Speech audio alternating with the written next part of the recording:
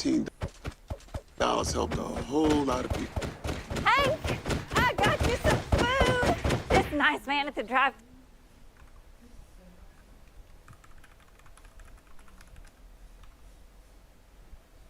Through, he ordered me 2 burgers. Awesome.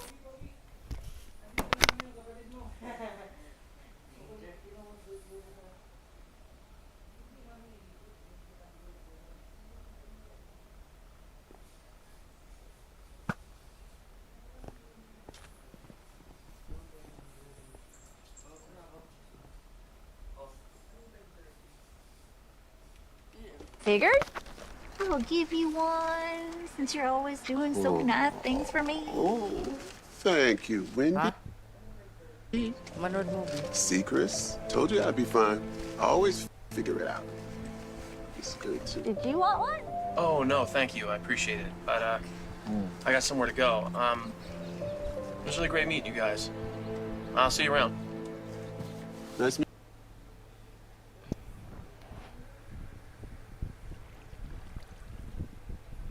Treat me like whiteys. Don't get me dirty.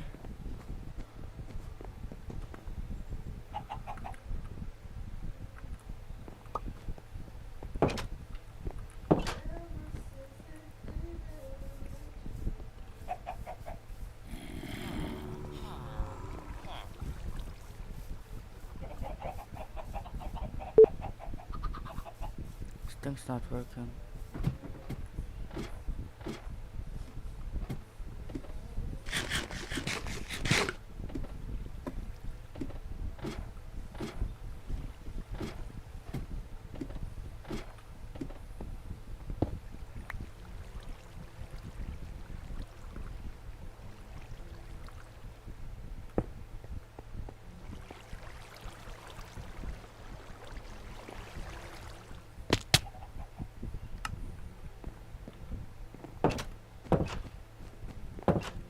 The amount of times I've died to that freaking mob spawner is insane.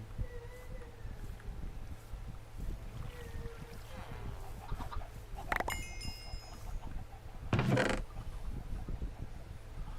me like whiteys. Don't get me dirty.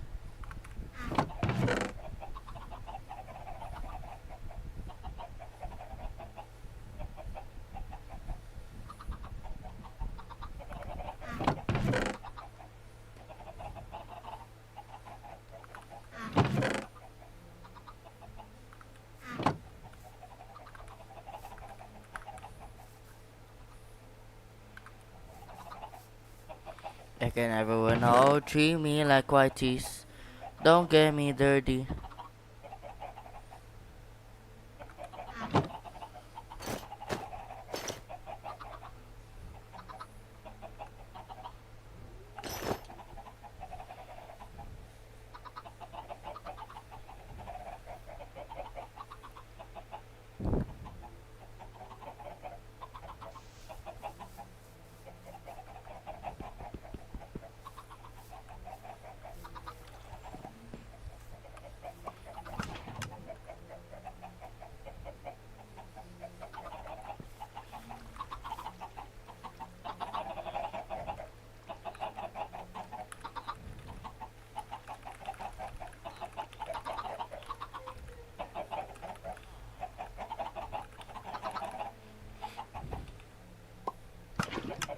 meeting you too, Chris. Oh, this is good. Thank you, Wendy. Well, shall we eat?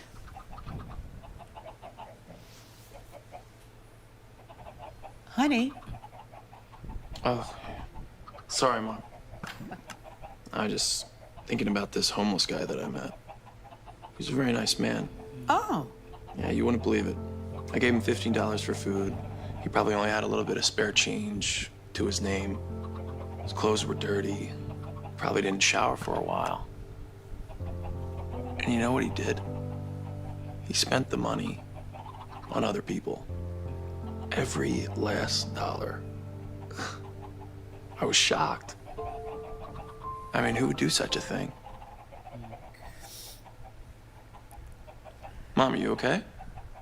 yeah, Just something you said. It brought back some memories. You helped someone, did the same thing? No. Someone helped me. A homeless person helped you? That doesn't make any sense. I've never told you this, sweetheart, but when you were very young, there was a point in time when we were homeless. You see, my dream was always to start a family. But your father, he never wanted.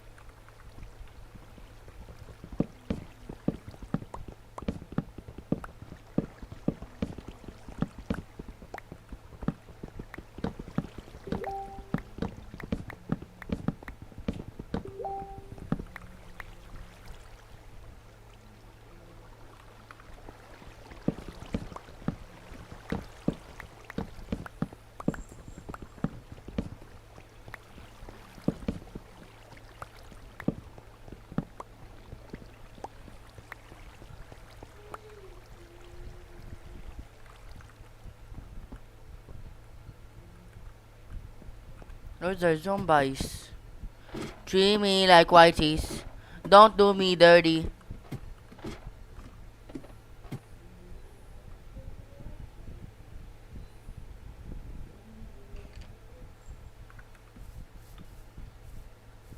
Why the hell are there zombies here? It's literally sunny.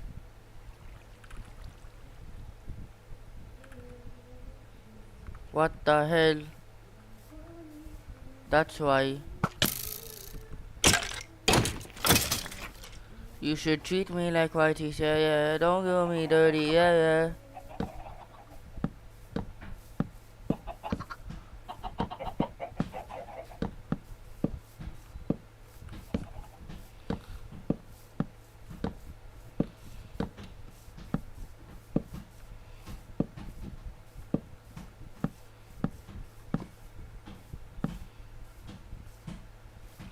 I can never win now.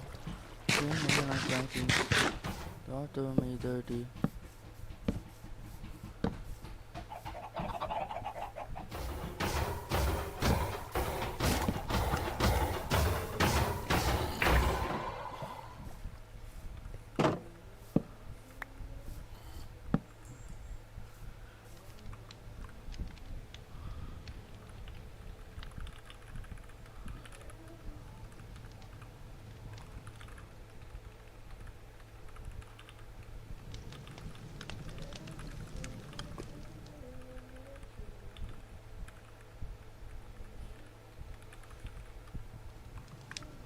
Treat me like whiteys.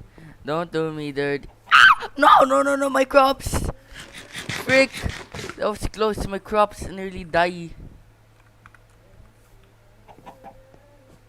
Treat me like whiteys. Whiteys, don't do me dirty, dirty. Like I never would know. Treat me like whiteys, whiteys. Don't do me dirty, dirty. Wanted children. So when he found out I was having you, he said to give you up for adoption. When I refused, he decided to leave. He left and went. To make things even worse, after you were born and I needed to take time off from work, my job said they couldn't wait for me to come back. They decided to let me go. Eventually, I got behind on bills. I wasn't able to keep up without any income. So, I had no choice but to sleep in the car. I remember one day, things got so bad, I didn't know how we were going to eat. But then, a kind man helped us. When I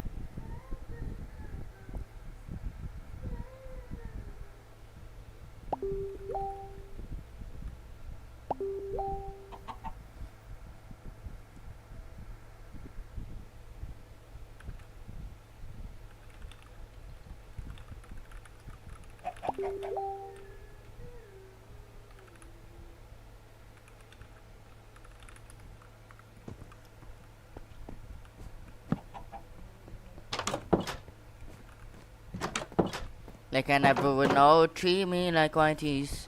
Don't do. Why the hell are you spawning up? I'm not supposed to do that.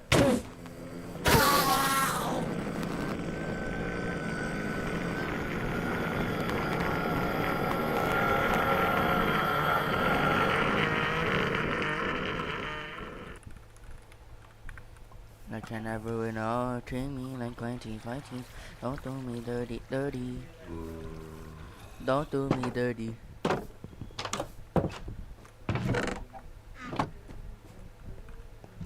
Where's the anvil? Treat me like whiteys. Don't do me dirty.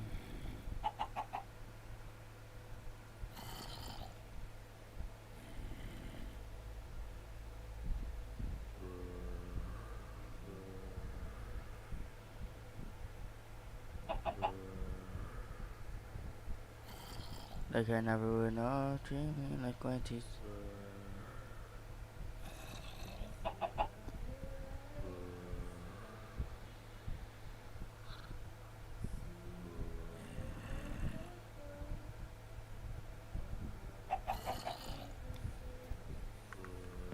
Like I never would know. Treat me like whiteys. Don't do me dirty. The cropper. Hell yeah, boy. I'm batabas.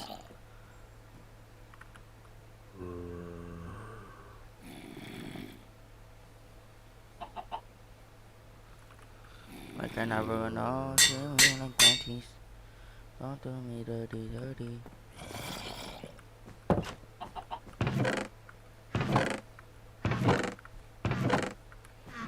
Is there just... Okay, there's stuff, okay.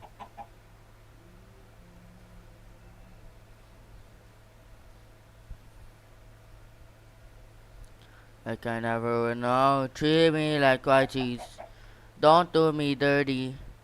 Come and hit the V. Yeah. Treat me like whiteys. Don't do me dirty.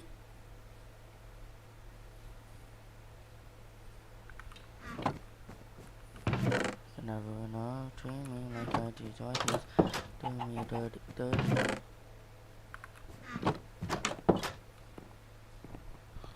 I never would know. Treat me like whiteys. Don't do me dirty. Yeah.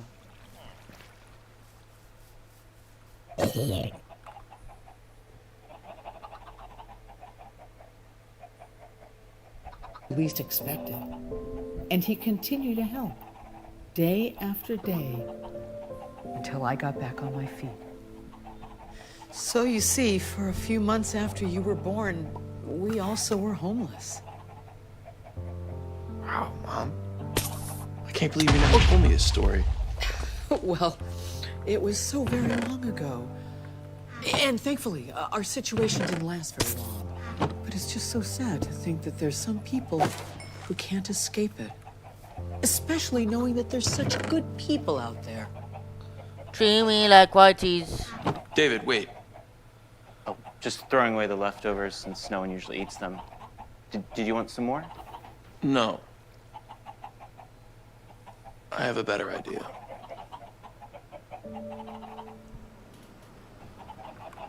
Bro, their money's making me cry, bro. Hank, you don't happen to have $1 on you, do you? I need water. Oh, man. I had $1, but I ended up giving it to this boy who really needed the help. Sorry. That's all right.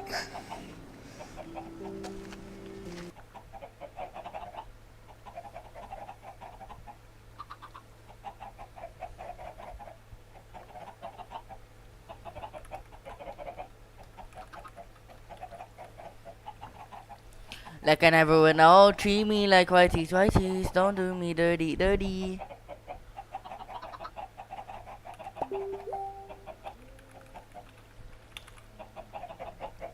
Treat me like whiteys. Don't do me dirty.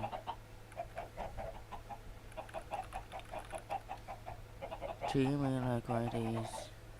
Don't do me dirty, dirty. Yeah? Ochimi-san. Yeah, arigato. No, Ichili. Chris, what are you doing back here? Well, I told you you'd be seeing me soon. This time I came prepared, so, hope that helps. Nah, you didn't have to do all of this. Look what he bought us. Exactly what I needed. Thank you so much. My pleasure. Hey, Hank, there's somebody I'd love for you to meet. My mom.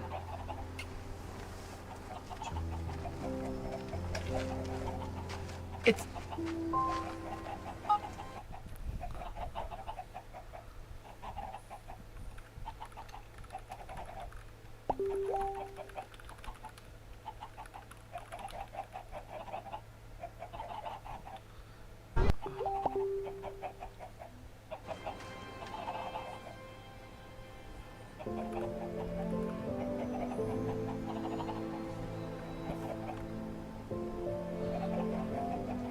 It's the same person. you.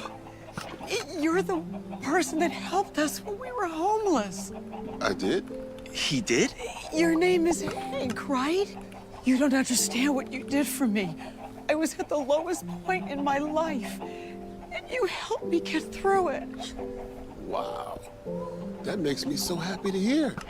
You know, I always love when I run into people that I've helped a long time ago and to see them do so well.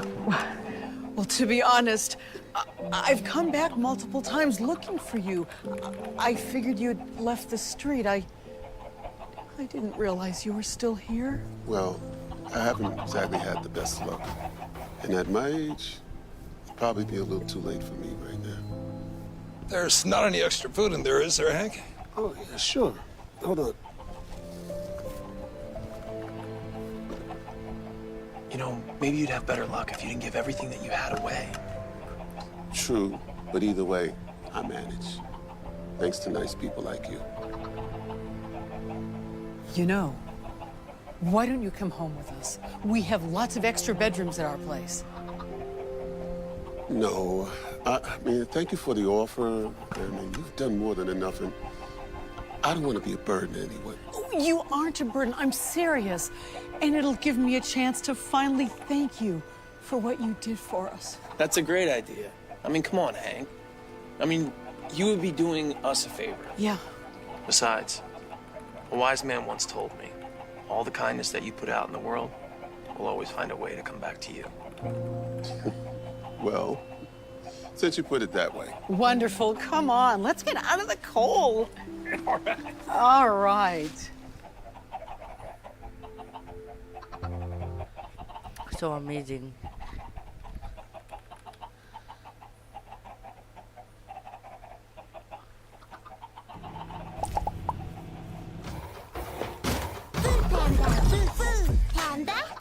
I've said for a long time, Hollywood is an evil place. Not exactly a brave take, no one's gonna be gasping or have their jaw on the floor, but you might be questioning, Charles, how can you even say that? You yourself are a Hollywood superstar thanks to your game-changing performance as District 8 hospital helper in the Hunger Games Mockingjay Part 1. Isn't it a bit hypocritical to say Hollywood's evil when you yourself were a large part of the reason Hollywood is successful thanks to reinvigorating public interest in cinema? Due to your exceptional acting as the District 8 hospital helper and single-handedly carrying the Hunger Games franchise on your extremely strong back, a back that's built like a Greek god in Adonis. If I was to lat spread right now, I'd look like a bat. The same franchise that's responsible for springboarding Jennifer Lawrence's career, but only because they cut out most of my scenes as the District 8 hospital helper because they overshadowed hers.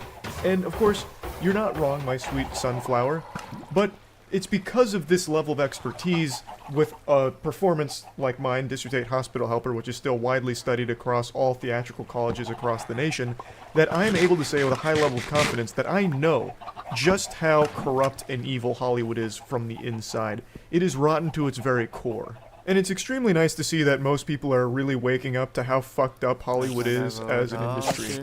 Now, I covered the writer's strike when it started about 3 months ago now, almost 3 months ago, and I want to just give a follow-up to where things are at because it's not improved, and in fact it is only escalating, and now it's more than just the WGA that's gone on strike. Now, SAG-AFTRA has joined the party as well and are striking too, and a lot of the actors are standing with the writers here. So it's really bubbling into this giant, you know, witch's cauldron stew here.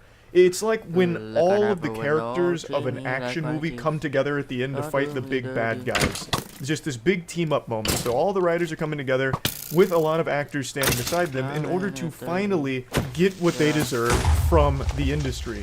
For those that don't know why they're striking, it's actually pretty simple. I'm just going to boil it down to, like, the bare necessities here.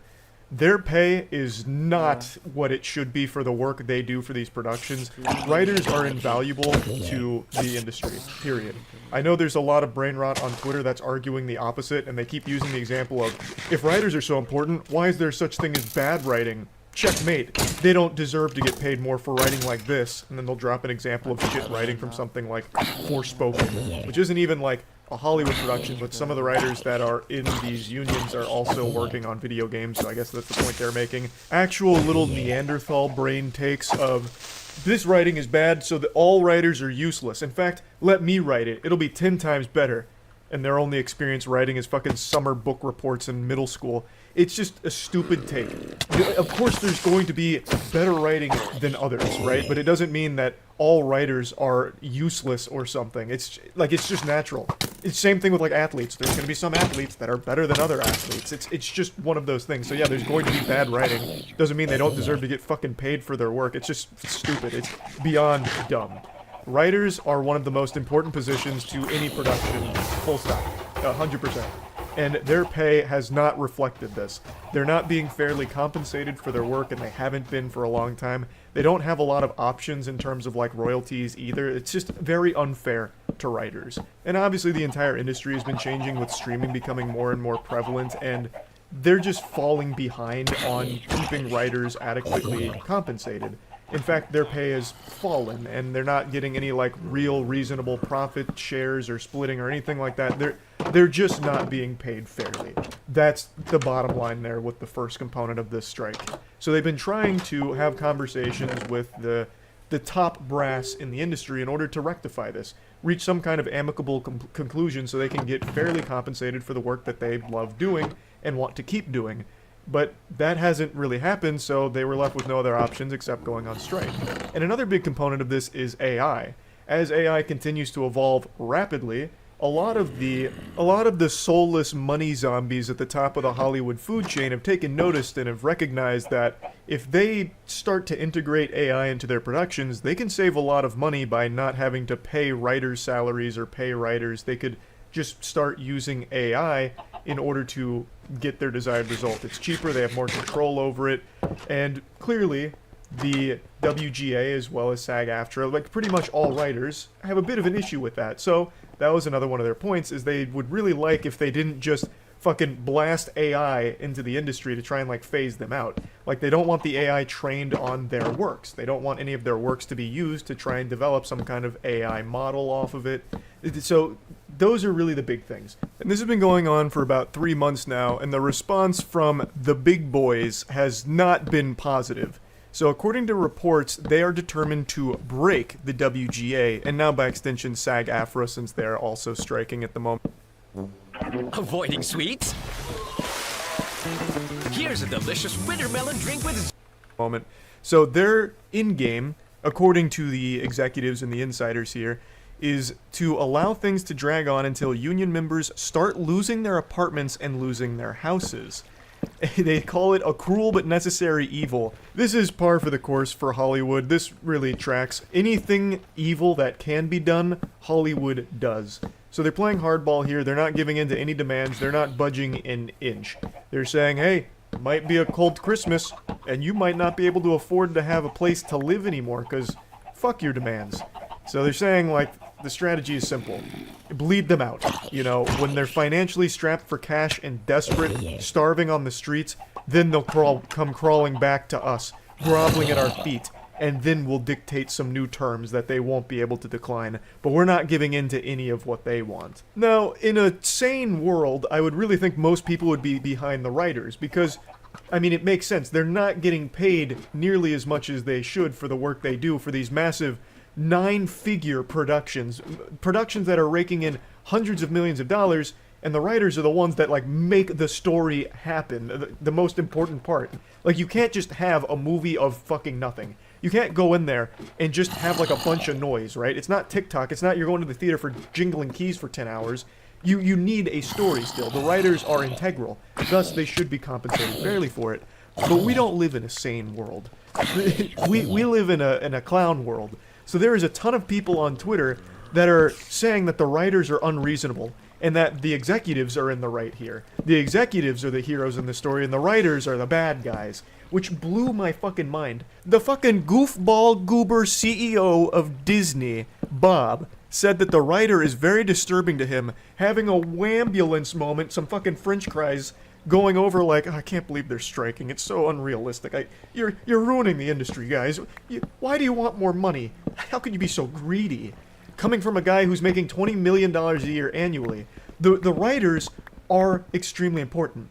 And coming from someone like this with a salary like that, I don't know who on Twitter who could read these stories and then start pumping their fists saying, yes, those are the good guys. Those are the heroes of the story, the champions of justice.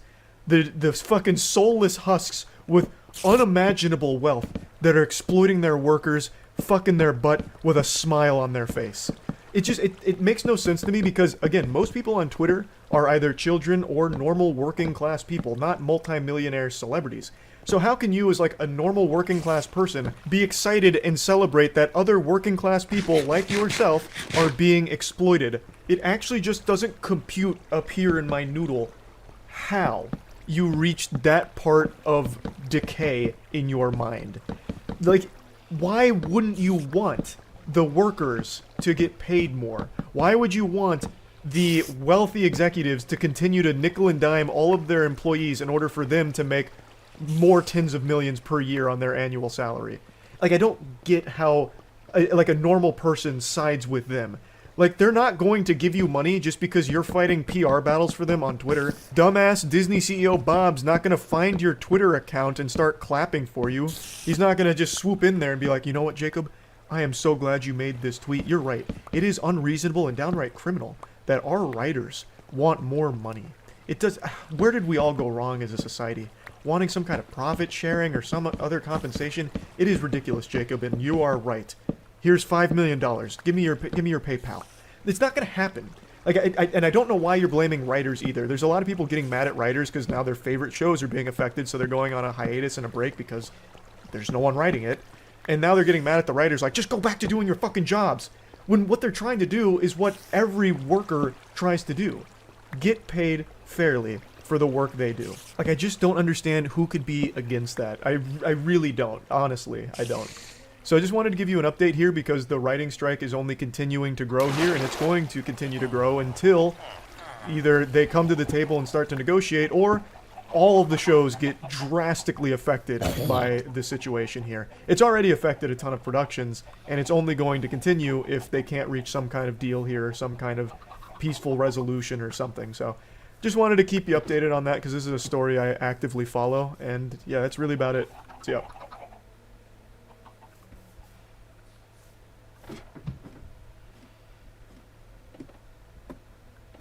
First, we have Grammarly. The free version checks basic spelling and grammar. Grammarly Premium on the There's some memories that last a lifetime. Your first kiss, your first time driving, first time flying, first time getting an A on a test or hearing your parents say they're proud of you, and the first time you experienced the heartbreak of when your favorite video game gets unjustly shut down.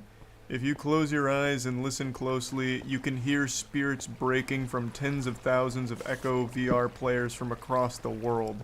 Unfortunately, it was revealed a couple days ago that the most popular VR esport, Echo VR, is being shut down by Meta's new CTO, Andrew Bosworth, aka Boz. Big Boz recently took over and is making some pretty big changes and has cemented himself as the supervillain in the VR space. He, for some reason, decided to pull the plug on Echo VR, which is not a dead game by any means. It's a community of tens of thousands of players that still have a massively thriving esports scene. But unfortunately, just like Judge Dredd, Andrew Bosworth was blessed with the ability to axe anything. He's judge, jury, and executioner. so Echo VR was no longer allowed to fly under the new Boz laws. His reasoning is that the community is too tiny, saying that it had fallen into the low 10,000s, which if any of you play games know that that's not really a dead game status for what is essentially a 3-year-old game that doesn't see a ton of updates in the first place. Like, that's pretty fucking good. But not to Bosworth. He only deals in the millions and billions. He doesn't get out of bed unless there's a threesome waiting for him when he stands up, you know? Like, this is the kind of guy that only deals with the biggest numbers, I guess. So he said, unfortunately, since these pests are just so tiny and insignificant, I have to crush them. Keeping things alive takes work, Bosworth said. This is not like a return on investment. With Minecraft 1.20 right around the corner, a lot of people are going to be restarting their worlds to get access to all those juicy new features. So I thought brand new worlds. Howdy folks, my name is Speaker 4, and make sure you stick around for number 5 because it is especially handy in 1.20. So let's get into it. Now, farm number 1 is the ever classic, ever simple Cow Crusher. As you can see, this farm gives you access to a ton of raw beef and leather, and is super easy to build and super easy to use. It works by having cow. Like I never know, treat me like white cheese, don't do me dirty.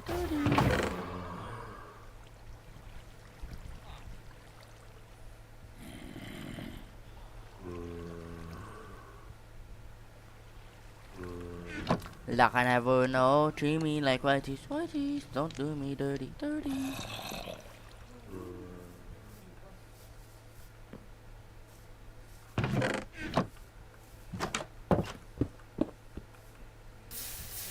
me this guy. It's Mr. Big Dick.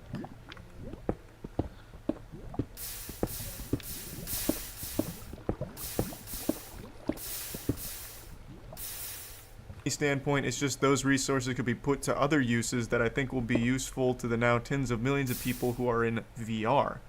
He also says that Meta has some regulatory constraints that make it more expensive to maintain the game. So this is a bunch of baloney. This is horseradish. There's a bunch of fish paste here. That is a sizable community.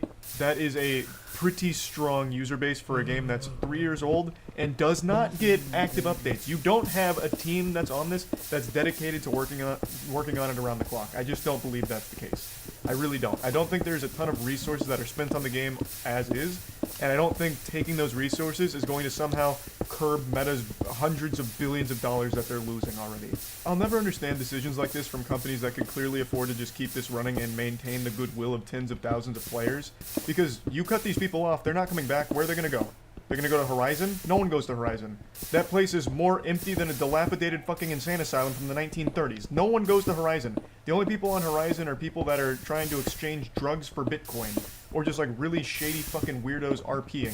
So these players are not going to Horizon, and it's not like you have a ton of other products to offer them. They're just not coming back. They were there mostly for Echo VR, I imagine, and now you've made them hate you, so you've lost them. I feel like the goodwill of them is more lucrative long-term than the 4 or 5 developers that you may have been able to take off of Echo VR and put on your ad space, your mobile game ad functionality, or whatever the fuck you're going to use them for. It's a stupid decision.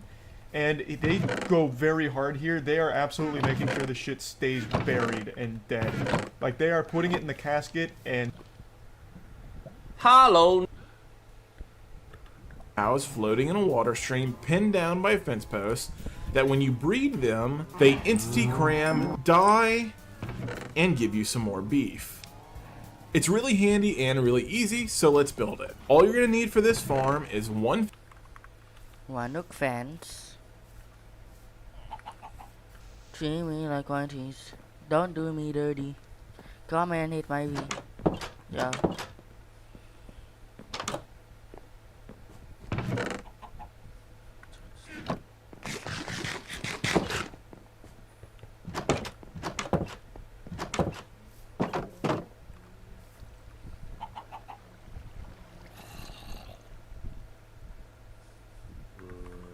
fence post, 1 water bucket, 7 cobblestone, 1 stair. Any block will work. You don't necessarily. Oh, bruh.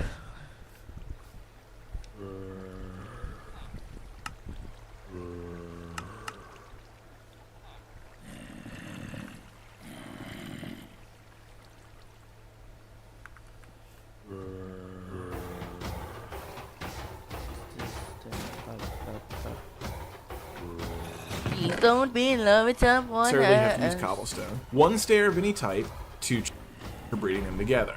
Here's how you build this farm. Dig a 3D trench and place your double chest inside.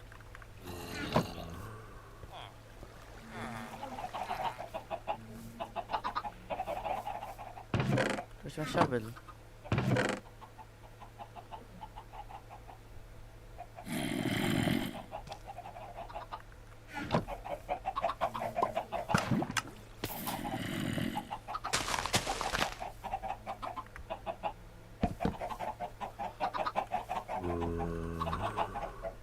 With your hopper leading into it. With my hopper leading into it. All around your hopper, build up your walls too high. On 3 of the sides, place a temporary block in the center, and your stair upside down on top of it.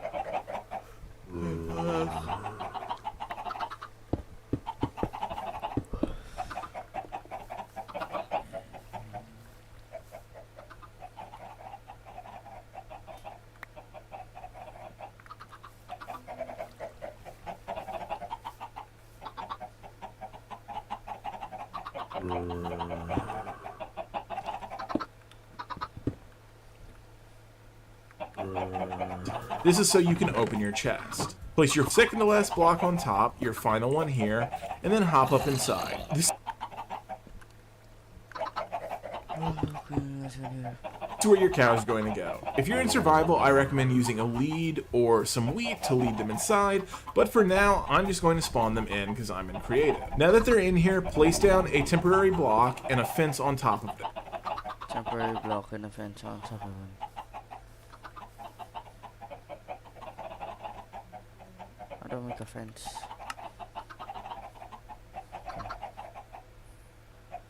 Bop. Bop, bop. Bop.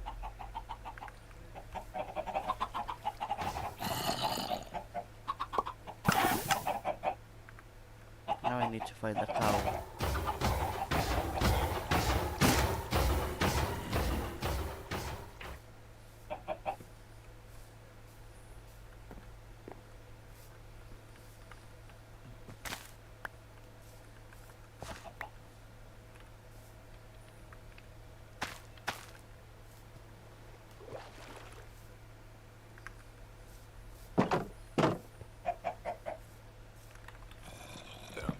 Now you'll notice they're not floating yet. That's because we need to come down here, break out this block, add in your water, and replace the block. This makes it so that your cows are floating.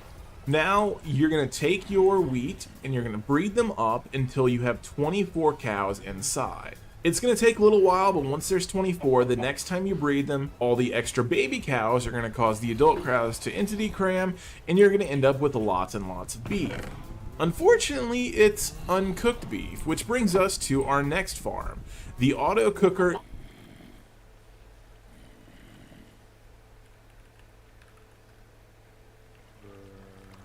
and sending it straight to the goddamn core of the earth. They're sending it right to fucking hell. Echo VR will never see the light of day if it goes Boz's way. The Boz went on to put his dick in his mouth one more time. He said, I will add one more thing on this. I know people are really focused on it, understandably.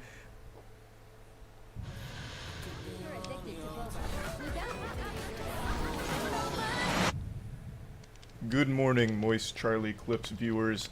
Today I bring you another sad addition to something that I recently talked about that also got posted on this channel about madness that's sweeping across the nation, where ringing a doorbell could be a death sentence. People are getting gunned down for pulling into the wrong driveway. An entire family got blasted by like a firing squad because they got pizza ordered to their house that was meant for a different house, and it led to a shootout. Like, it's actually starting to look like the plot to the first Kingsman movie, where everyone just gets violent and looks for reasons to kill each other. It's getting scary. Halloween this year, trick-or-treating's gonna be actually playing a life or death game. Like, trick-or-treating's gonna be the fucking Squid Games out here. Because again, people are just getting gunned down for going to the wrong house or ringing a doorbell. It's terrifying. And today, there's been yet another senseless killing over nothing. And I'm sure some of you have already seen this. I talked about it a little bit on stream because I learned about it on stream. It all started on Facebook, which is interesting because the people involved in this story are pretty young, 18 and 20 years old, and I didn't realize that anyone under the age of 50 still used Facebook. That was already some shocking new information right there. But on Facebook, a gentleman had posted a picture of himself and his milady, him and his girlfriend, and somebody gave a laughing emoji reaction to it. And for that, he murdered them. When I went over this on stream, chat started saying L. Joe Dirt, because, I mean, his mugshot here makes him look like Joe Dirte. Like, it actually is just the kind of person you would picture for an absolutely unwell, unhinged lunatic that would kill over something as simple as a fucking emoji on Facebook. This fucking inbred loser looks illiterate, but somehow he was able to actually start talking to the victim on Facebook.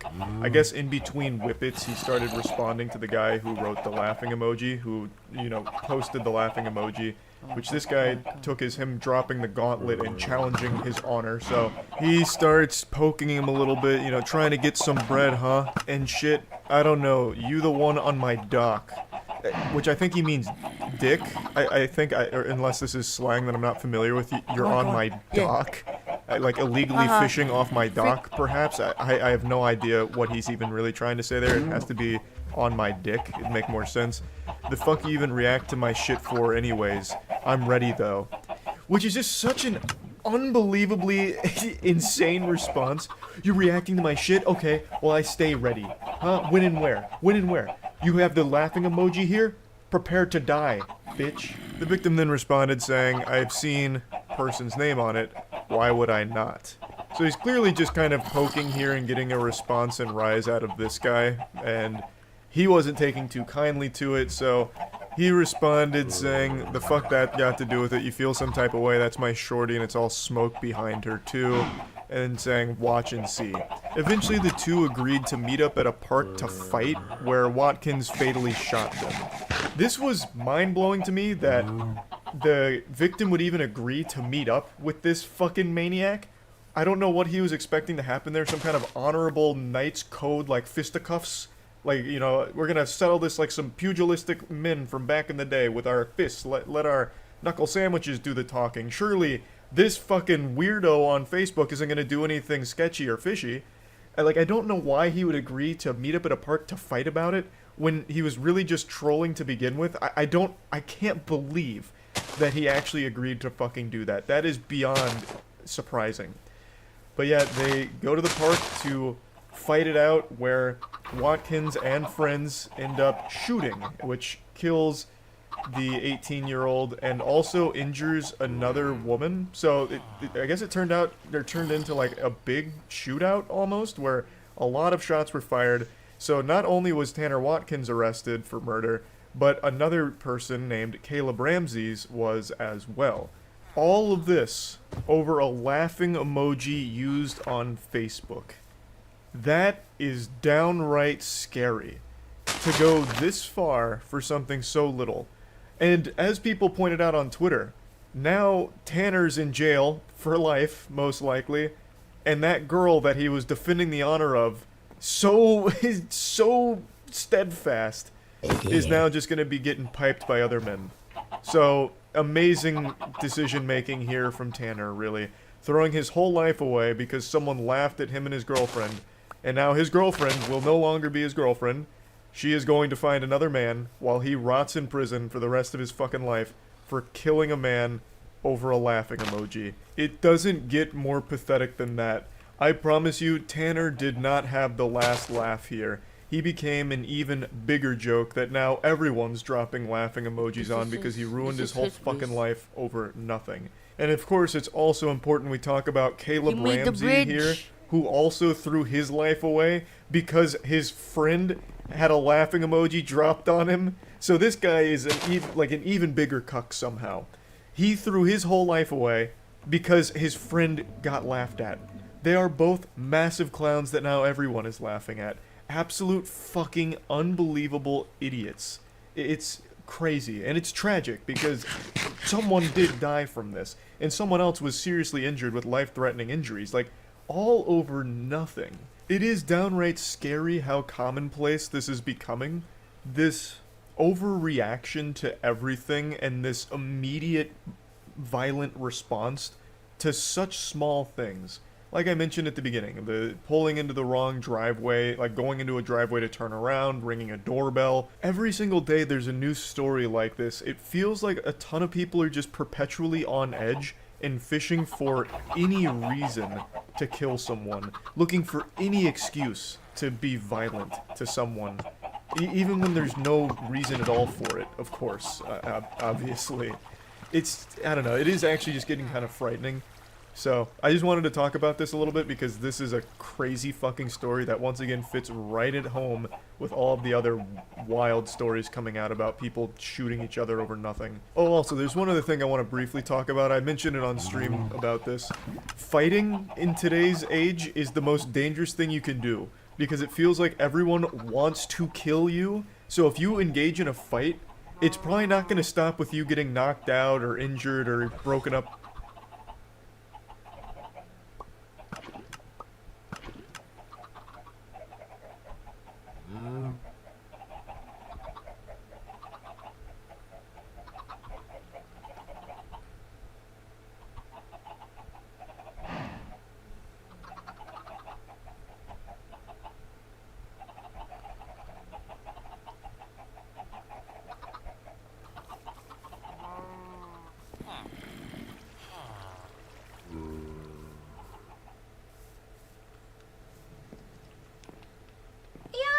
Picking fights today in the group chat. What of it?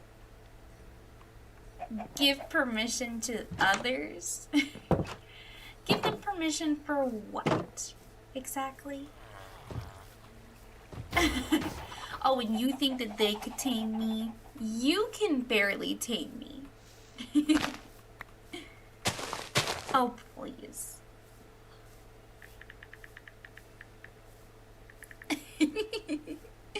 Oh, he's gonna count down. Like that's gonna do anything. Wait, you actually said that? Are you kidding me? You actually gave him permission? What the hell? You're my master. I know you are. So why are you being like that? No, wait, I don't want you to go. No, you know I'm only teasing and having fun. You know I would never actually leave or get away from you. Hey, wait, please. Hey. Apologize to them. No way. That'd be embarrassing. I don't care. It's embarrassing. And besides, he started it. I'm just finishing it. I'm embarrassing you? Where are the How am cows? I doing that? Well, yes, they know that we do this little dom sub thing, master, whatever. But, well, you know that I listen to you. Well, who cares if they think I don't listen? Well, no, I'm not apologizing to him. He's being such an ass. Even though I know it's all life, it still stings a little. No, I'm not apologizing. I don't have to yell.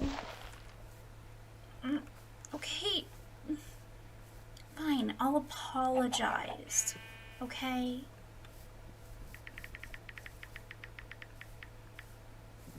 There. Happy? I missed somebody. I don't think I missed somebody at all. No, I'm not apologizing to him. I am not. Just because you gave him special permissions doesn't make him my master. And I don't accept him as my master. Therefore, I'm not going to listen to him. Okay?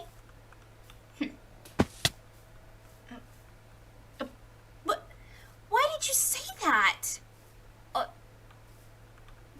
apologizing on my behalf. Hey! There's a wolf. Pushing me up I'm against taking a this wolf wall in. like this. I am Oh, taking like this it's wolf in. embarrassing. Bad girl, don't say that out here. People can see us. I'm not blushing. I don't like the humiliation, okay? I'm sorry. No, I'm not Come here, come here, come apologizing to here. him. Boy! See, he doesn't even want my apology anymore, so it doesn't even matter. Yeah, stay there. I'm gonna Let's be right just back. go You home, better not okay? despawn, you child. If you despawn, I'm crying. You've been really silent this whole time. Am I in trouble? No, I just need to You're find the skeleton. excited. What does that mean? Oh, yeah, of course I'm loyal to you. You should be. Come here, give me a bone. Give me your bones. Well, personally, I don't think I embarrassed you. You know I would never do anything to make you mad, right? I'm not asking to be punished. Are you kidding? No, I won't admit that. My bone, get my bone. I want to take my bones. What did you just send in the group chat? Our private conversation? What the hell? Whatever. At least it was on the scenario I typed up for you. Don't tempt you. Challenging you. Whatever. Wait, did you really just send that? Hey, that was really intimate. I really put myself out there with that. Mad? A little, but I guess I'm not embarrassed, honey. Whatever. You're in such I need a more bad bones, mood today. You know that? Oh, anything will set you off? Set you off. Share what picture? That one? No, I just sent that to you because it's how I looked after I was thinking of you. You wouldn't dare. Wait, you did? I can't believe you today.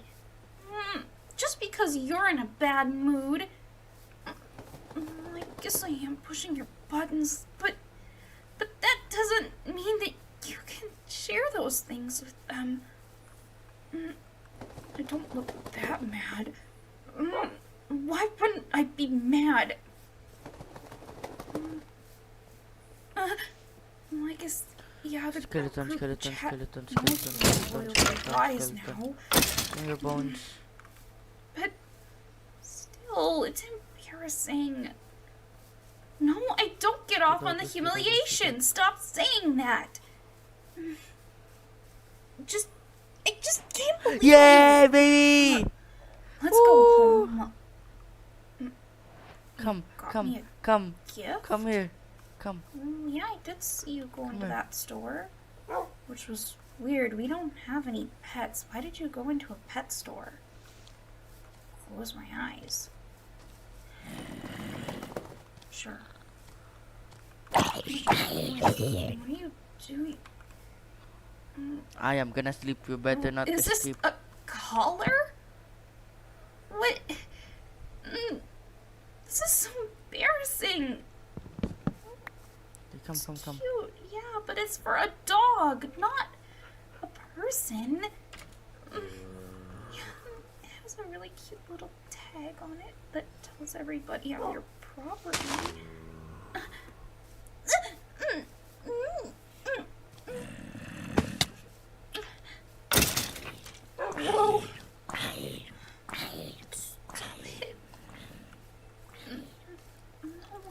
Yeah, he's like following me, getting baby. riled up. Woo! Was only just having a bit of fun. Stop pulling me in by the collar. Hey, you know my neck is Oh, sensitive. I'm so sorry. Stop. I'm so sorry. I'm No, so sorry. I'm so in sorry. front of all these Here, have my people. bone. I'm so sorry. I'm so sorry. It tickles. Please stop. This way you're going to leave marks. You're planning on leaving marks, aren't you? It's part of my punishment, isn't it?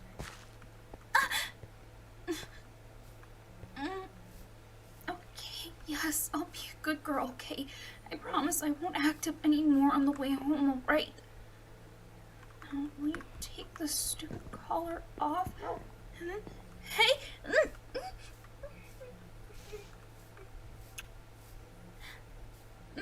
That makes it easier for you to pull me in, but it's embarrassing. I promise I'll be a good girl, okay?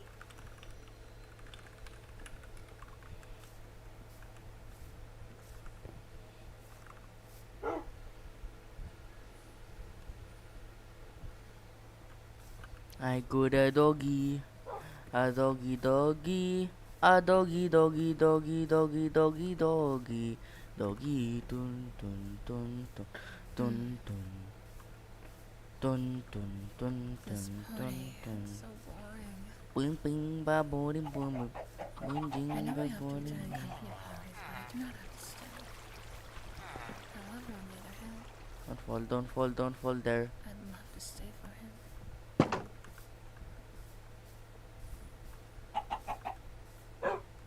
He's so cute. And the way he speaks to everyone is so formal at the same time. Yet you can still tell he is shy. Come on, come on, come on, come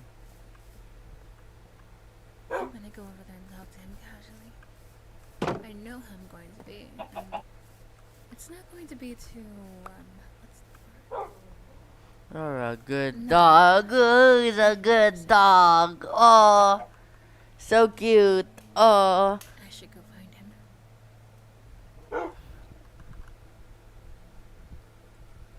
Oh, wait. Oh, it's coming right towards me. Maybe I can. Oh no! Hungry boy, I'm you so like sorry.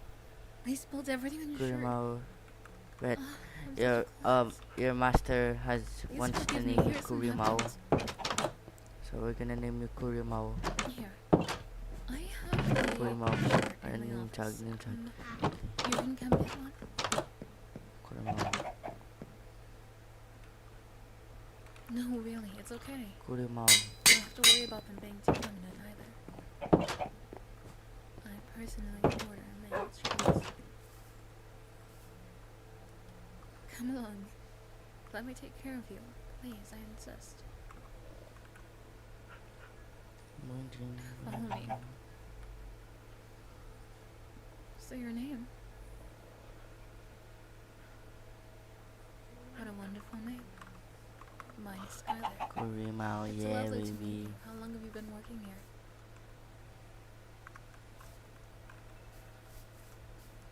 Oh, really? Oh my.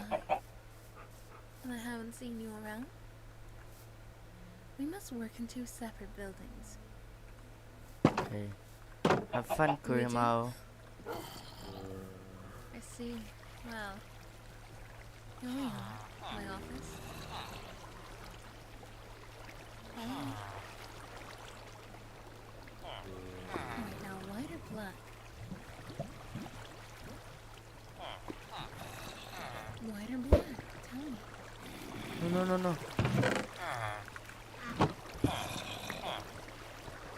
Alright, black it is.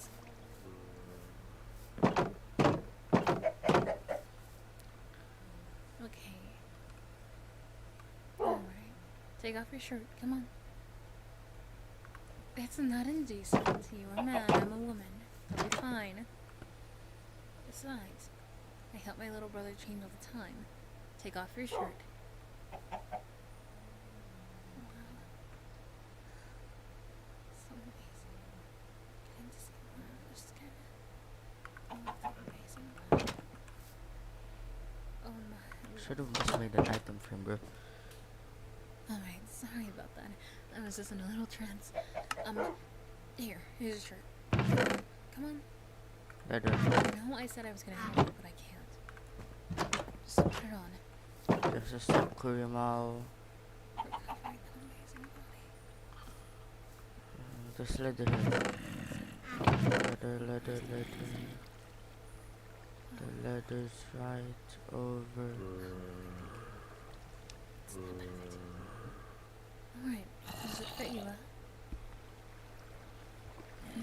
I'm glad to hear that. I tend to have to buy a bigger size because of my, so I'm glad it fits you. Here, I have a tie as well. Let's put this on your collar. I'm sorry, did I pull you in close to your collar? I didn't mean to. Oh, you're so close. Oh my.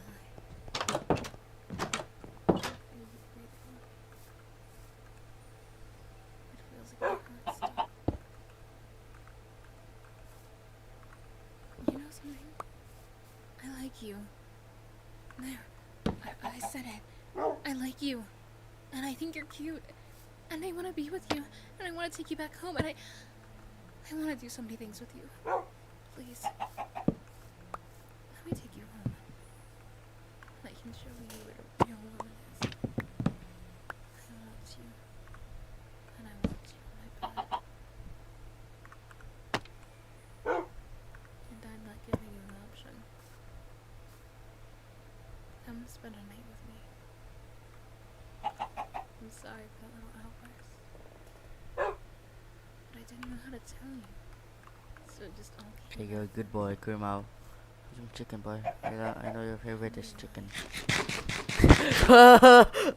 Oh my gosh, bro. He was just looking at me while I was eating. Oh my gosh, that's so scary, bro. Just come on.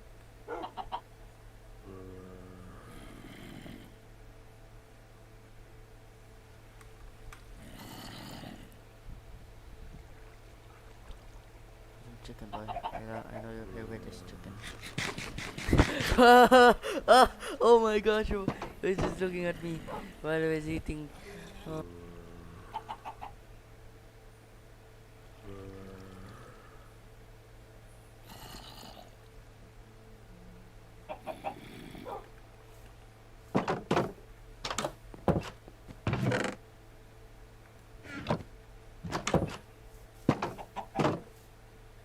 Okay, bye, Kurimao.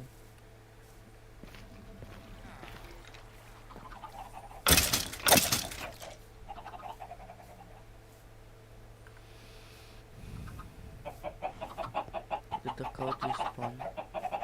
Yeah, we need to find the cow. No.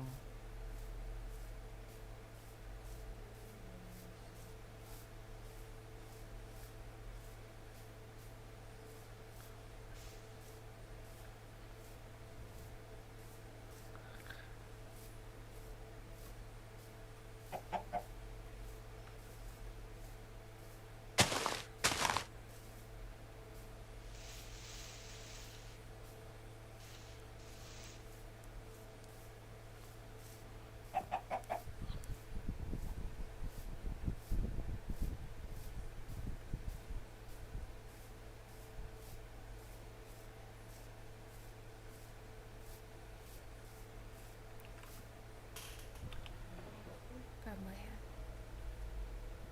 Let me. We're here? I know, it's quite extravagant, isn't it? No? I am sort of the owner. You know, I said I did want you in my bed, but I guess the couch will have to do. It's big enough, isn't it?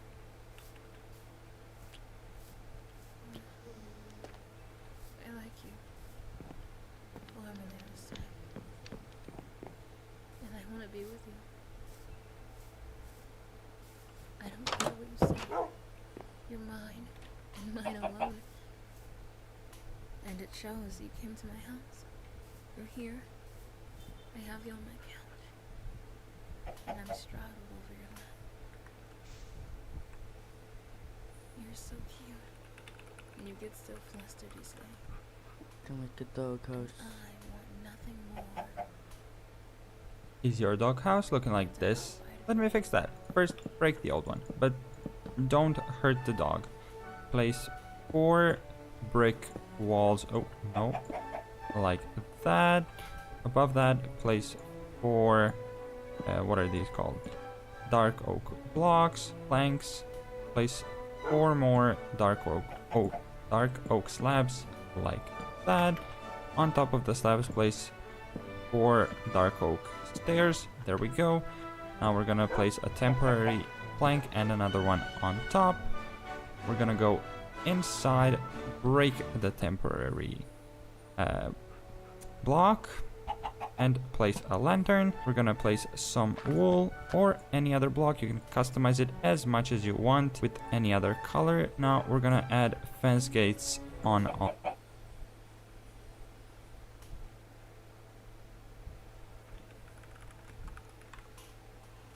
Just a second, bro. I'm gonna make you a doghouse.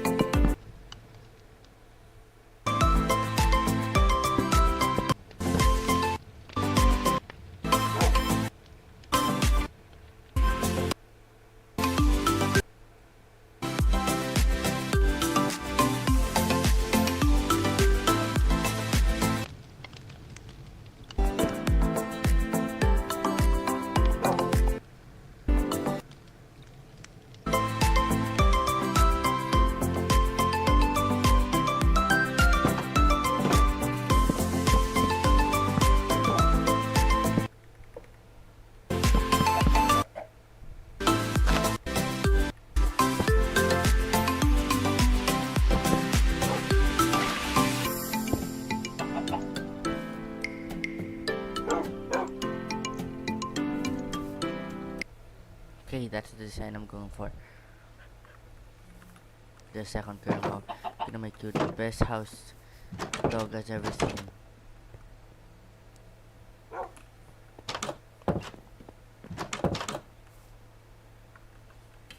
Okay, so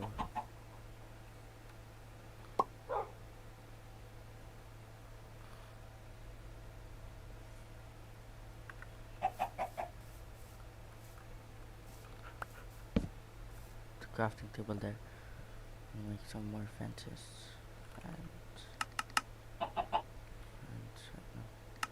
One fence gate. One fence gate.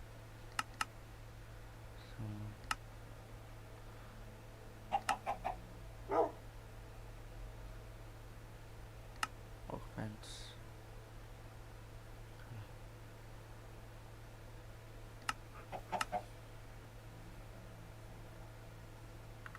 Okay. So how should I build it?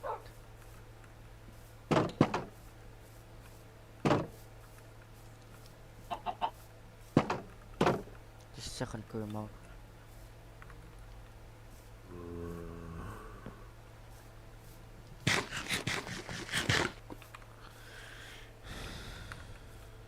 by someone else. It feels like every fight video that exists out there, or every story about a fight, always ends with it going so far that someone dies. Stomping on someone's head when they're unconscious. Going from trading blows to trading bullets. A fist fight turns into a shootout. A fist fight turns into a stabbing. It's not like you see in the movies where, you know, a street fight will happen and then at the end of the day they shake hands, they've now squashed the beef, they've settled it with a fight, and that's the end of it, they go their separate ways. That doesn't feel like the reality of things at the moment where, you know, after the fight, that's it. Typically it turns into like vengeance because no one wants to hold an L or something. Like if they lose the fight, they then will go and try and take the other person's life, or even during the fight if it looks like they're losing, they'll stab the person, or they'll have their friends come jump in and they'll all jump the guy and fucking kill him. So I guess just a little PSA, don't fucking fight in general because you never know what your opponent is capable of and how far they might go. It's the same advice people get with road rage, how dangerous road rage is. Like, the person in the other car might just pull out a gun and fucking execute you. That's happened a lot.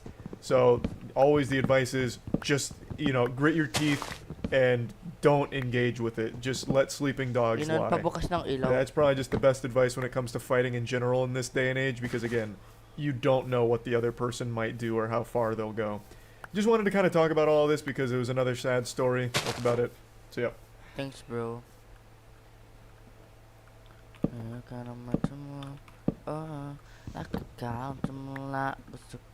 Siksik sa lab ang CDO Carne Norte. May meaty sarap at gisadong bango ng corned beef. Kaya lasap ang sarap with CDO.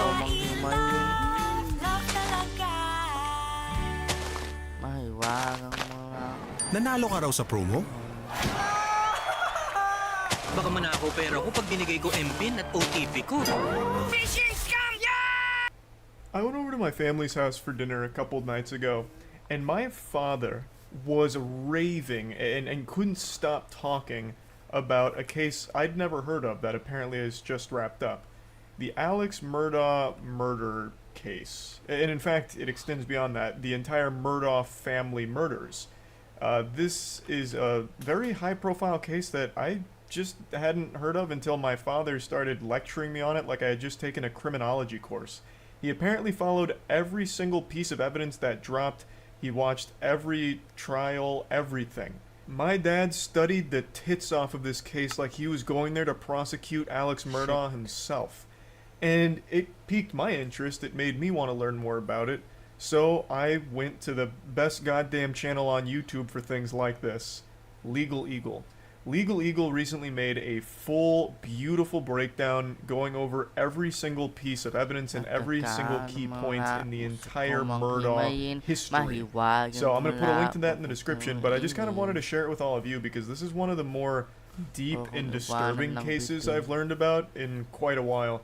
So I just wanted to share kind of the gist of it with all of you, but I highly recommend watching Legal Eagle's video on it if you want to learn the most about it and see how everything unfolded. You see the Murdaugh murders. So my dad just told me about that. I didn't know anything about it. And he was apparently embezzling money for a long time, a pathological liar, an oxy addict, and he snapped and killed his son and wife. My dad was telling me all about it, apparently. Or, not apparently, my dad was telling me all about it. Apparently, it was a wild case, and I didn't hear shit about it. Yeah, apparently the prosecutors had a video that the son had recorded that proved that Alex Murdaugh was lying about his whereabouts on the night of the murders. So I guess the story was they were killed at like the dog kennels on their property.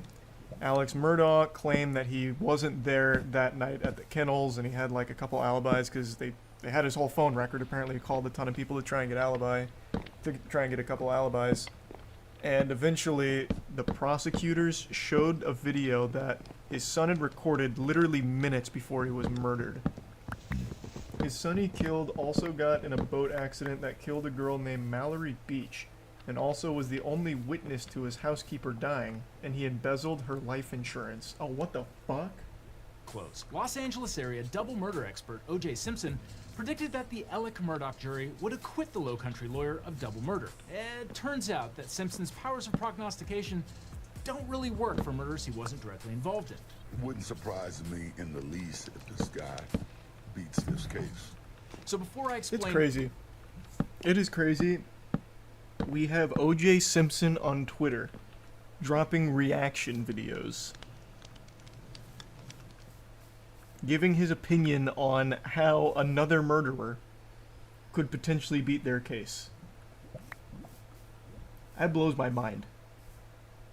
Randolph Murdoch Sr. was elected solicitor in 1920 and served until he was killed by a freight train in 1940.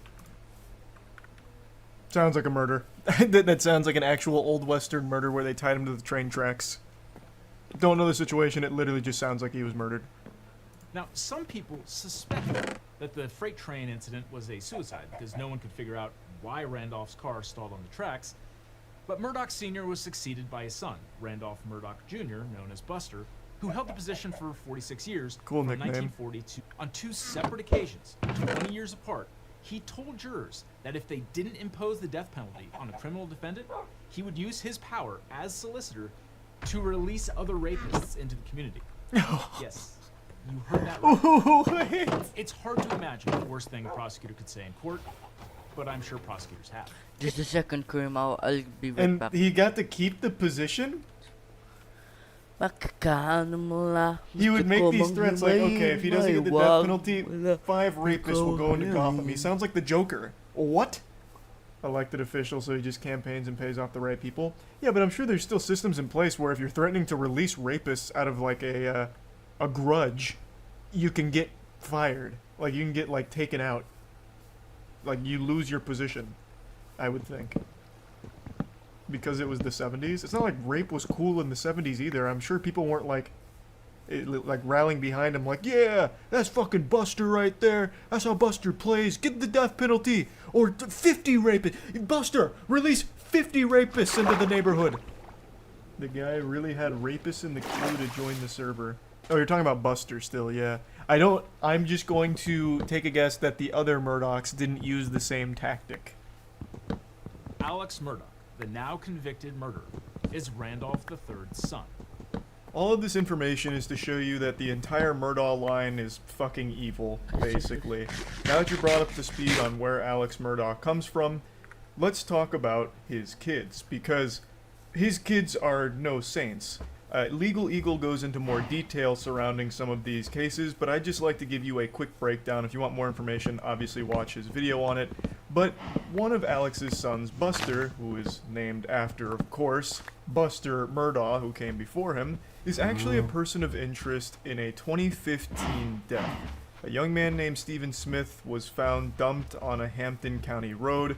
There wasn't a whole lot of indicators to suggest that this was a vehicle crash, and in fact was even ruled a homicide by a couple of people, most notably the county coroner. And interestingly, Buster Murdaugh is mentioned dozens of times in the investigation. Also, Alex Murdaugh and his brother Randy visited the crime scene, passing through the crime scene tape, and there were rumors that Buster Murdaugh and Stephen Smith were in some kind of relationship, and this case actually just got reopened after the entire Alex Murdaugh investigation.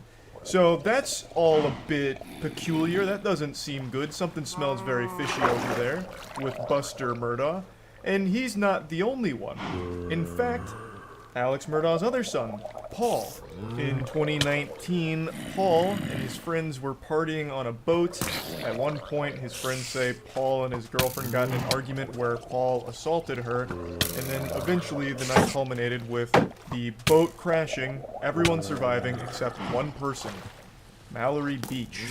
Paul was blamed for the death because he was fucking driving the boat. He received 2 charges, one boating under the influence causing great bodily harm, and one boating under the influence causing death. So as you can see, the Murdaugh family is known for more than just financial crimes. There's a lot of death linked to the family as well. And there's still more. There's still one that I haven't even talked about. One that happened before Alex Murdaugh killed his son and wife. In 2018, their housekeeper Gloria Satterfield allegedly tripped over one of their dogs and fell down the stairs and died at their hunting lodge. Alex Murdaugh then instructed Gloria Satterfield's sons to sue him for insurance money. However, he neglected to inform them that he had already collected on 2 settlements and basically robbed them of about $4.3 million from the insurance here. The man is just pure evil, just a shriveled, pruny, fucking ghost-looking motherfucker whose entire bloodline seems cursed and is nothing but bad news. It is disgusting. His lawyer said he planned to sue Alex and Maggie personally because they allegedly kept a beer refrigerator at the hunting lodge and underage kids were free to drink up. Given the scale of Alex's financial crimes, discovery of his assets would have revealed years of Murdaugh's criminality.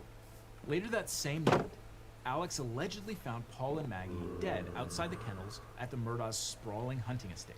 I'm really trying to break this down into the most concise form possible just to convey like the general story of the situation, but again, I can't recommend checking out Legal Eagle's full video on it for the absolute best breakdown. In a nutshell, years and years and millions upon millions of dollars of stolen money and financial crimes were about to be brought to light, all of which Alex Murdaugh was panicked about.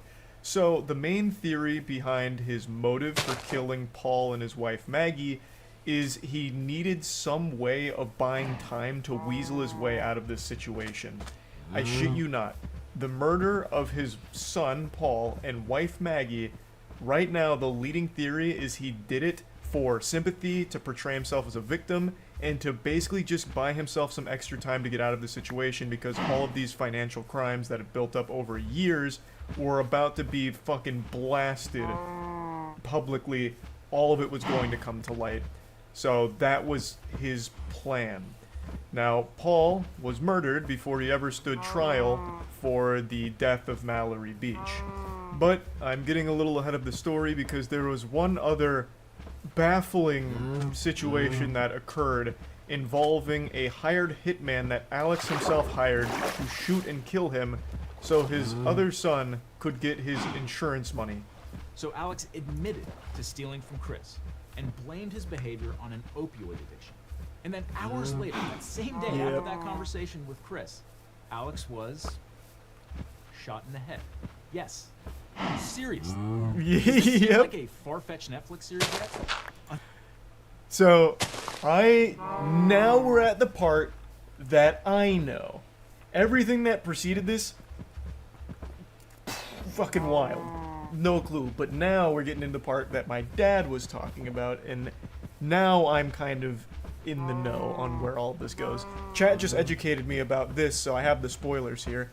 But I guess I won't drop the spoilers, but I see now what has happened and how things have got to this point.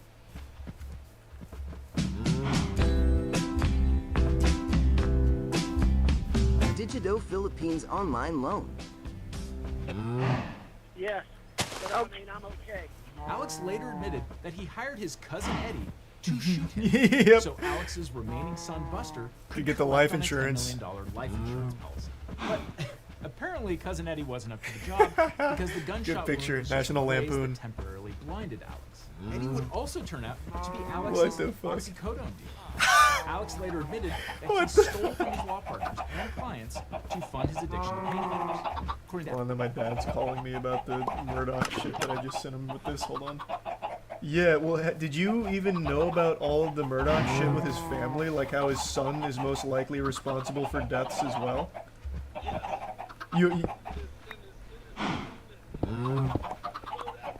Yeah, the boat. Yeah.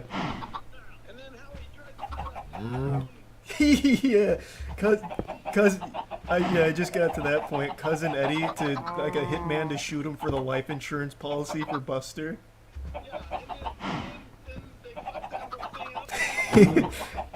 Okay, I didn't know if you knew any of that because you didn't mention it. That shit's crazy.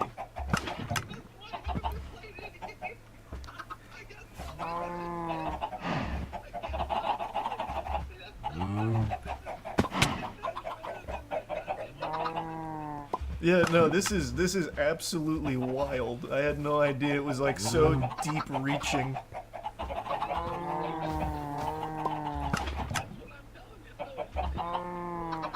Well, cool is like probably a weird word to use for it, but like it's fascinating. Like it feels like it's some kind of crazy movie. Yeah, he's really into the whole Murdoch shit. He got like encyclopedic knowledge on this whole thing apparently. He didn't even mention the family stuff, so I thought that'd be news to him. Yeah, no, this whole family's rotten. Although I haven't heard anything about the mother, so maybe she didn't do anything terrible. I have no idea. Real quick though, was his plan actually to die? Like, did Alex Murdaugh hire cousin Eddie, goofball McGee, red-blooded patriot fucking wild maniac to come shoot him and kill him? That's wild. So his plan was actually to die. He said, come shoot me in the head. And then he survived. He's like, damn it. Time to change plan. Wow. Hey, a lot of things can be said about Alex Murdaugh, but, God damn it, he gave it 110%. This man was ready to literally kill himself so that way his son could still have some fucking cheated funds. $10 million life insurance policy. The drug deal. The trial's biggest bombshell was an unsent snapshot. Yes, this is the one that my dad was talking about. Alex told police he had last seen his son and wife 90 minutes before he found their bodies. Several witnesses testified that they could hear Alex's voice in the background of the video.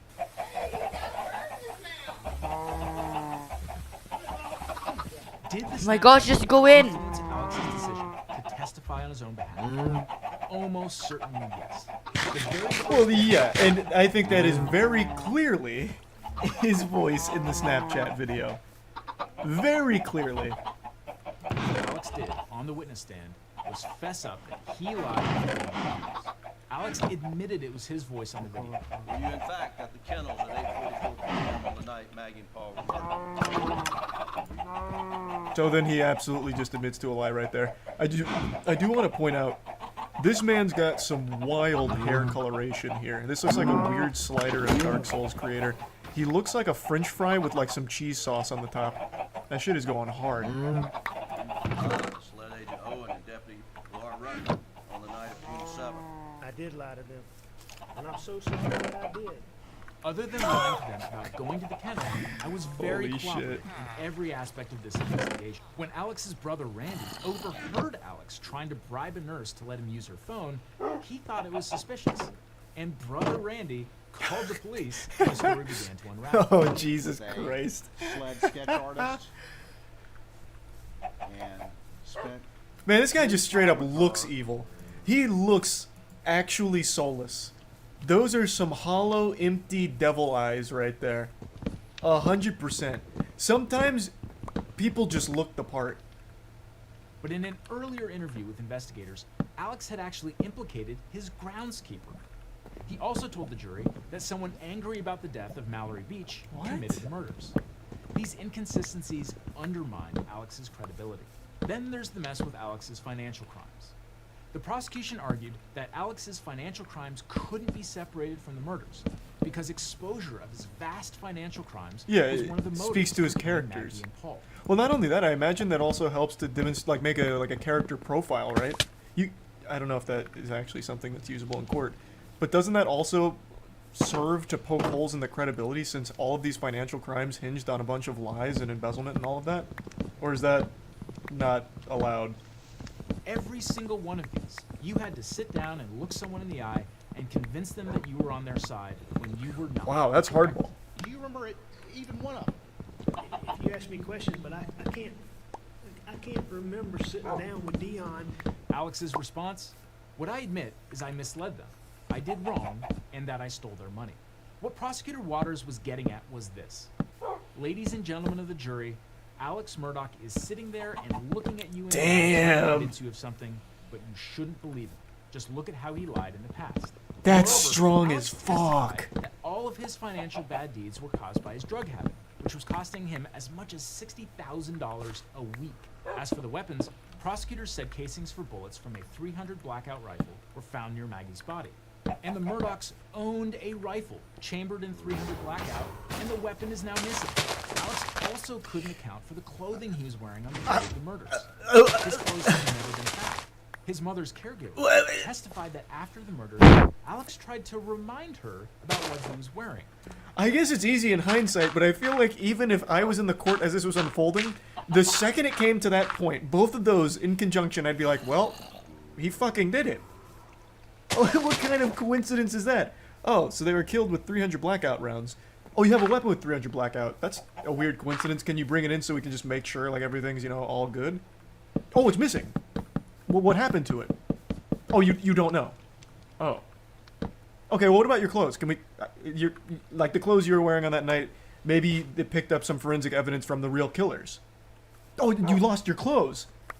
Are you telling me a burglar came in the middle of the night while you were sleeping and took the fucking clothes off your back? Even your dirty goddamn undies, he took them? Oh. Like, what the fuck? This is outrageous. The speed of the jury's verdict, just 3 hours of deliberation Oh, after nice. a trial lasting a month and a half. That's a gold split. Speaks volumes. Yeah. The day after the verdict was read, Alex Murdoch was sentenced to 2 consecutive life sentences for murdering his wife and son.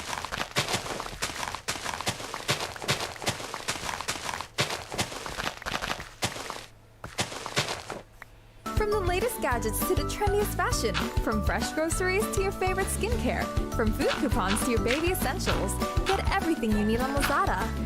What are you waiting for? Download Lazada app now.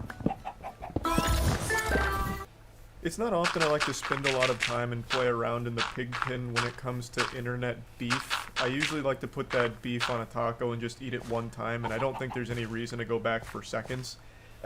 Typically, the cycle of life works. I'll make a video on something or someone, make jokes about it, talk about it, and then that person will respond with their own jokes, saying their own piece, and that's that. That's proper internet drama etiquette. That's just a beautiful thing, the way the Lord intended. I don't usually like to go back and respond to their response. It just seems highly unnecessary and feels more like milking a situation than actually like making it entertaining or just generally talking about something. Of course, I have done it in the past a few times where it really feels like it's an important situation and one that I really do need to respond to again, or if it's just a highly wild one and I just have that little devil on my shoulder that I can't persuade otherwise and it forces me to make yet another video about something silly. But usually I steer clear of it, and today's one of those special cases where I am going to be responding to someone's response.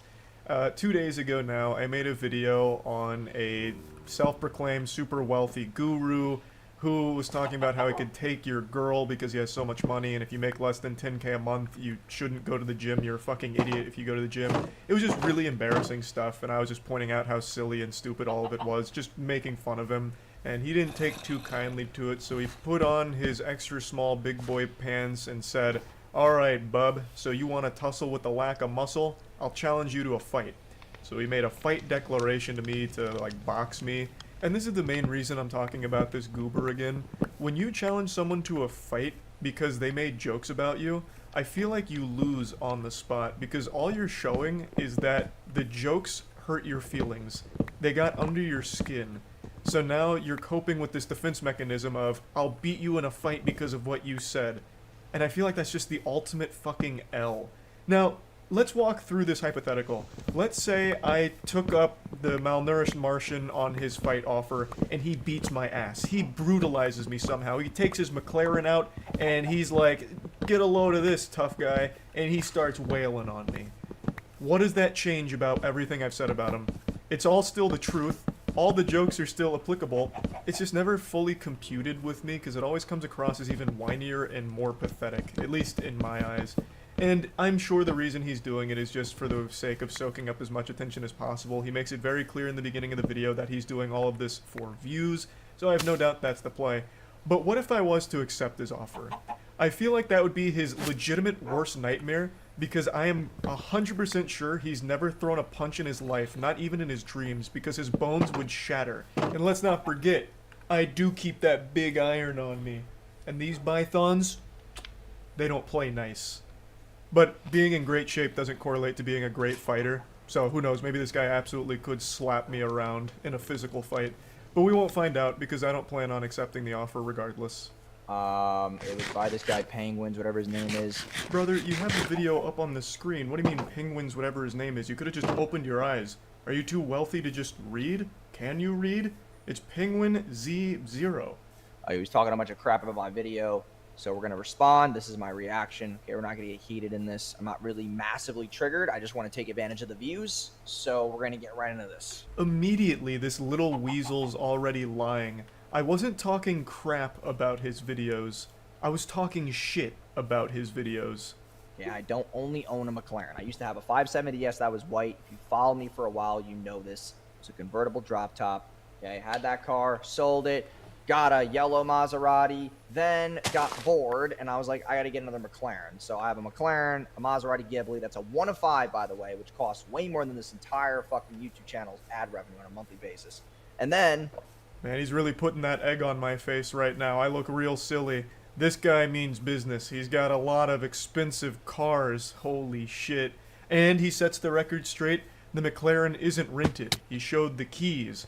And then even mentioned that he puts his Instagram sticker on the back. So I'd prefer if he just rented it. You put your fucking Instagram handle as a sticker on the back of your McLaren, it's already worthless now. You've ruined it. I literally post this thing all around. I have my Instagram sticker on the back. People have seen the videos all over. You can't rent that every single day. Okay, so this part pisses me off because he says the name wrong like 8 times in a row. It's not McLaren, it's McLaren. Okay, so... that's how we know this guy doesn't really have a lot of status. He doesn't understand these things. Well, you can't argue with him there. That is a bulletproof case he's presented. I wasn't pronouncing it to his liking. I wasn't saying McLaren, though. I was just saying it fast. McLaren, McLaren, McLaren, McLaren. Like, it's not a hard word to pronounce. I don't know why he's trying to nitpick that. But anyway, I don't need to go through this with a fine-tooth comb. I'll show you the creme de la creme here. I'll give you the climax where he mentions the boxing match with me. The funny part is that I don't need to be in shape. And you know what? I'm going to make this statement in the video. We should do a boxing match with him because he does not. I'll box this guy. I'll do something with him because I guarantee you he can't outrun me in a mile. Okay? I can still, to this very day, with the amount of times that I don't work out, I can still run a 6-minute mile. Maybe 5.5-minute mile. Whoa, stand back. We got ace athlete out here who could beat me in a race. Which he absolutely could. I have no doubt about that. I can count on 2 fingers the people I can beat in a foot race. 1, a toddler that hasn't learned to walk yet, so he can only crawl. And 2, a 90-year-old that's using a walker. Everything else is going to be a close match. Though I don't know what running has to do with boxing. The two don't really correlate. They're very different. But anyway, the boxing offer.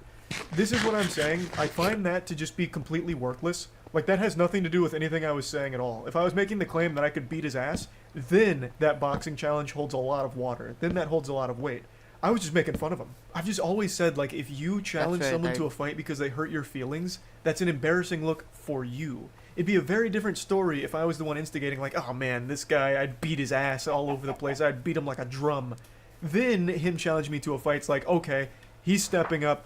Now, am I going to follow through on what I was saying? And then it's on me, and then I look like a bitch if I don't. And I feel like that's not a super hot take, because usually it's a fight fire with fire. So if you're getting insulted or you feel insulted because of the jokes, you insult back or make jokes back. And that's the accepted battle terms. For an example, Uwe Boll, terrible director, used to make a lot of awful films, but his big shtick that made him a legendary clown is he would challenge his harshest critics to boxing matches. Critics that insulted his movies, he would challenge to a boxing match and he became an absolute laughingstock, even though somebody once accepted it and lost. Uwe Boll was still the bigger joke, and in fact was even a larger joke after winning against this critic. He didn't look tougher, he looked even stupider. It's just one of those things where when you get offended and your defense is, I'll fight you for it, I just feel like it's a bad look. If I don't go to the gym, that doesn't mean I'm insecure. It means that I'm actually more confident in my body. I'm very talented in other areas. I don't need to have big muscles to be good or athletic at things, right? A lot of the things that we challenge ourselves with, that we think that we can't achieve, are all up here. It really has not a lot to do with physical. I'm a marketer. I don't need to be massively fit, okay? I like to have all my stuff up here. Doesn't mean I have to go to the gym and be this muscle maniac. That this everybody's have their own preference. I think that it's a waste of time. I think it's a mounds of insecurity. This is the section where I was talking about his shaming of people that go to the gym and calling them fucking idiots for it. So he's immediately going off the rails into, like, lecture douchebag mode, where he's like, well, actually, a lot of the obstacles that you encounter are mental, not physical. Like, that has nothing to do with anything right now. You're fighting some fucking ghosts. That doesn't matter. The whole point was, I even mentioned, if you're confident in your body, that's great. Why are you shaming people that want to look different than you do? You shitting on people who go to the gym, insinuating that they're poor and have no right to be there unless they're making more than $10,000 a month, comes across as bitter, delusional, and insecure. And for some reason he tries to flip that around by saying, well, no, actually going to the gym portrays insecurity. Like, the delusion is almost impressive. You're not even making any good points here. You're not even defending your stance very well. No one's forcing you to go to the gym. No one's twisting your arm like, hey, listen, Buster, get your ass in the gym. You don't have to. No one's making you. But why are you shitting on people that do? It's not a waste of time at all. It's not even a huge time commitment to get in good shape. An hour a day and then changing your diet around to make your health better? Like, it's not even this huge detriment that's going to lead to them being broke or anything. It's just absolute nonsense from a guy who I'm certain has never picked up anything heavy in his life. Because if you look at a person who lifts and a person who doesn't lift but has a lot of skill sets and has high intellect, the guy with a lot of intellect, with a lot of path and purpose and skill sets, it's gonna win. Just because you can lift things doesn't mean you're smart. It just means that you can just lift shit. I mean, it's like... So much useless drivel and cope for why he doesn't lift. You can do both here, dummy. You can lift and still be highly intellectual. Even if being in great shape isn't necessary for the skill set for your career path, it's still probably worth doing because it's not a massive time investment for it. Lifting occasionally and eating better is not somehow going to ruin your chance of success and lead to you being broke and unable to find a career path that makes more than 10K a month or whatever the fuck you're talking about. This is just all mental gymnastics to justify you personally not wanting to go to the gym. Just don't. But I don't understand the point in shitting in people who do. It's just so weird. There's no excuse to why you can't make 10K a month. And honestly, life doesn't really start until $30,000 a month. I make a bunch of videos about this. I know a lot of people think this guy is rage baiting or playing a character, but I have good reason to believe that he is completely genuine. From everything I've seen from him, this really does seem to be the way he views the world. He proudly proclaims that life doesn't start till you're making $30K a month, and that there's absolutely no excuse for somehow making less than $10K a month. This is a guy who lost touch with reality long, long ago. It's not what I'm talking about as far as protecting. It's not about the physicality. It's about the fact of the matter that she needs to feel safe and protected in a nice home with a good financial situation, be able to raise kids and be able to go out with her friends and still be the woman that she wants to be and have her own path and purpose. It's not about the physicality, okay? And also, if you make enough money, you get a security team, okay? Now, I don't have one, but all I'm saying there is that you use money to give you extra freedoms. So he made a point to say that if you're not making 6 figures a year, you need to break up with your girlfriend right now because he'll probably fucking steal her from you because he has more money, which means he can protect her and provide for her better than you can. He explains that the protecting thing wasn't about physicality, like physically being able to defend her from harm. It was being able to give her, like, a big house and shelter and financial freedom to spend money to go out with her friends and raise a kid. Now, I live in the real world where you don't need 6 figures to be able to provide a safe household like that to afford those kind of good things. But he's out there in fucking Narnia, Fantasyland, where apparently you need 6 figures for that. But regardless, what really stands out to me is his last claim, where when you're making a lot of money, you get a security team. That was a huge red flag. That sounded the alarms. The sirens blared that this guy is most likely a fraud and pretending he is fake. We, at our warehouse, actually did look into hiring a full-time security team for the property. It is an outrageous expense. From all of the research I've done on his media company, I can neither confirm nor deny if his claims are accurate about it generating 9 figures for his clients. The only place that's spouting those numbers are his websites, and he has fucking 3 of them. One of them hasn't been maintained in the last 3 years. All it does is drip feed fanfic about his upbringing, as well as 404 when you try and look up anything else about it. And then underneath a documentary he made where he sucks his own dick, it's just this giant white page, just this void of emptiness. So there's no good information there, but on his other 2 websites, he does have claims that it's 9-figure generating. But As he mentions in his response, that doesn't mean he's worth 9 figures. From all of the numbers I can find online, and I always take these with a grain of salt, his net worth is between $3 to $6 million. If those numbers are even close to accurate, he himself couldn't afford a full-time security team. He lives where I do, in Florida. If you wanted to hire just one full-time bodyguard for a property or whatever, you are looking at an expense of roughly $150K for one person. That's not even a full team. He would run out of money in like 2 years, perhaps. So it, to me, seems like he has no fucking clue what he's talking about. He's making it sound like this is a common purchase people start making when they start getting a lot of money, when it is not. This is something that's reserved only for like the highest income individuals or actual large businesses. To me, this really just feels like he's pretending. And making more than 10K a month doesn't enable you to magically protect her better. If you see how he edits the video right there, he trimmed it because he knew what he was about to say was stupid. That's the only time where he trimmed the video, where he cut it. Because he knows that he was about to say that it's not important to make 10K a month when I know damn well with 12 million subscribers, he makes more than $10,000 a month. It's hypocritical for him to say that because he has things behind him right now that, from what I can see, they're not cheap things. This is a big gotcha moment from him here. An astute observation, he noticed a cut, but then falsely claims it's the only one I made. Bro, I make cuts in videos. This isn't all just one take. Sometimes I actually do get videos in just like one full fucking take, but usually I don't. I'll fumble words, and that's when it gets cut, and I'll go back and explain things differently, say something else entirely. It's all very normal. I actually just did it. I'm not sure if you noticed. It's not uncommon. In a live stream, I can't do that, so yeah, all of that's one take. But, I mean, you're in the space, right? Like, you have to know how video editing works and video making. I don't know why he's trying to catch me on a cut and assuming that I was about to say that making 10K a month isn't important. And it's also not hypocritical, either, if I was to make that point. You don't need to be making 10K a month to be happy. You just simply don't. Your whole personality is money. I lived the majority of my life without even imagining $10,000 a month, and I was happy then too. Just as happy then as I am now. It's not a necessary, absolute must-have thing, and you're not a failure if you don't get $10,000 a month. Contrary to the delusion that you're fucking encumbered by, you don't need 30K a month to start living. You don't. Like, I can't believe anyone actually thinks that way. What an outrageous claim to make. So, I wasn't going to say that, but I'll say it now. You don't need 10K a month in order to go to the gym, to have a loving relationship, to provide for your girlfriend, protect her, have a happy life, have happy kids. You don't ever need to breach 10K a month to reach that level. It's not a bad spot. I don't need a massive house with 18 fucking bedrooms with nobody to vacate them. That's a stupid financial investment, okay? The car is not, because the car is for marketing. The car is something I enjoy. Houses are stationary. They don't move. Cars move, and I have fun with the wind in my face. Finally, something reasonable here.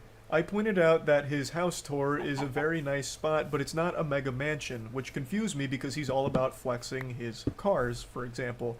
And he defended it by saying that it's a nice spot, but he doesn't need a big house. He doesn't want a huge mansion. It'd be a bad investment for him financially. He doesn't want a lot of eyes on him. And all of that makes sense. Completely agree. You don't need a huge house or anything like that. But then why doesn't that same line of logic apply to your McLaren and your supercars, your extremely expensive cars? He tries to say that the cars are for marketing. Why? Because you slap your Instagram handle on the back of one of them? I'm just going to hit you with the cold water and give you the truth. There has never been a single living, breathing human being that has seen a car with an Instagram handle on it that thought to themselves, wow, that piqued my interest. I can't wait to check out that Instagram account of that cool guy driving that car. 100% of the time, people write you off as driving a cringe-mobile. That is the worst marketing. It's like anti-marketing. It makes people laugh at you. But regardless, with the house, you're right. You don't need a big house, same way you didn't need those expensive cars. But you mentioned that you have fun with them.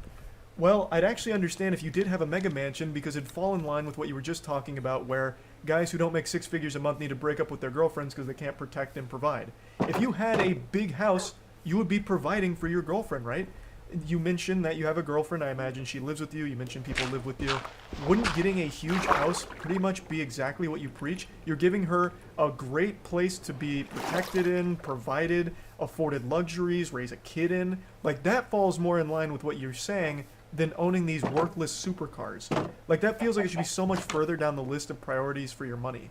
Now, I completely agree, you don't need a big house, but what you're not recognizing is that the way you're living your life in terms of, like, your house is exactly what I and everyone else with a brain is saying, that you don't need 30K a month to live a happy life. You don't need 30K a month to start living, as you claim. You are in a house right now with your girlfriend and whoever else that people could afford without 30K a month, and you are happy. And I imagine they are happy as well. So the life you are currently living contradicts the one that you are preaching about.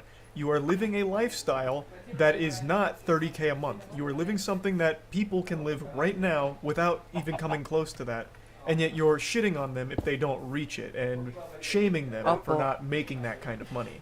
It's hypocritical, I would argue. I just wanted to mention that because I found it to be the most interesting component here. I ended up going through more of the video here than I planned on. I just found the whole thing to be just kind of fascinating in a way, so I just wanted to talk about it a little bit, and that's about it. So, yeah.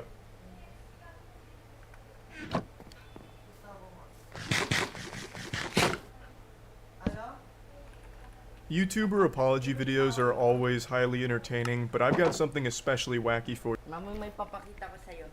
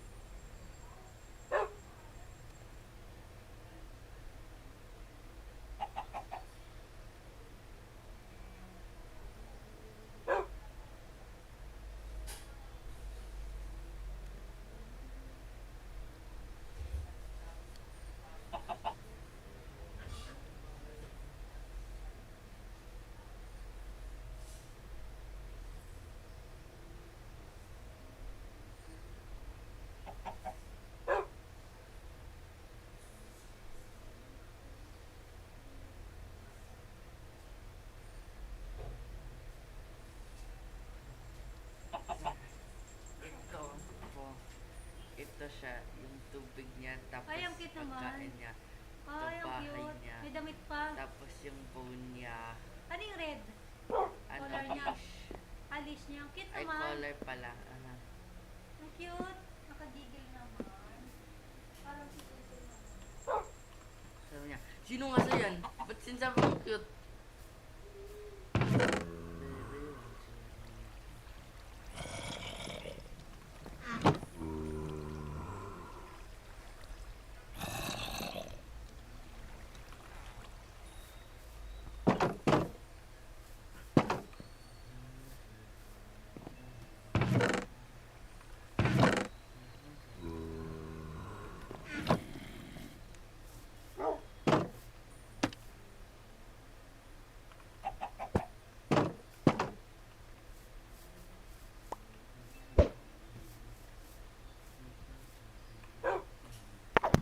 For you today. It's not an apology. This is a YouTube response video from the head of a crypto company that recently found itself in some hot water after the iShowSpeed stream from earlier this week.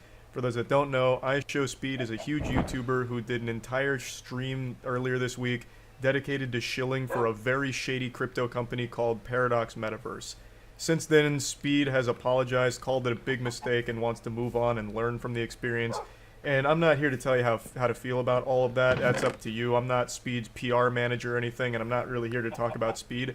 I'm here to talk about that company because the head of it made a response to all of this, and he just pooped out the shittiest shit I've ever seen in my life. It is terrible. This grown-ass man sat down to whine and cry about all of the people calling it a scam just being trolls and bots. he blamed the entire thing on like a cyber terrorist attack from bots trying to bring down his company. Or if they weren't bots, they were trolls that were influenced by the bots, calling it Scam. And then he provides no evidence to prove that it's not a scam, and instead just says, if we were a scam, why are we still here? We wouldn't be here if it was still a scam. If this was a rug pull, why hasn't it been rugged yet? He then issues a Galaxy Brain challenge to everyone to find a part in that stream where he said it was a scam, where he admitted it was a scam. And since you can't find a spot where he said it's all a scam, then it can't be a scam, obviously. Checkmate. I'm not even kidding. This is actually points that he's making in his fucking response video. It is so embarrassing. Where's their response video, though? I don't see that anywhere on here. That'd also be a really bad idea for them to post that publicly. Nahanap niyo daw ako? Oo. Anong meron? Kaso sa'yo yan. Sino nagpasimulong to? Kami. Ikaw, nag-isa ka. May kasama ako. Ganito tayong mga batang San Miguel. Pag nagkita-kita, may San Miguel Pilsen! Sarap mong kasama. Sana raw lagi. Gasan nyo na. Ang sunod na round! San Miguel Pilsen, sarap laging kasama. 43 minutes into the video, we had on average 40,000 viewers. That's his speed. We had around 5 to 10,000 comments. We had 2 huge spikes. The first one being when we introduced fake Ronaldo into the stream. 3 minutes. What does it have to do with anything? He's going to make the claim that these 2 spikes... Fuck, where'd they go? He's going to make the claim that these 2 spikes were when bots came in to say Scam. But what he fails to realize is the reason there's these spikes is because more people decided to type Scam when they realized how shady, shitty, and dog shit this whole thing was. It's not bots. These clowns have been very vocal about it being bots that were saying scam. Nobody else, everyone else loved it. Like the actual people with a pulse, they loved it. Everyone saying that it was a scam is a bot. They can't wrap their head around, no, people just realized it was a fucking scam. We had 2 huge So that's why he's showing that. How you can upgrade, completely erase spider spawns, and also make sure that all mobs arrive down at the bottom with the upgrades I did to this farm. So over here we can see the original farm design, and this is the upgraded one. As you can see, it's got one more layer which allows us to produce loads more mobs, and also a few other modifications which I'll show. So the materials you need to make these modifications are in this chest. These materials over here are an exact quantity to get in the early game. That doesn't can begin our modifications. So, yeah. Now also add a little shelter because phantoms could perhaps have got you into this area of the farm. I'm just going to break in through the top. The simplest way to solve this issue is to place mines like so. However, as you can see, that skeleton was just standing there on that block. So another modification you could have done is just swap out these blocks for stairs. Now this will make it easier for the mobs to just fall straight through. Now what this means is we have to block up this area because that allows light to come in. So now I'm on the outside and we can just block them off with solid blocks. Also another issue, the vines are growing downwards, which means the mobs could just possibly hang down here, and when they do drop, they'll be on slightly more health because they would have dropped slightly fewer blocks. To resolve that, we can just break these vines and place some signs, and what that will do is prevent the vines from just growing down.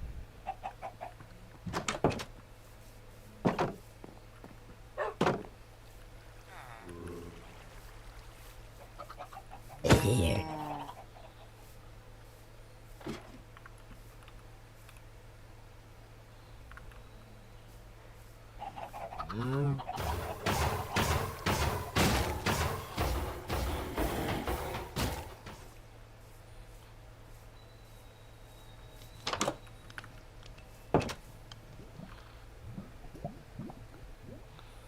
Because he's going to make that we claim. are just as much of a fan of Aisha's speech. No comments suggesting that we are a scam. There was just W's in the chat all the way around. What happened next? That's just because of speed. Again, the reason there are W's in the chat is because it was a speed stream. And everyone spams W's in the chat for speed. But the more that you went on about Paradox Metaverse, the more obvious it became that this is all just shilling for a dogshit crypto scam. So then people started saying, Scam. You started making calls to action for Paradox Metaverse to go follow the Twitter account, playing the game. So it made people more aware of it, and then starting to type more for it. It's caught us all by surprise. This is when the first cyber attack happens. It's This not a attack fucking lasted cyber 4 attack. Holy shit, this guy's talking like Jack Bauer at CTU. After the 4-minute attack, all the comments went down, as you can see here. Guys, this is very unusual. It's No. clear to see that he was botting. You know what else would cause a spike like this? Let's say Speed went on stream, everything's normal like this, and then he fucking beat a man to death in cold blood. There would be this huge spike then too, and it wouldn't be bots. It would people say, "Holy shit, what the fuck? L Speed murder?" Like it'd have a spike then too. The reason the spike happened is because you had more egregious calls to action, like following the Twitter, so people started putting out that it is a fucking scam and this is shady. It's clear to see that he was botting. No, Nobody in the chat Christ. meant what they said. Anybody that was watching that live stream, they started falling for it. They started thinking, okay, somebody knows something we don't. So started pushing out the narrative that This a is scam. so Some people embarrassing. Even as like a Paradox buyer, like the community for Paradox meta, you have to see this and you have to be having your red flags go off. Like this has to trigger your own red flags to see that your CEO is so weak and so insecure that he's writing these things off as bots in pure delusion and cope, calling it an attack. Like in the crypto space, you have to be smarter than that. Like you would know the bare minimum about how shit works. What he should have done is just say the Speed audience wasn't ready for it, they didn't see the vision, so they all thought it was a scam. And you know what? We missed the mark. Now they all think we're a scam. But we're not. But he's not doing that. Instead, he's placating, he's putting this on some invisible enemy that doesn't exist. It's not bots. Now he just looks really weak to even his own community. He looks so insecure. actually decided, you know what, this is actually funny. Let's troll the person we look up to the most, that we tune into every single day. The guilt trip. Entertains us for free. A classic. And ask for anything in return. Guys, these listen very carefully. Our crypto exchange is worth $40 billion and has sent us a picture saying, why if I should see comment saying scam $40 billion. We spent $10 million on this project and every single person in the comment is saying scam because we are getting bought. Please do something, we're going to lose. Listen, Twitter giveaway. Right, what you have just heard is the aftermath of being completely botted. Scam. $10 million of my hard-earned money that I've worked so hard for. What is that even supposed to prove? Opo. Ikaw na You lang po. still believing it's bots, refusing to accept the reality of things, that people see through this garbage. Like, this doesn't prove anything on your innocence. It doesn't. All this proves, and if you played it longer, is that you asked Speed to shut it down, you asked if he could disable the chat. So you're taking away the people's voice. Which makes you look bad and goes against your fucking stances on things. Like, if you played it further. Like, it doesn't prove anything anyway, even if you take out that part. It is not evidence. It's nothing. It's literally nothing. Into this project, into this business. And the fact that I'm going to lose it all because everybody is labeling it a scam. Yeah, well, at least you still have your stupid fucking university. Like, you have plenty of other scams that you can hustle on too, man. Like, you don't need your sob story. 10 million to you is nothing. You made a whole video with money kicks showing off your rented car collection. Like, you have plenty of money. Like, you got a ton of other ventures that I'm sure you can pull from.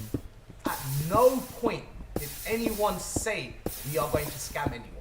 Anyone with half a brain cell can see this with their own eyes. Yeah, anyone with half a brain cell can see that just by looking at our product real quick and seeing all 7 of our companies that promise things like $500 a day and 10 to 100x returns. Oh, and also the same guy who can't follow through on his bet, where you bet that the Paradox meta will open to at least like 20 or 30, and if it doesn't, you're changing your name to CoffeeZilla. It opened to 9 cents, and you didn't change your name to CoffeeZilla. So here, let's take a peek at the game that you were so proud of. Man, that really does look like something that is the future and has a lot of work put into it.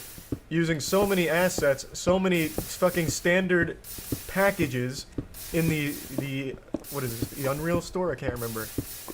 Yeah, wow, this really does look like a lot going on here. Something that could absolutely be thrown together in a matter of minutes. And a game that I'm sure we've probably played before on Steam Indie New Release Night when we go through shitty games. They're called asset flips. There's nothing here that screams, Whole team, passion project. We're in it for the long haul with this project. What was the label? I Show Speed promotes. Yep. Right. He did. Listen to the audio yourself. Go over it again and again. Mention to us once when we said we are going to scam you. That's such a non-point. We never said it on that stream, so it can't be true. Prove that we said it's gonna be a scam. Do it, pussy. Where did I say it's a scam? Anywhere during that stream. Is the person you want to label a scam, or is it that you just want to associate I Show Speed with a scam? This is cancel culture at its finest. Oh, hitting all the buzzwords, all the boo-hoos, the cancel culture. Don't launch a shitty, shady crypto. It's that simple. Your crypto, your Paradox Meta has like 7 components, all of which make no fucking sense and are literally just actual dog shit. He was not getting done. Everything that was getting done in front of your eyes, no one had an issue with up until we got spammed. That's actually not true. The smashing, like, you're already wrong. The smashing in the PlayStation 5's gotten a huge influx of L speeds. Chat immediately turned against him with the smashing of the PlayStation 5's. So, I mean, you're just not even right there either. It wasn't just L scam, it was L speed for smashing PlayStation 5's. No evidence, there was no substance. If we was a scam, why would we still be here? These are such non-points. If we were a scam, we'd be in jail right now. We wouldn't even be allowed here right now if we were a scam. How is this fair? There's a video. I'm gonna play the video. This video is in. Is it mine? Crying every single day, in tears every single day, but he still manages to continue with his live stream just to please his fans. And you guys took it upon yourselves to think it's funny to just troll people. You guys don't understand the stuff that comes after this trolling. On camera, everyone has to smile. Nobody can show other people their fears. Off camera, do you imagine what he's going through? We do. We know exactly what's going on. You're not his fucking friend. He already threw you to the wolves. Why are you still sucking his dick? Speed, like straight up said, yeah, this was a mistake. Like, he at the very least has moved on and said, yep, that was bad. Yeah, that was bad. And yet here you are like, oh, we are there. We are holding him in our laps as he is crying profusely, uncontrollably, because of what you guys have done to him. He is not ready for what the world is accusing him of. And he doesn't know how to respond. So I'm taking it upon myself to respond on his behalf. Oh, this is so sad now. You staked the rug pull on a 17-year-old's audience. It didn't pan out. He has now wiped his ass with your whole company, and you are still here begging for that audience to accept you by pretending like things are like close between you two. Yikes, that's embarrassing. Jesus Christ, man, have some shame. Kung may cube, kung may shoe glue tayo. Very little to just be nice. Rather than calling out a scam isn't just needless cancel culture hate. That's just not what it is. This is so sad. This is so fucking di mo na sad. pinuntahan. This is a grown man. Di This is mo a na very, very pinuntahan. wealthy grown man. Wala, inilike lang yung ano. I literally don't think there's enough numbers that exist to show how many claims have been made exactly like that, only for them to get rugged. Everyone that bought in. That is the number one claim that ever...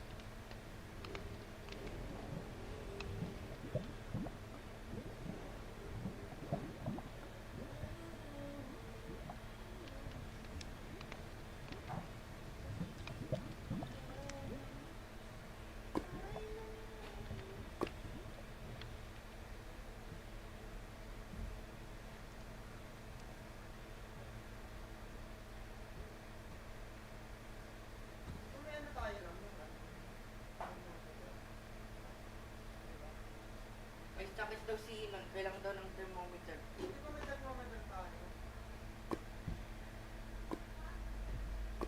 May sakit yan. Every crypto makes. No, founders are fully out there, very transparent. They don't even hold any. And they couldn't even get in there if they wanted to. In fact, we have protocols in place to prevent that from happening. And then bang, rug pull. Every single time. Like clockwork. Literally every single time.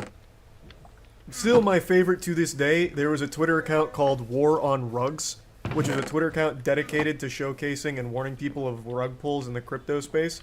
And then eventually, they rugged their own community. So they had their own coin as well. And eventually War on Rugs was like, yep, we're taking. So they made off with millions, and they made a post saying, you guys should stop blindly trusting people like this. And still, people buy into shit like that. It's crazy. That is a nothing claim. Everything he has said so far is actually nothing. He's provided no evidence to prove that it's not a scam. He has provided nothing other than trying to guilt people and saying that it's all just bad faith trolling. We'll make sure. See you guys. Nice, that's so huge. That was awful, holy fuck. That was a big one. What a masterclass in how to say absolutely nothing. Nah, part 2 might clear up everything. Even burning their founders' tokens they can't even cash out for a whole year, that shows passion and confidence in the project being 10,000, 100,000% legit. Oh, fuck me. I hope that's a bot. I hope that's not a real person. Yikes. Oh, fucking yikes. Comments aren't really on his side either. I really do wonder what the Paradox community thinks of a move like this, but I'm not going into their Discord to find out. Usually it's just a lot of people convincing themselves of absolute nonsense in order to believe that they can make money off of it, and then when it doesn't happen they just pretend like, oh, they just got fooled by someone who was just too smart, even though the writing was on the wall right in front of their face the entire time. Everything he said is things thousands of scams in the space have said before him. He just copied their playbook.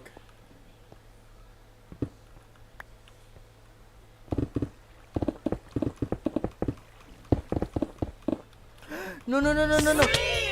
Everyone's in but my San Miguel flavored beer. Enjoy the sweet and refreshing flavors of apple, lemon, and lychee with just the right beer buzz. Make life sweet with San Miguel flavored beer. I've never been a huge believer in fate or destiny, that people's lives follow a predetermined path that they're forced to go down. I've never really subscribed to that belief until recently. I think there are people out there that are just born to be losers. Just like a joke of a person that follows this trajectory of the most pathetic path possible. I'm talking specifically about one man that I've made multiple videos on now, named Billy Mitchell. The self-proclaimed video game player of the century, a lame-ass title that he pretty much gave himself because he had some high scores in some old video games, most notably his King of Kong score, the high score in Donkey Kong, which he cheated for. I know that's a dangerous word to be talking about in the same sentence as Billy because he is so litigious. He sues everyone who accuses him of cheating or even makes fun of him in relation to cheating. He even tried to sue Cartoon Network because his feelings got hurt when there was a villain in the regular show that bears a resemblance to him who blows up when he loses his high score in a video game.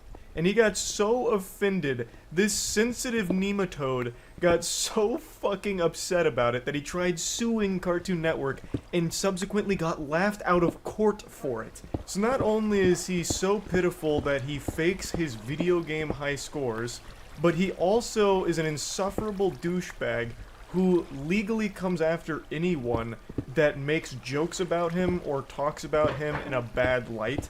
And he fails to realize that the person that does the most damage to his reputation is himself for these absolute childish tantrums that he throws. He is a known cheater. There are mountains upon mountains of evidence against him. There is more evidence to confirm Billy Mitchell has cheated than there is evidence to confirm the sun is hot.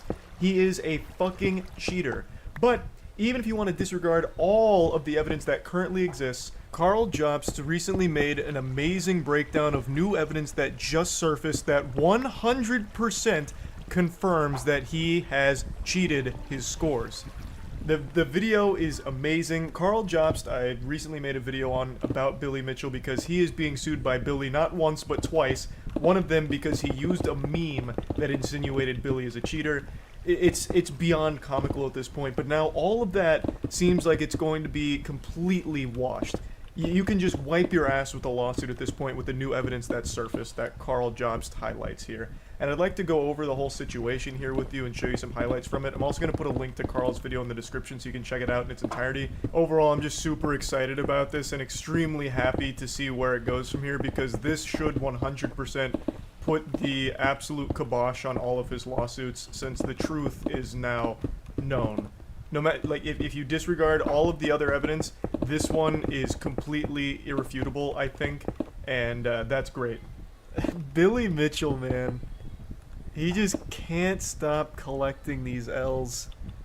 Just to quickly bring everyone up to speed here, Billy Mitchell, video game player of the century, also punching bag for the regular show, where he even tried to sue them for making fun of him in an episode, has come after many people legally for all kinds of defamation cases. And the core of it boils down to people accusing him of being a cheater. And I'm going to go a step further. They're not just accusing him like, allegations of cheating. They have caught him being a cheater, but he has always maintained his innocence. And that's where it all stems from. He still claims he's never cheated, and anyone that makes fun of him or says otherwise gets a nice fat lawsuit from Billy Mitchell. Cooked up in the deepest pits of his basement, I guess. I'm pretty sure he writes them himself, and he takes it as far as it can go. Have you been sued? Billy Mitchell has still not sued me, and I have made fun of him fucking 50 times by now. I don't know why. I actually feel left out. I feel like I'm not part of the cool kids lunch table here because Billy Mitchell won't sue me. He is suing Karl because Karl used a meme of Billy that made fun of him and insinuated he was a cheater. Karl used a meme. I have point blank called this absolutely disheveled, drunk-looking man a cheater a million times. Point blank. And he won't come after me? Asshole. I'm gonna sue him for refusing to sue me. How is it possible that he performed them at a live event in front of hundreds of people if he faked it and actually played on an emulator? The videotapes must be fake, or are not his actual gameplay, or should just be ignored, because he has real people that say he really did it, and they saw it happen, so it must be legit. As Billy said in his lawsuit, if everyone is lying, it must be a conspiracy akin to that of the Kennedy assassination. But here's the... Wait, what? Pardon? What was that? Thus, Twin Galaxies' case essentially rests on a conspiracy nearly as broad and untenable as the Kennedy assassination. Like I said, I'm pretty sure he writes these himself. What self-respecting lawyer is going to sit down and put that in text? Who? Who would do that? Like, I'm surprised he doesn't go into, like, the Zapruder film. What they faked here is akin to the Zapruder film. And in fact, the moon landing, too, while we're at it. The videotapes were the only tangible evidence these scores ever happened, so that's all anyone had to go off. Aside from the tapes, it was just people saying that it happened, which really doesn't cut it. There was no footage of Billy actually playing. There was nothing to indicate that he was even there, or... I'm sorry to keep pausing so frequently, it's just such a wacky case. He still believes that he shouldn't be accused of being a cheater, because even if those tapes are faked or whatever, people saw him do it live and have said, verbally said, he did it. That's fucking useless. I could get people together and say that I grew 5 inches. But then if you see me on camera and I'm 5'6", I can't just be like, no, that doesn't make sense. That's as untenable as the Kennedy assassination. This is all fabricated. It's fraudulent. Look at all these people that said that I grew 5 inches. It's fucking worthless. It's a fucking worthless statement, and I don't know if Billy's too stupid to realize that or if he truly does believe it. Because why would anyone take you at your word? I could say I got the high score on Donkey Kong. I got a 15 billion. And then I could have everyone in chat say, yeah, Charlie got a 15 billion. Should Twin Galaxies put that on their website and make me the world record holder? I don't have any video evidence of it, but I have a ton of people that said I did it. The answer should be a resounding no. It's so silly. It's so silly. That he played at all. That is, until now. For the first time in 15 years, photos of Billy Mitchell at one of these events where he claims to have achieved one of his world records have surfaced. And I'm not going to beat around the bush. These photos absolutely destroy Billy's case. He is done. There is no more doubt Billy will lose his lawsuit. These photos... This is already so fucking good. So these photos destroy the lawsuit. Why? The referee who looks really sad to be there? Did he let the cat out of the bag? Man, that tie is mean though. Look at Billy Mitchell's tie. Holy shit, Captain America over here.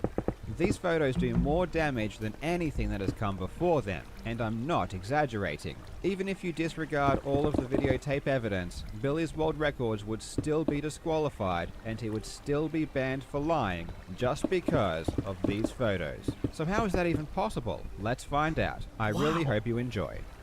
Man, this would be worse than if his sex tape leaked, Now, I guess. Legends, I am super excited because the second is a 1.05 million point score Billy achieved in 2007, which is known as the mortgage broker's score. This is because he supposedly achieved it at a mortgage broker's convention.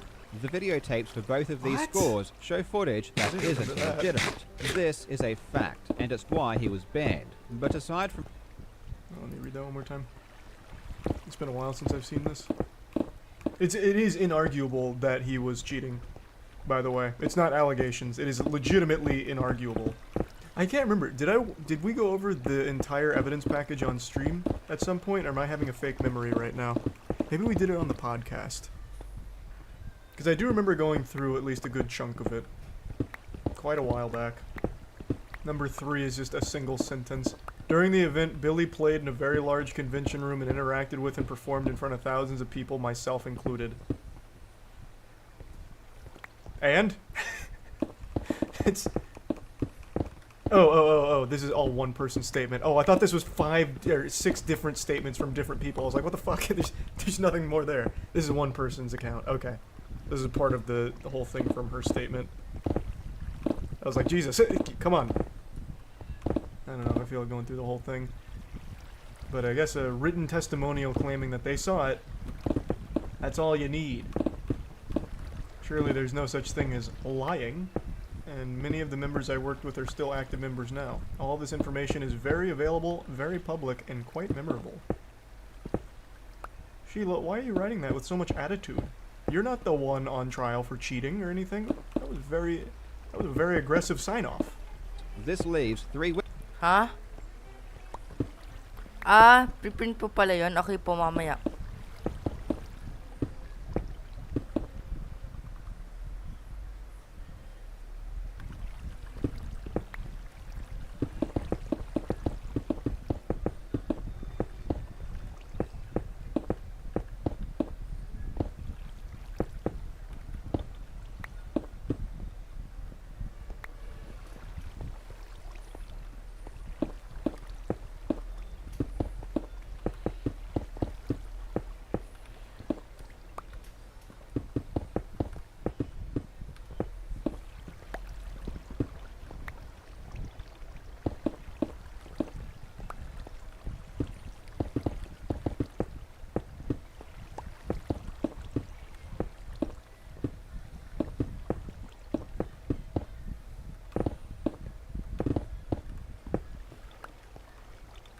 witnesses that say they directly saw him get the world record. The first is from a guy called Richard Mallion. He says he watched Billy's score reach beyond 1 million points and that he saw him achieve his targeted score. Richard is actually a childhood friend of Billy's. In fact, he appeared opposite Billy in the school yearbook. But let's not hold that against him. While it is common for friends to lie for each other, let's not assume that's what happened. He has a nice suit, and he has a nice watch. Very no trustworthy. one who dresses this well could lie. So I'm going to put that into the yes column. For the no column, there isn't much I found out about Richard that really concerns me, except for this super tiny detail of him pleading guilty to conspiracy, securities fraud, money laundering, and criminal contempt in 19... Could have happened to anyone, and in fact, I'm going to tell you what happened. He was set up by twin galaxies. They knew there was a connection between the duck and Billy Mitchell, the King of Kong, and they tried to attack everyone in Billy's circle. Complete misunderstanding, very fabricated, not real. 1996, after an FBI I sting wouldn't hold it operation. against him. I Oh mean, my it's gosh, I probably nearly nothing, fell. but it would be remiss of me if I didn't include it. Maybe this is being too judgmental, but I'm going to go ahead and add to the fact that he was charged again with fraud in 2019 by the SEC and had to pay back $750,000. Once again, Carl, this was a setup. My man, this was Twin Galaxies trying to take out the witnesses. You know, no different than Scott Pilgrim vs. the World, where Scott had to go through all the ex-boyfriends and shit. This is Twin Galaxies going through all of the witnesses right now. You can't hold it against Richard here. He did nothing wrong. In 2021, Richard was unfortunately arrested for conspiracy to commit fraud. Look, he has just not been lucky when it comes to fraud. He keeps getting caught. I, for one... This picture here... Now I know it was a frame job, and I know it's all false, because they're doing my man Richard so dirty with this mugshot here. Like, it looks like he's fucking skydiving, like all the skin's being pushed towards the back of his skull here. It's like he's fucking melting. Where does the neck start and the chin end? Oh, man. Is he laying down and they took this picture? What is going on here? Keeps getting caught. I, for one, do not hold this against him. When I look at this table, I see 3-3. It's pretty That's even. tough. That's Personally, a toss-up. I'm leaning towards trusting the guy, but you let me know in the comments what you think. Okay, so Billy's first witness is a bit sketch. Who's number 2? Billy's second witness that says he saw him Oh, get God, it it's is Todd Rogers. Oh boy, this is not going well. Okay, hit me with number 3. Surely we're going to get a winner. He's probably not going to touch on Todd Rogers. Todd Rogers is another notorious cheater of these old game high scores. He has a whole saga of his own. I don't even think I could do it justice trying to summarize it here. But that is so poetic that one of the other witnesses is fucking Todd Rogers. That's amazing. This is like a team of Avengers that he has for witnesses. The third witness that says they saw Billy get the score is Kim Mahoney, who is also Todd Rogers' girlfriend. I'm going to be completely honest here. Coincidence. I'm getting the impression that Billy's witnesses may not be entirely trustworthy. There's Billy and Todd posing with a couple of people. There's a camera that was recording Billy play, even though that footage doesn't seem to exist for some reason. They left the Billy lens and Todd on. posing Lens cap. again with the thumbs up. Maybe this is just after Billy got the world record. I have to admit, everything here looks pretty legit, and oh my god, what is that? I don't know what I'm looking at. I'm not knowledgeable enough. What is it? Is it a copyright 2023 on there? That joystick is not an original Donkey Kong joystick. This arcade machine does not have original unmodified Donkey Kong arcade hardware. Oh, this jeepers. is an original Donkey Kong stick. It's got a big black ball and a short column. The stick Oh, on wow. Billy's arcade is a tall stick with a smaller ball, and it's obviously red, so the stick has been changed to something else.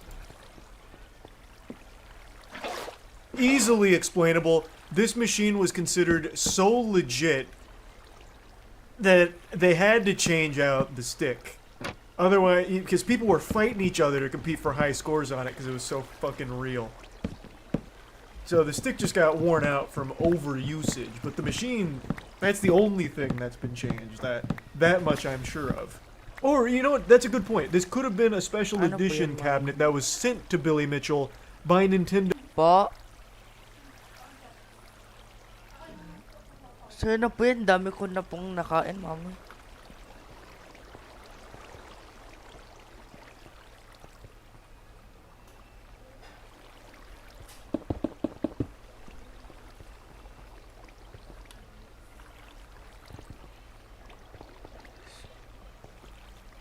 So just the epic.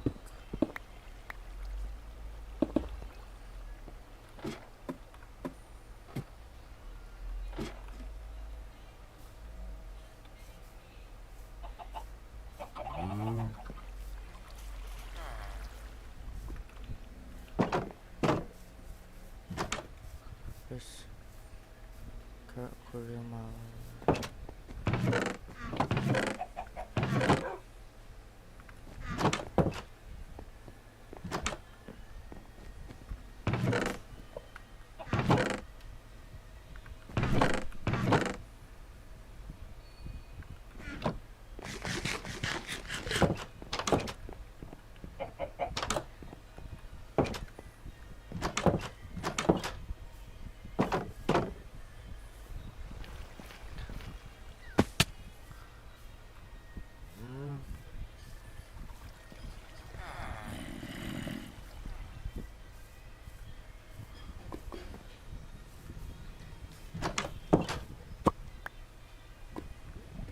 just a few blocks.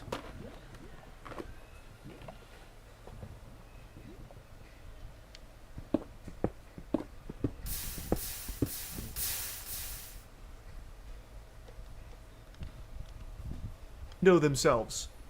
They were so happy that the King of Kong wanted to use an arcade cabinet that they made, that they gave him a special red stick. You know, for the red, white, and blue, because he's such a patriot, obviously. Easily explainable. On top of that, it appears to be an 8-way stick. Now, the original Donkey Kong stick is 4-way, which means it can only go up, down, left, and right. The game can be played. If you want to steer barrels while on a ladder, you have to stop and hold left or right, because you can't go up and to the side at the same time. But with an 8-way stick, you can continue to climb ladders while steering barrels by using the diagonals. With an 8-way stick, you can do things you can't do on an original arcade, which is... I'm actually just even shocked that he played the game. I thought this was going to prove that Billy Mitchell's never even touched Donkey Kong in his life. So honestly, at this point, I have a little more respect for Billy, knowing that he just used a cheating device in order to have a better score, like to play better. I thought for sure it was going to come out that he just doesn't even know what Donkey Kong is. He's never touched the fucking thing in his life. Which is why they are banned. So not only is the stick not original, which was totally banned, it looks like an 8-way stick, which is extra banned. His entire lawsuit against Twin Galaxies is based on the premise that he played on unmodified original arcade hardware, which is categorically not true. True, not only very from wrong. the videotapes, but now from the photos as well. And his lawsuit is full of lies where Billy claimed the hardware was unmodified. Everyone just got caught out, big time. And it gets... How did they even let this happen? Surely they would have recognized the stick, right? This man dedicated his entire life to Donkey Kong and his high score. He did one thing that isn't even that cool, getting a high score in Donkey Kong, and he let it define his entire fucking life for the last 24 years. And he wouldn't recognize that the stick isn't original? Surely he would have done everything in his power to keep these photos buried. Fucking burn the photos, for God's sakes. He would have had to know that people would be able to easily see that it's not an original stick. He didn't release it. I get he wasn't the one that released it. What I'm saying is, I'm sure he would have done everything in his power to stop it from ever coming out. Like, legitimately burn these photos. But maybe that was just beyond his control at this point. Like, who released it? Well, maybe Carl will mention it here in a moment. I'm just shocked he wouldn't go immediately to the event. He knew the photos were being taken. He was literally giving thumbs up with Todd Rogers in front of the cabinet. So he knew there were photos. And he would have known that people would have recognized that as a not legitimate, unmodified stick. So why would even A, let photos be taken, and B, not go to the event and like fucking scrub those archives?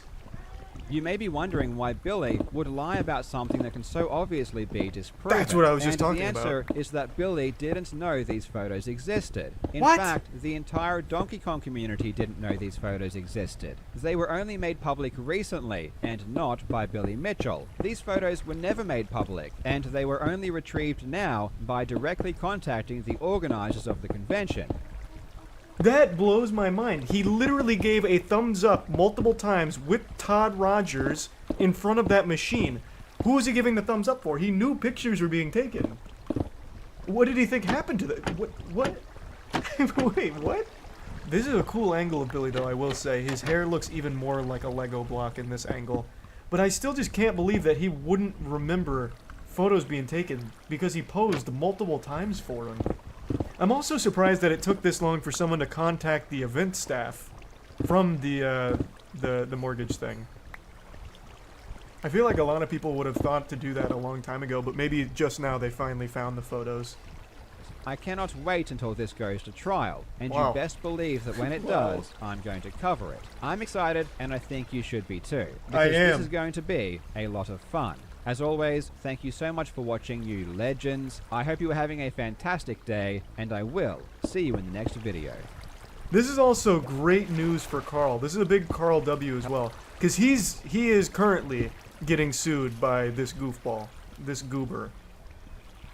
And as everyone knows, the #1 defense against defamation, which is what Billy Mitchell is coming after him for, is the absolute truth.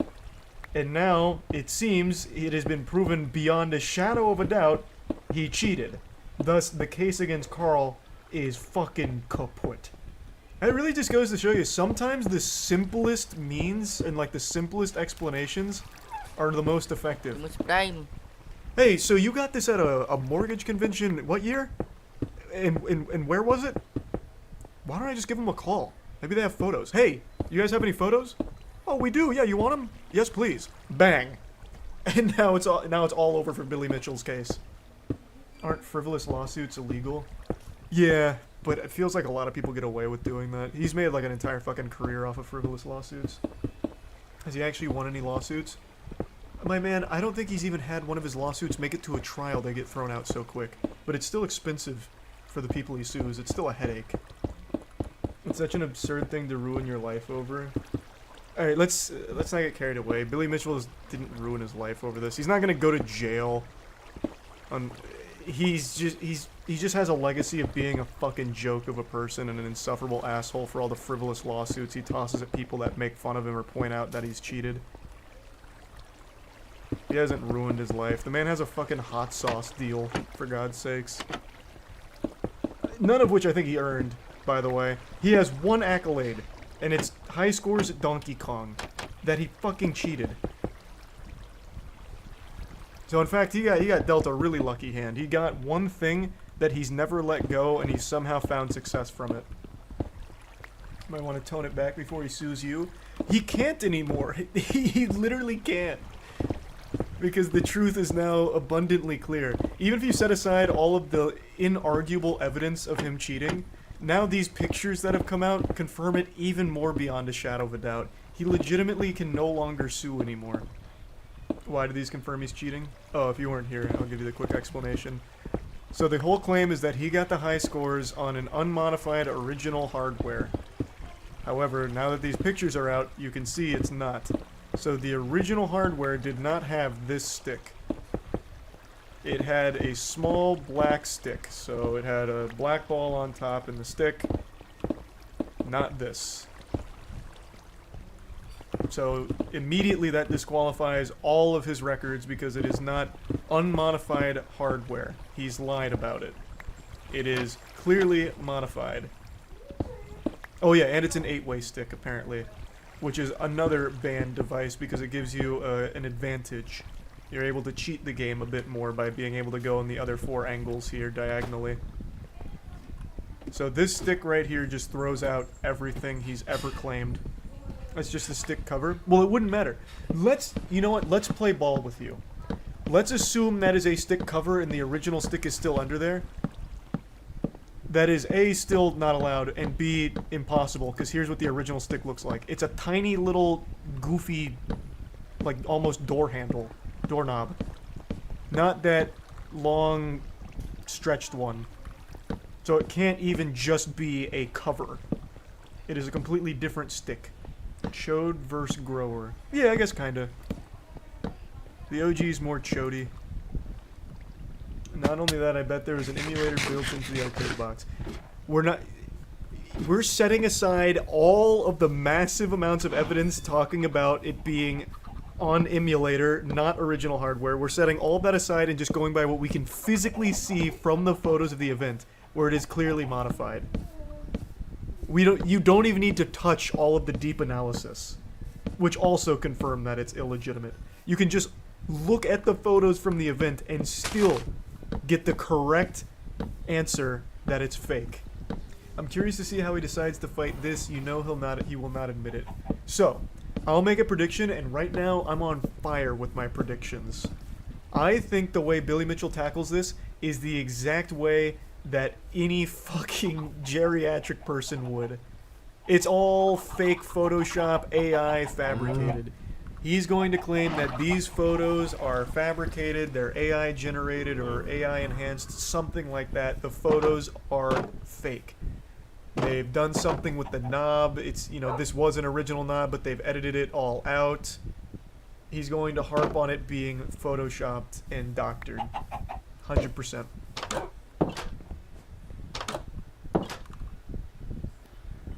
Ang bawat lapang may binapagayang anghang. Jofran Sweet Chili Sauce made from... A couple months ago, one of the best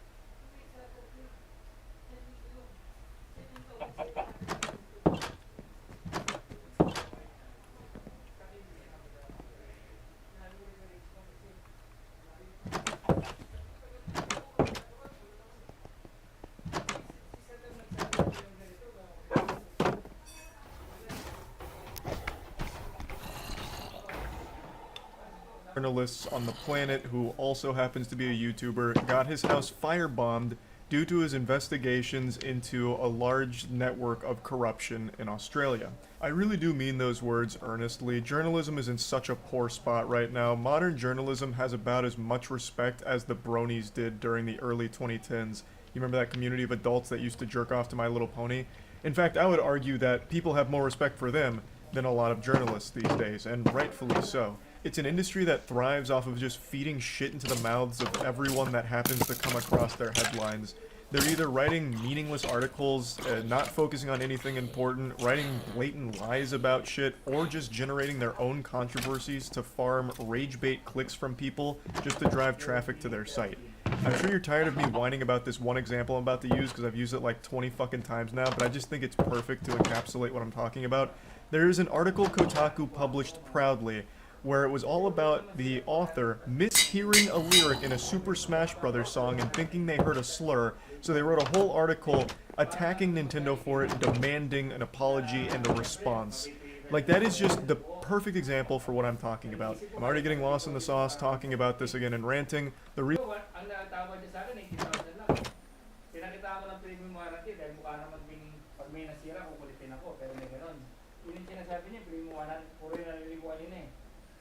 tinignan ko 7-8 mami.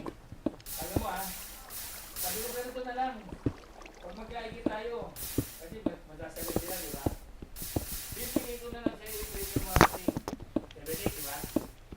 Pero, ano natin yung paano transfer? Yun, ako. 10,000 yun eh. Kaya ko nang bigay sa iyo 5,000. So parang 2.8 lang ang bibigay ko sa premium marketing.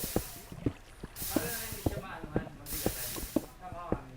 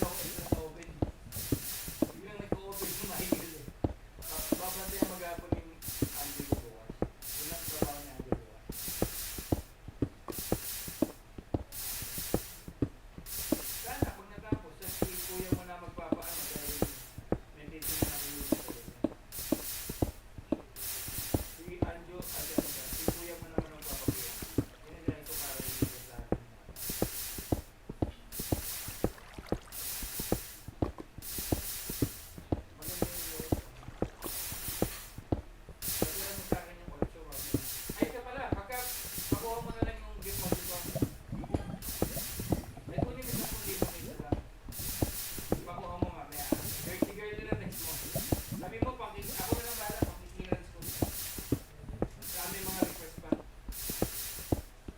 Sabihin mo lang kung mabait ko sa barang kita.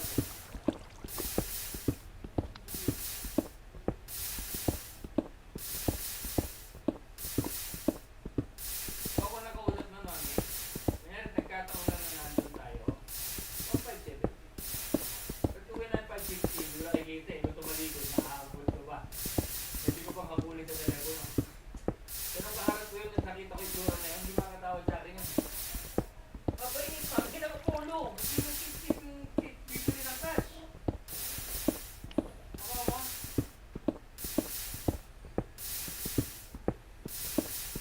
Yung sinasabi sa kayo kanina na na-inter ako. Parang kuhanin yung post niya, no? Pero din, mukha mo kawawa no, pa-project ka yung Corolla. Corolla na luma. Model, yung nakakali ko. Tapos ano, kumuha ko yung 50, bumili ko 50, gastos ako ng mga 60 yun. Tatanggalan ko ng pin yun, tapos nakamag na kanaan, ang pogi ko, old school na Corolla. Kaya lang yung big body. Tayo ko pa. Hindi na, pag wala akong kotse, yung pambalaan na dyan. Oo mo. Masyado na naramdam ko yun. Kung bagsak sa ilalim na rin pera. Kaya mo nila ito, tinirang galing ko. Gutom si Pogi, kayo naman ito, Pogi ko. Ito, hindi ko na kainin. Papa naman sa sinabi kayo na, pinalaman ko ito. Ayaw mo na ito. May isa, no? Kainin mo sa kanin to. May isa, kainin mo sa kanin. Hindi. Naiya lang. Hindi niya na rin.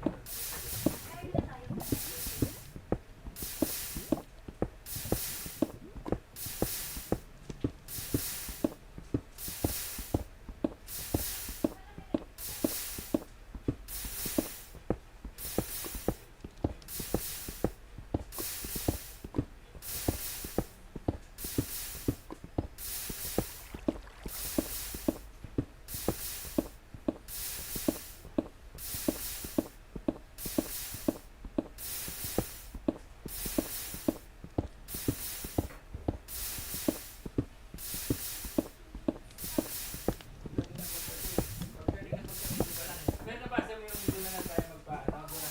Pagdating ko pala, ganun laki pala nito. Dito na lang tayo po. Doon mo ka doon. Kasi kahit ikaw naman may kawayan ka na tayo ka doon. Ako mo. Gusto ko pa sabihin, makikita mo may aras mo, maganda di ba gano'n. Kaya ganyan mo tayo, pakigbayaw ko. Kasi din sa partner ko, papatagdag ako ng ng deposito. Kasi Sabado pa pala. Okay lang ba sa'yo? Ginanong ko muna, dinapatingin kang ganyan. Kasi ko, hindi ka kami ko. Ito na lang, dyan ang ganyan sa lamin ko. Magkakamay tayo ha. Hindi kita bibigyan ng hihinga ng dagdag ng deposito. Tatapusin ko sa Lunes o Martes. Papalikan mo ako ha. Sabi na, gusto mo tapusin mo lahat ng bukas. Balikan mo yan eh. Yun na ako mami. Palit kamay. Sabi mo lang, di kaya magbigay ng tiwala sa'yo. Kaya naman mag-usap mami. Parang ano na kami agad close. Parang hindi ko ito, pagdating ko lang, nanay niya kasama niya. Oo. Kala ko yun, magtitip ko yung tatay niya. Wala, ginama ng doon lang. Oo, wala namang papag-iwanan. Kasi sabi niya, nasa ko din naman ako eh. Kaya nga hindi ko rin nanay. Sabi niya, magkano. Sabi niya gano'n, sabi ko na sa tatay ko. Kung magkakano yung, yung dadagdag natin. Parang iniisip ko, gumagamit na sa kanya tatay niya. Pero gusto niya yung kotse. So kaya niya rin kuhanin yun. Kung nakuha mo mami, kung kakasok ka sa kanya, kung hindi, dyan sama yung tatay niya. Siyempre, ma-maximize. Pero wala pa akong binibitawan. Doon muna ako sa casa. Kasi bago niya pumunta dito, kausap si kuya mo. Kasi na kami na. Kaya sabi ko, gulo pa to. Di ba mami? Dahil yun naman yung sakit ng tao mami. Kasi, kaya nasabi ko, tingnan ko muna bago ko kahit nauna yung presyo na last price, di ba mami? Pero na eh, kaya na yung magbabatakan, di ba? Pero ang pinag-uusapan niya yung dagdag eh. Kasi di ba nag-deposit, kaya ko na magbayaran ng kasto eh. Narinig mo yun? Eh, natagsa ka. Ang dami na naman, meron ng ginanahan na naman yung meron na naman babat sa atin, Fortuna, at 2080. Really? Sabi niya, damo ulit pero mo. Sabi natin, mami.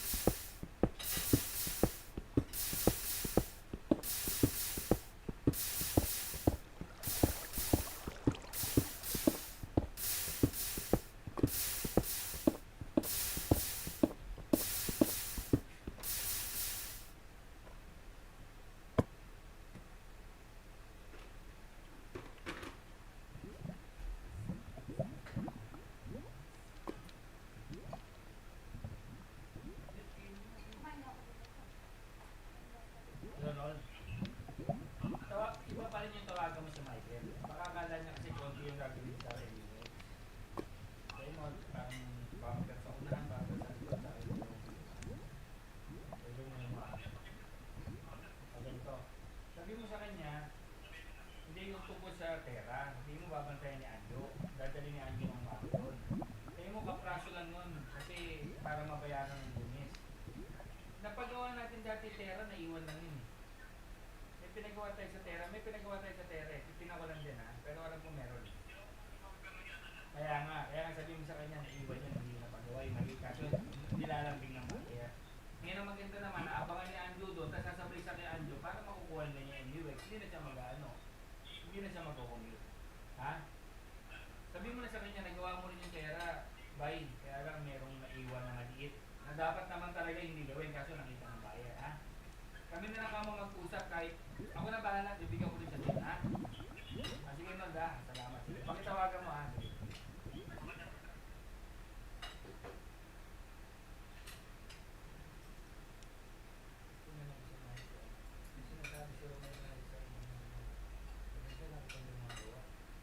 Parang tatlong grabe ko lang makawala niya ng pintura. Nung ginasabi ng pintor niya, ni Romel, tapos nakita ko nga rin na nakita mo. Wala yun naman sa gawa ni Michael. Alam mo, nakapos siya sila. Oo, pero gawang balbon dahil mura eh. Wala namang mas murang maganda. Oo, ayan. Bebenta mo naman yung sabi natin ni Romel. Ay, pumunta daw siya. Tatlong buwan nagmumura ng bagay. Nagtataka siya, ba't mag-apply po? Tumunta na ako, balik mo dito. Diba gano'n ako kapag-dito? Kaya namin, bagsak na sa ano yan. Kita na ng, ano yan, sales na ng ano yan. Graffiti, consider as ano. Mag-request ang mga ng bayan. Saka, dinemo na siya lang, diba? So, tinawagan niya ako, pero dinemo niya, pinakita niya. So, hindi papasok. So, at least, nagkita sa serving purpose. Kahit sa release, bebenta doon. So yan, pag nag-meeting tayo, ayan, benta ng Cavite. Kasi tinawagan mo ako, benta doon. Aha. Pero kalayo-layo, yung nag-doon, yun yung katapat. Ito yung 1,560 na natin binigay ko sa ano eh. Hindi ko nagano sa akin nun eh. Kaya natin ayos na eh, ayaw mag-deposito. Ito marami nang ganyan ginagawa, hindi nga mababalikan, hindi nga nakakas. Tapos, kaya siya nagpipilit ng warranty. Sabi ng first time ako magsisigunda mano, ito na nakakalaga na, meron na dito dyan ako. Saka ma, na kaya niya nalaman, saklo, pinakita niya siya. So nag-sale stock siya. Saka ma, hindi niya makikita, together, nagkaroon siya. Saka ma,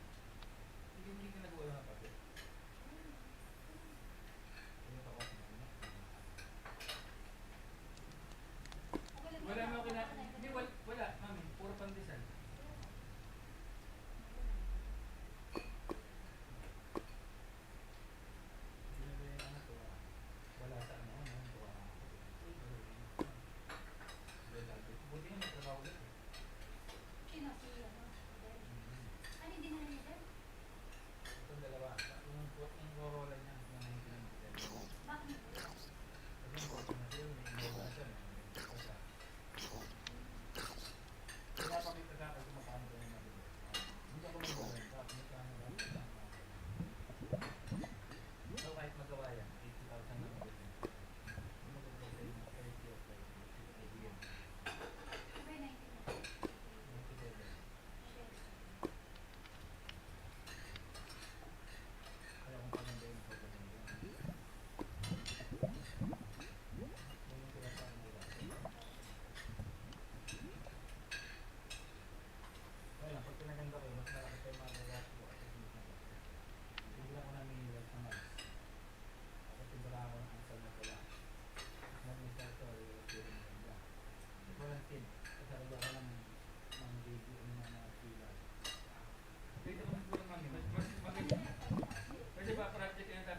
Mas maganda pa kaysa ang problema ko nga lang XP lang yun, yung kotse natin eh.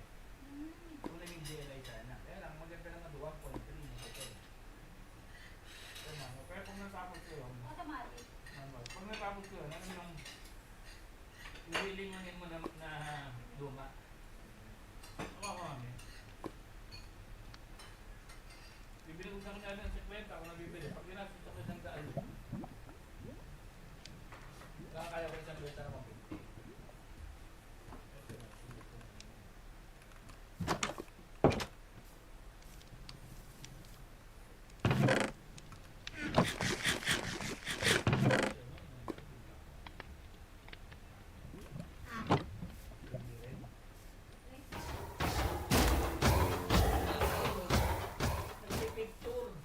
Global bumili kay Tata.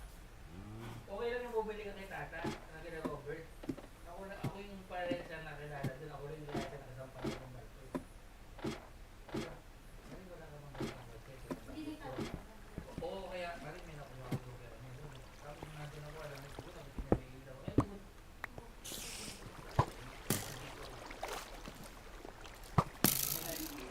Train na. Utang na, konti na lang. Mag-artist na na. Okay na. Mag-artist na kaya. Kami pinipicture ko ng picture ng videos na ano. Email eh.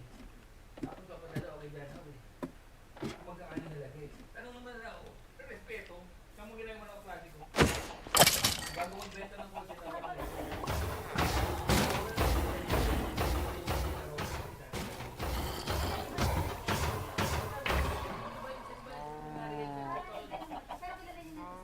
Ako nagpakilala. Hindi. Kaya nagpakilala. Tumabi sa akin. Nagbayan.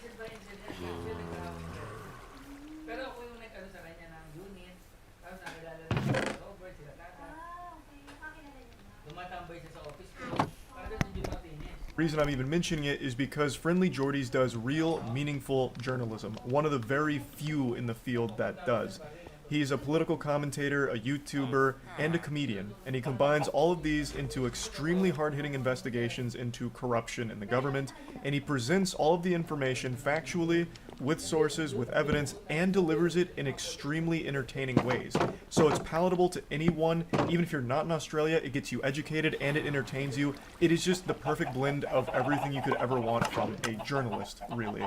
And for all of his hard work, his life gets threatened. He is doing all of this at great personal risk to his own safety. His fucking house got firebombed, and the list of suspects that it could be is super long. He came back recently after a 2-month break on YouTube to update everyone on what's going on with that whole situation, and he laid out the entire timeline of events for all of the enemies he's made that could have been responsible for this firebomb attack on his house. This attempt on his life could have been made by a lot of very powerful people that Jordies has exposed and dropped very important information on over the years, and I highly recommend watching his entire video going over all of it. Of course, the link is going to be in the description below. I'd like to briefly give you a summation of some of the possible suspects here in this little murder mystery whodunit. He compared this whole situation to Knives Out, and he's absolutely right. This is a wild web of fucking supervillains that are after him, potentially. He's got like the entire fucking Naruto Akatsuki hunting him down. And by far the biggest clown, but also the biggest, most powerful person in that group is John Barilaro, the former Deputy Premier of New South Wales, whom has come after Jordies many times, and even cites Jordies as the reason he stepped down from his position, the most powerful position in New South Wales, because of their YouTube beef and Jordies' content insulting him and exposing him. John Barilaro has some very scary connections that could have been used here that led to this whole situation, and Friendly Jordies does highlight all of these possibilities. But of course, he's far from the only one. Jordies has exposed corruption at every level, so the list of enemies is longer than the terms of service to signing up to iTunes. But I would like to highlight two others. One of them is an extremely powerful gambling company that Jordies has talked about and dropped very important information regarding. And another one is an organized crime ring. I'm not going to go too in-depth on those two yet. I highly recommend you watch Jordy's video talking about why these are very possible suspects in this firebombing on his residence. But I would like to show you a few clips from the video, mainly ones that are poking fun at John Barilaro, going over the history between the two, and just kind of pointing and laughing at this absolute goober. But it is a very serious situation, and somehow Jordy's has unbreakable, indomitable spirit and will. Because even though his life has been threatened, and keep in mind, that firebombing, it was twice. At first, they firebombed his neighbor thinking it was his house, but when they realized it wasn't his house, they came back and fucking firebombed him again. So, his life, very real danger, and he still is making the decision to stay and fight against corruption. There is nothing more admirable or brave. Like, he is exactly what journalists should aspire to be. And he still somehow delivers content that is so entertaining and so good. I don't know how he does it without just like chewing on his fucking fingernails in fear every day. The absolute goddamn Australian hero. In what I now know was a premeditated attack, that at best was intended to terrify me, and at worst was intended to kill me. I would say it was probably intended to kill you. Like, throwing a firebomb at the house and actually setting the house on fire is less of like an intimidation tactic and more of an attempted murder, I would say. But I feel like in his position, he's got to be very careful with the words he chooses because he's constantly in the crosshairs of every single authority in Australia because he exposes so much corruption. But yeah, this is very much a step above an intimidation tactic. An intimidation tactic is if you had like someone come to your house dressed as a construction worker, but then it was actually a lawyer serving you like a fucking lawsuit. That's an intimidation tactic. This is some like hitman shit. The night that happened, I was supposed to be sleeping here. I didn't even have smoke alarms. So there's a very good chance that if I was, I could have ended up like the content you're watching right now. Fine. But I wasn't here because that week I was performing my live show in Melbourne and I forgot my keys while I was down there. So there, criminals outwitted. It reminds me of that quote. He's if 2 steps we know what we're ahead. Doing, then the enemy certainly can't anticipate our future actions. So I was sleeping somewhere else that night. That's such a beautiful line too. That's always the cliche on how they beat like an overpowered villain in an anime or some shit who can see into the future. We'll have no plan and we'll wing it. Unpredictability is our best friend. Here, and it is too big of a jump to go from beating a cameraman in public to firebombing a house. That is a big jump, but you're also giving him a lot of credit here with beating a cameraman. This cameraman is fending off this overgrown baby with ease. Like, this is pretty sad for John Barilaro here. He is, it's like that, like an older brother putting their hand on the head of the younger brother as he's throwing punches that are missing. And he's holding like a 30-pound camera on his shoulder.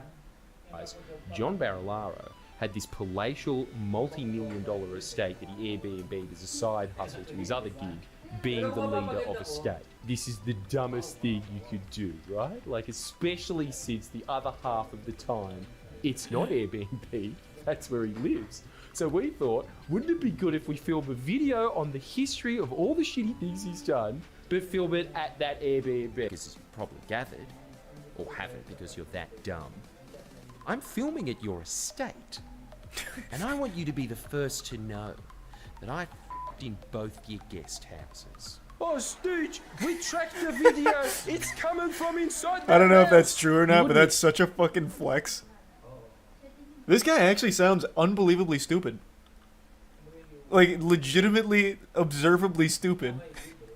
I am believing 100% that his feelings got hurt because Friendly Jordies made fun of him, and he probably cried. Like, he actually probably did cry and then resigned. That's crazy. They came on his pillows. Yeah, maybe. I mean, again, I wasn't there to watch him have sex and pound cheeks at John Barilaro's Airbnb or anything. I'm just gonna take his word for it. And even if he didn't, he planted the seed of doubt in his head forever now. The guy that makes fun of him also fucked in his beds. So either way, that's a W.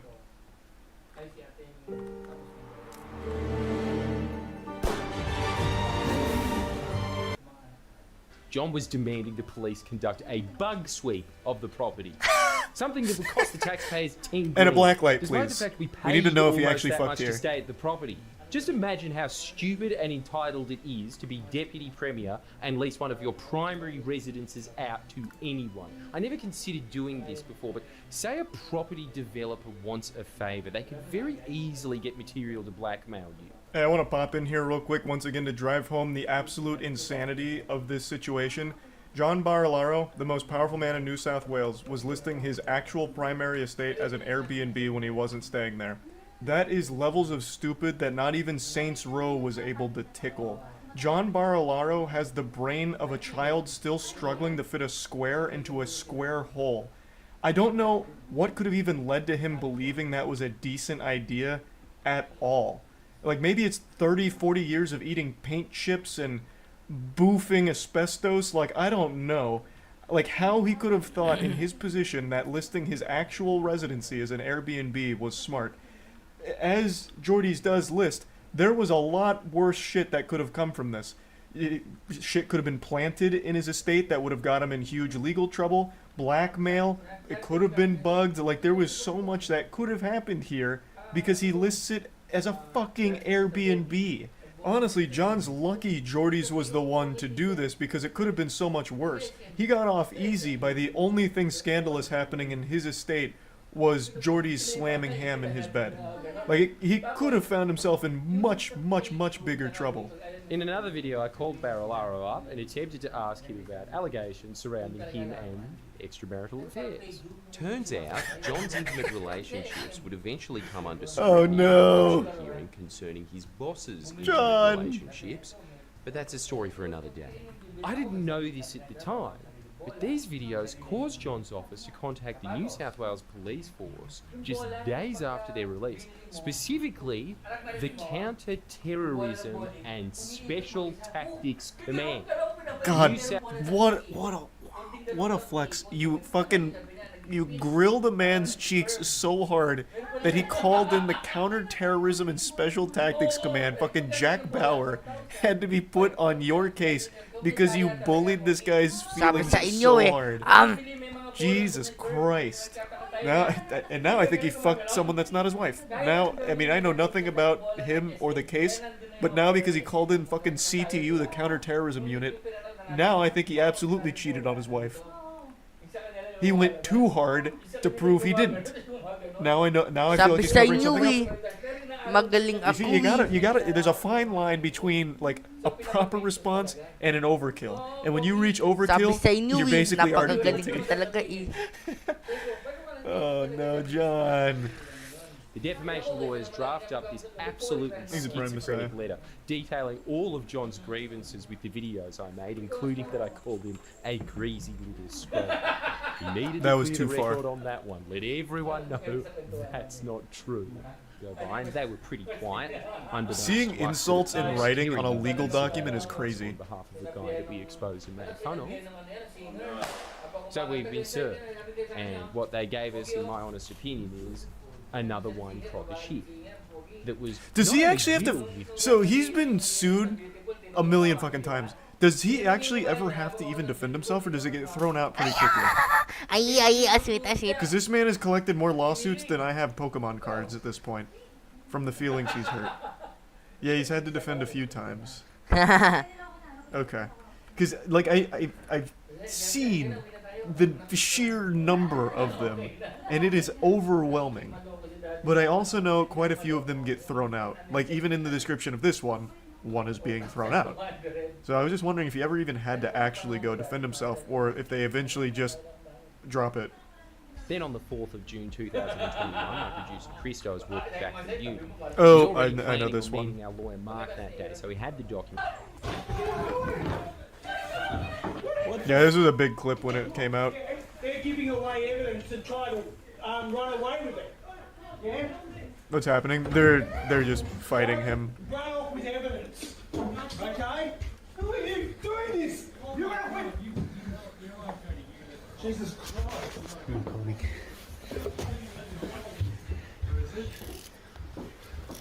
Film this. Man. Make What sure the you don't film it. This is bizarre. This is not Australia. Yeah, it's Mark Davis. Christo was arrested by the Terror Police, specifically the Fixated Persons Unit, charged with 4 counts of stalking and intimidation. So we're now facing criminal charges and a defamation suit. Moments made more special with Novellino, my wine and only.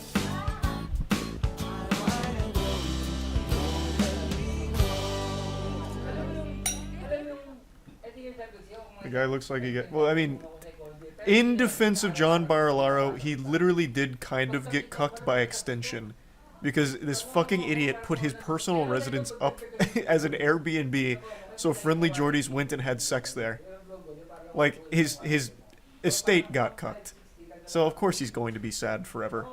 I'll briefly give a little context here. Geordie's producer got arrested on completely bogus dog shit by the goddamn fucking counter-terrorist unit, like super soldiers meant to actually go after like terrorists and shit, all over fucking hurt feelings, and Geordie's and his team exposing corruption.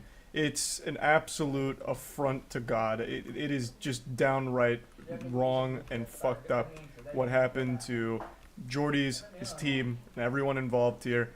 And that clip you saw is only a brief section of that whole arrest, which was brutal. Like, they roughed him up for no reason. Like, all of it is just foul. They end up withdrawing the application and paying both Christo and my legal costs of over $20,000. Hey, but Christo's attaboy. criminal charges still hang over him, and my defo case is still ongoing. During this time, Barilaro also decided to publicly announce his intention to resign from politics, basically saying, I forced him to resign. The defamation case definitely playing a big part of this. God, that's I so don't know good. How many of you can endure what I've endured on online. I feel for young men and women, young boys and girls that get bullied on social media. I feel for them because as a Bro, you are literally the most powerful person in the region, and you're crying about YouTubers making fun of you so much that you're quitting your job. That is the weakest, softest shit of all time. Actual 14-year-olds get bullied harder than you do, and you know what they do? Continue on and move forward. You're the fucking most powerful politician in the region, and you curl up into the little fetal position suckling your thumb because a YouTuber called you a greasy scrotum. That is wild. That is fucking wild. Holy shit. You know what? I actually don't even think it's the mean words that Geordie says against him. I really think when Geordie's fucked at his house because this stupid idiot put his Airbnb or his actual home up for the Airbnb, I think that's what broke him. I think that, like, actually broke his whole soul. I think that was just, like, this big eureka moment where it's like, wow, I'm a fucking idiot. And he couldn't handle the realization. Like, the self-reflection was too much. Overwhelming. So my legal team launches an application shit, to that's strike out Galaxy that Brain. claim, opposed again by Barilaro, who fights tooth and nail to keep that claim in and keep his special protections that prevent his own words from being examined in court. And guess what? We lose. The judge rules that it would be more unfair to deprive Barilaro of the right to vindicate his reputation. What? What is that than stance? to make it impossible That's just for me blatant to corruption. defend myself. So I'm basically stuck in. That needs to be highly scrutinized ASAP. That is so wild. Holy shit. Imagine still being bound by a 1700s ruling to protect a politician from saying something stupid in Parliament. He literally said he can defend himself, but not you. I know. In late December of 2021, I released a video detailing that I had found an Ashley Madison account linked to John Barilaro's email address and personal details. You know the website that had the slogan, That's so "Life good. is short, have an affair." It was hacked a few years ago. I Yes, swear to God. that was as with huge. the rest of the saga, you couldn't make this up. That I can't wait for the reveal, but I just have to once again chime on that. With that Ashley Madison hack, I don't know how many of you remember that. That caused like actual hysteria for maybe like a week. Like on Facebook, like the old gentlemen, they were breaking down like, how could this have happened? The internet is a secure place. My life is ruined. I can't believe it. Like absolutely having this nuclear meltdown because all of their shit was now exposed. It was amazing. It was fucking amazing. Ashley Madison was a place where married men went for cheating on their wife or something. That was the whole shtick. That was the whole basis of the site. Him because when cameramen went to film him one night regarding this scandal, this happened. I wonder if that was the woman he met on Ashley Madison or if it was his wife. There's really no telling. Oh, this is the cameraman.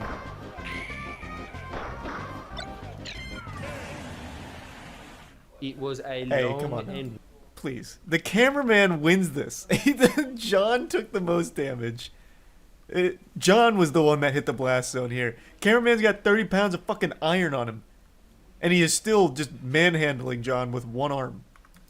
Couldn't work for a while, so we're now using our legal fund to pay for a legal action against John Barilaro on behalf of the camera. Let's go. Just a quick That's so update. good. Days ago, John's charges were dropped Oh. on the grounds of mental health. How? How is that an excuse? Wait, what? Does that work in Australia? So let's say assault and battery, whatever. Like you show evidence like, hey, this is really taking a toll on my mental health. Like I'm really stressed about this, and then be like, oh my god, we're so fucking sorry. Holy shit. Okay, we'll drop the case, please. Take all the time you need to recover from the mental burden of this whole ordeal. Oh my god, wow. Is that just like something you can actually do? Like obviously assault charges are going to be mentally draining, even to, well, especially to the super sensitive goofball Barilaro. But is that a real defense? Like, my mental health is suffering from this, please drop it. And they'll be like, oh, yes. Well, now that you've said that. It's like in Pirates of the Caribbean with parlay. If you shout parlay, they just have to stop everything. No, not a thing. He's just super corrupt. Okay, thank God. I'm happy to hear that. Well, I mean, I'm not happy to hear about the corruption, but I'm glad to hear this isn't like a real tactic you can employ. Executive Director of large Sydney property development company Coronation Property Co. In August last year, we released an investigation into this developer, which detailed never before published links between them and one of the most violent crime organisations in all of Australian history, the Alameddine crime family, who are in no way suspects in the firebombing. No, not them. I'm sure they all have very credible alibis. Wow, that's terrifying. We revealed that Andy DeHaas, the now former enough for Clubs New South Wales to bring a private prosecution against Troy and I. So now I've made even more enemies. The gambling lobby and anyone that would use them to launder money. And Clubs New South Wales rejected him. By the way, this came out on the same day John was saying in court that he was too mentally ill to face his assault charges, but well enough to run Clubs New South Wales, one of the most scrutinised jobs in the country right now. Well, the thing is, like, assault charges are a scary thing. That's like a mental ewy. Like, that's yucky. Like, that doesn't make me feel good. But being in charge of a massive gambling company, that's a yippee kind of feeling. Like, that's two very different sides of, like, the mental spectrum here. So I can totally understand him not wanting to go to court to face the assault charges. That is very stressful. This is pleasure. This is fun. So I get it. I get it, John. To have me thrown in jail, the 7th richest man in Australia threatening to sue me, numerous other property developers.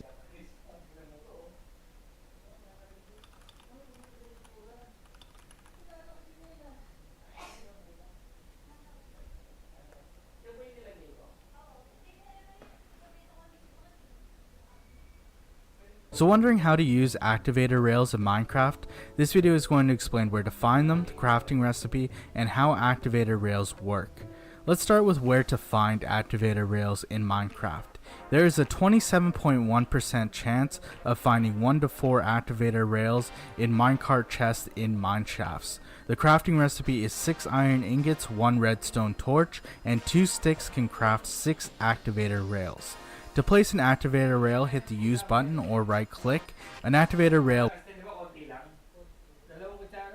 will align with adjacent rails. Activator rails can be placed on solid opaque blocks, mechanism components like redstone lamps, hoppers, or side of blocks, and trying to place them on this tool is the pickaxe. The purpose of an activator rail is it can be used as a rail and redstone component. A minecart moving over an activator rail will lose velocity, but it can be regained using a powered rail. If you just place an activator rail, it will be inactive. To put it into an active state, there has to be a redstone signal going into the activator rail. An adjacent power component can activate the rail button. The output of the comparator or repeater needs to go into the rail. Powered redstone dust facing into the rail can activate the activator rail. Also, any activator rail connected will be powered to 8.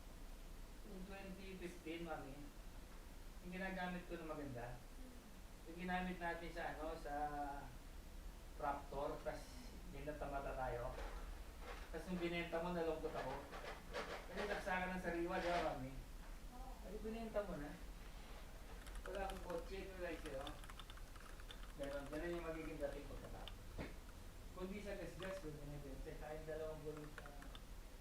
Minecraft has a whole system of items, rails, and minecarts designed to create transportation systems for mobs, items, and players. So in this video I'll explain everything about them. So of course for the fundamentals of minecarts and rails, basically how it works is that for every type of minecart they also need to be on top of rails. Of course in certain scenarios minecarts need power to go higher up, and there's different types of minecarts and different types of rails that all serve different purposes. Also basically any mob or player can get inside of minecarts if they're the right size, and there's a ton of redstone purposes surrounding all these different components almost anywhere you'd like, but something you may notice is that in certain patterns it'll be cut off like this.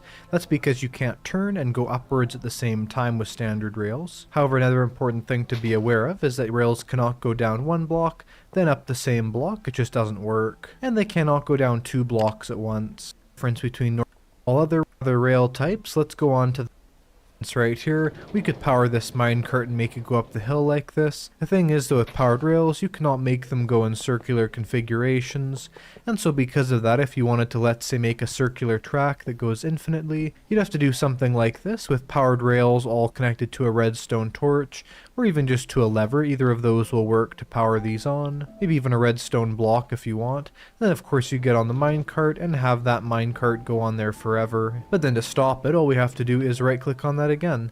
And something you may notice is it actually stopped really abruptly, and I'll show you why. Let's on this track right here put a singular unpowered rail, and then let's put right next to it a standard rail, as the power and powered rails will connect other powered rails, but cannot go between unpowered rails. So for instance, this line of redstone will keep going this way, but eventually will stop. And actually if we place powered rails this direction for a long time, eventually they will power off because it's gone far enough away from the torch that there's not enough power for it to continue on, as it goes 8 blocks away from the powered block. But anyway, with this one unpowered rail here, if we place it down on this incline and just go down, you'll notice the minecart actually gets stuck on the side of the rail here without going any further, and that's because powered rails, when they're not being powered, is a natural break.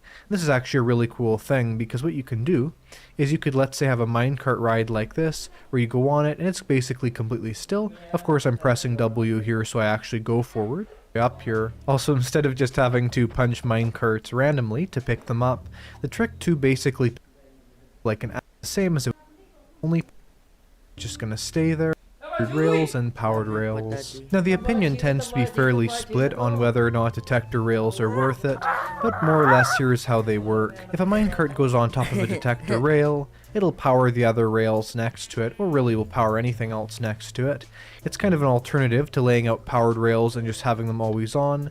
With a detector rail, only a minecart can turn those on. So for instance, you could have a setup looking something like this. Instead of the rail, you have a detector rail on either side. It would kind of go between a bunch of powered rails and then one detector rail. And if you come to a turn, of course, that would change. But generally it would be a system like this. Now the only problem of this tends to be if the minecart gets stopped and you're going on here, it's actually really hard to get started again with those powered rails to stay on. The problem is too, because these can power anything around them, if we place down the minecart right here and light it along the track, we could actually have these other blocks of TNT next to the side go off without us being able to control that or not. And although of course that does make us a very cool self-destructing railway, it is not something that is entirely practical. So overall it's kind of up to you whether or not you use detector rails, but for me personally I do just like using them, as it is kind of cool to see powered rails only be on when you're traveling over them. What do I mean by that? Well, let's say we have a detector rail right here, and it's kind of, and then we ride, so we're going down this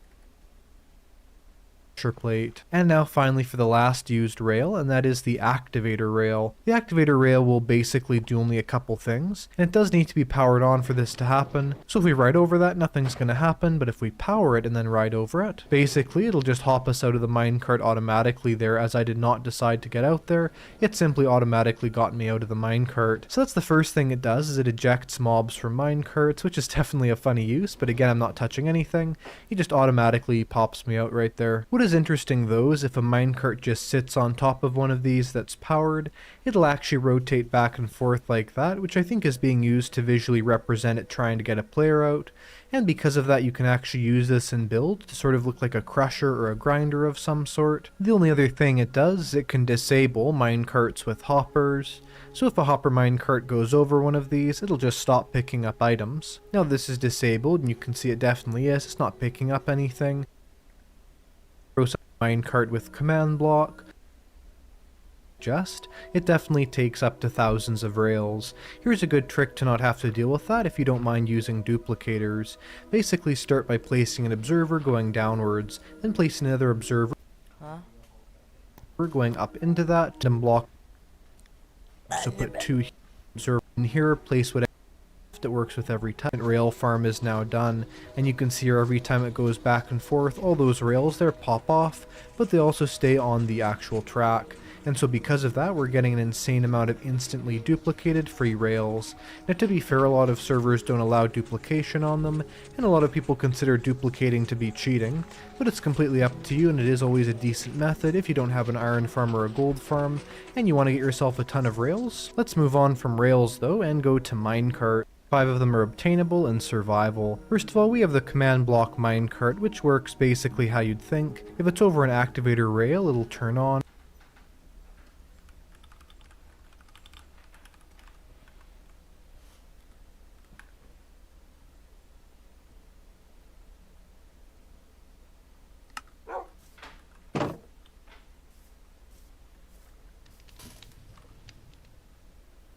To craft rails, you will need 6 iron ingots and 1 stick. Place the stick in the center of the crafting table, then place 3 iron ingots down the left side and then the right side. This will give you 16 rails.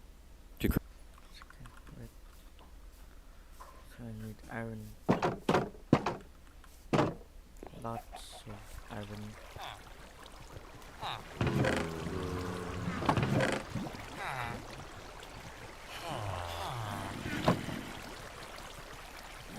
To craft powered rails, you will need 6 gold ingots, 1 redstone dust, and 1 stick. Place the stick in the center of the crafting table with the redstone dust underneath that, and then place the gold ingots to the left and right sides. This will give you 6 powered rails.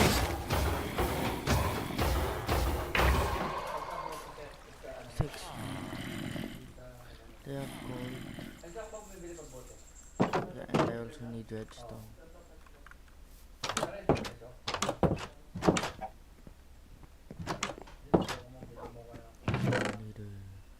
Palagay mo yung 200 makakabili na ata. Ay, ito dali mo makakabili. Ay, 4 na.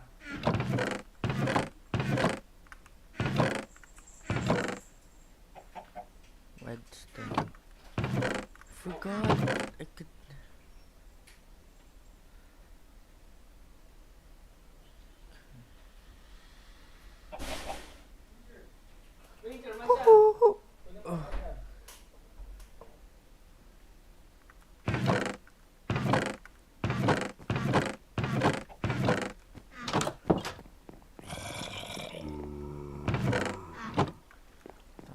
redstone.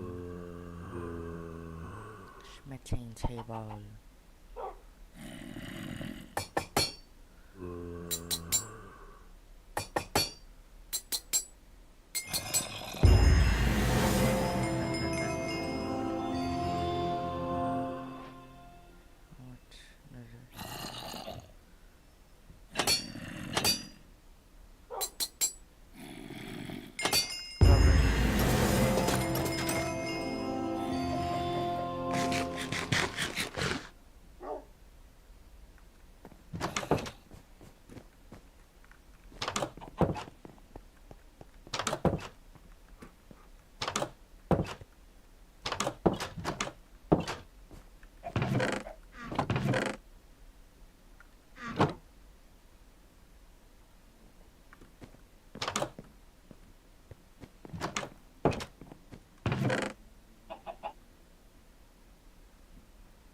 Yeah, but we don't have any redstone. We're gonna need to like mine some redstone. Maybe there's some redstone here. Redstone.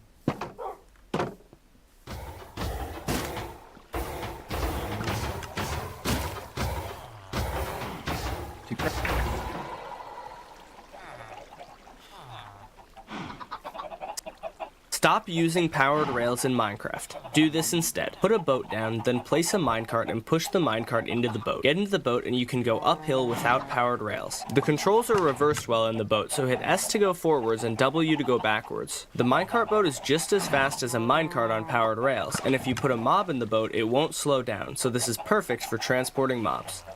Yes, I need a boat, and I also need a...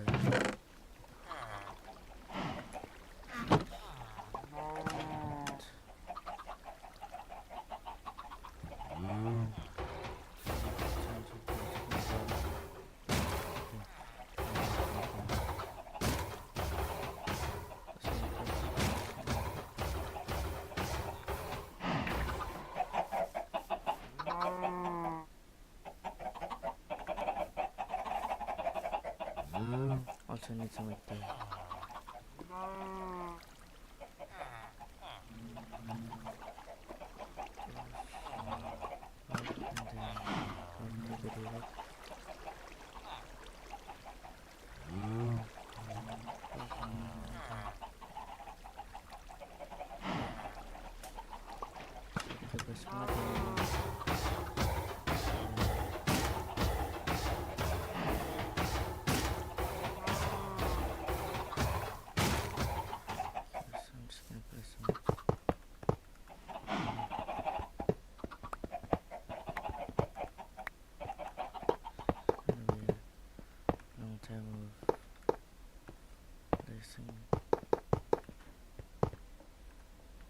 Love you, put that. Dodgy bears. I have a longer enemies list than Richard Nixon, so despite having my suspicions, I'm still not completely sure as to who done it. But enough of listing enemies, it's now time for my friends list. First of all, sorry to my neighbours and landlord, and future apology to whoever finds my corpse. It's going to be messy. I'm not going down without a fight. Big thank you, boy. That's like actually fucking terrifying. Like he's making light of it, but the enemies that he has listed here are actually fucking horrifying. Like, I can't believe he's still staying in Australia, honestly. I really can't. So, for those that don't remember the situation, I'll quickly let you know. His house got firebombed, but it was actually the second attempt. So they initially firebombed his fucking neighbors, thinking it was his house. And then when they realized it wasn't his house that they fucking firebombed, they came back to try and finish the job. And like he mentioned, the house didn't even have smoke alarms, so like he literally probably would have just died if he was actually home at the time. Because it would have been when he was asleep. And the enemies he's listed here and their connections are very serious. I don't know how he's sitting here and being like okay about it and lucid. What a man's man. The problem as well is people who hear real journalism but don't like the message and reject it. See, like, I don't really subscribe to that belief Because if you look at some of like the real journalists that do great work like Jordy's, they are very well received by actual people, not politicians and not the elite. Like that's how you know it's the sign of like good journalism. I never really see pushback when you're met with like a real journalist.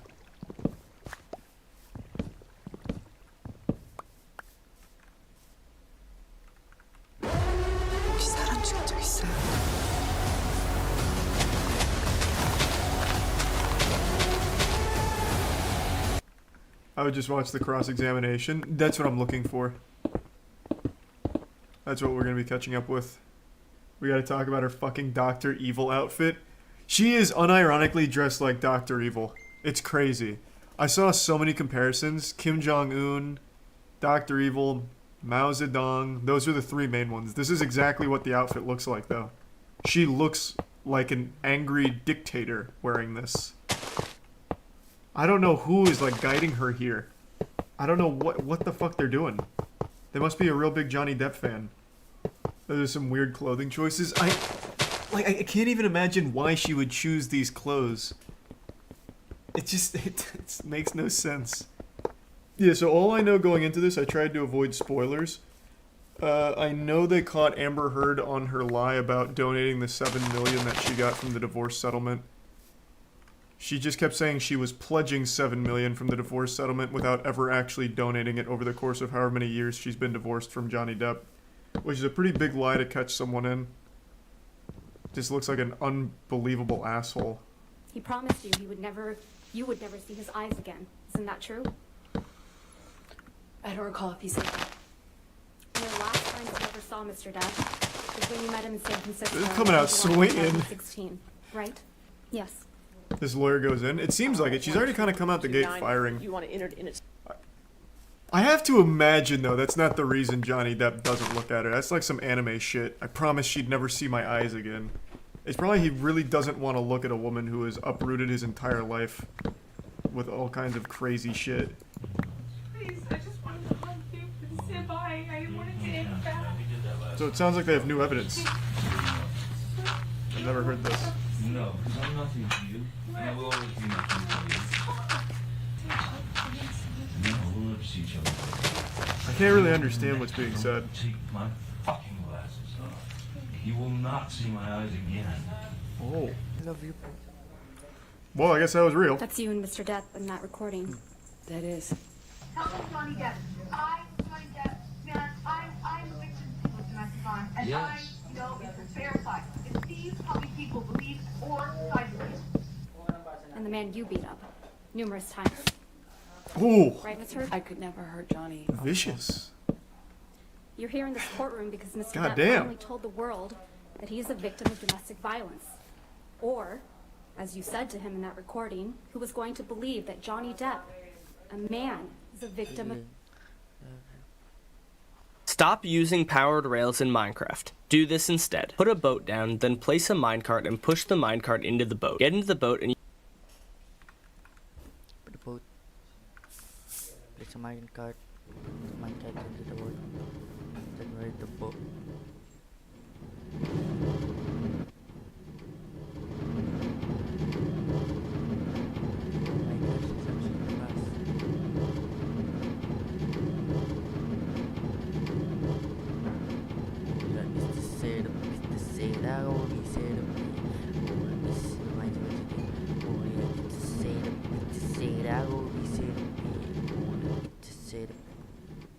What?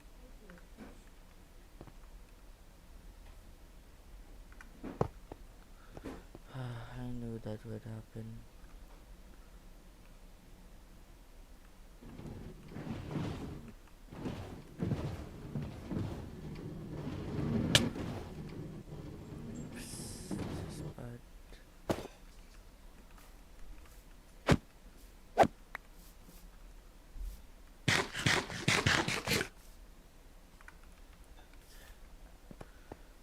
Boat, minecart, no.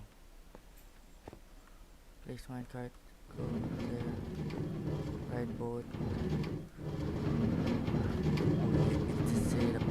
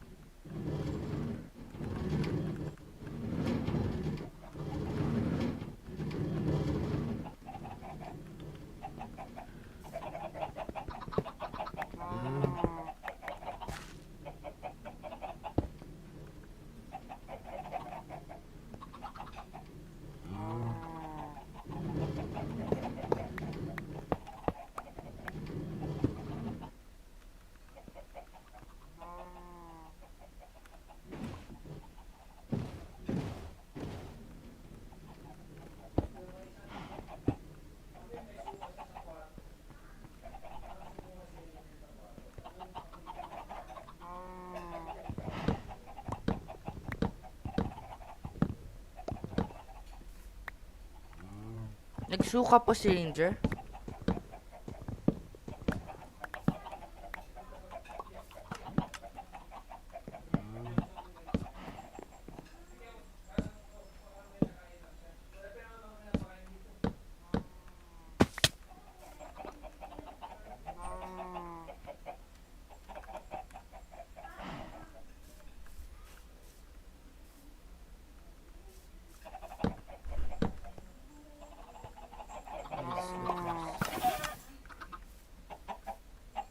Oh yeah, it's the setup, ako be setup, ora, it's the setup, ako be setup.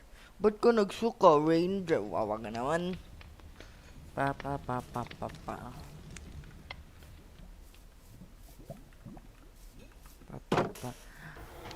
yeah, it's the setup, ako be setup. Oh yeah, it's the setup, ako be setup.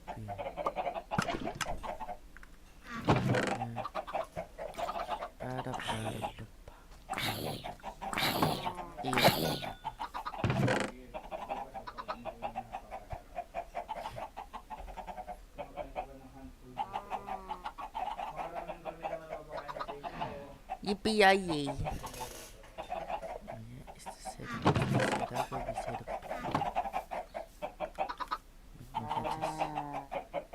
And I need to make more sounds.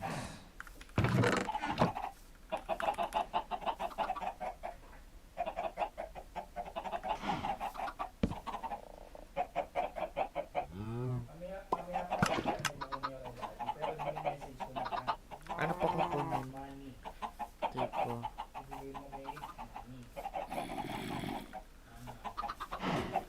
Bibigay po ako mami ang money.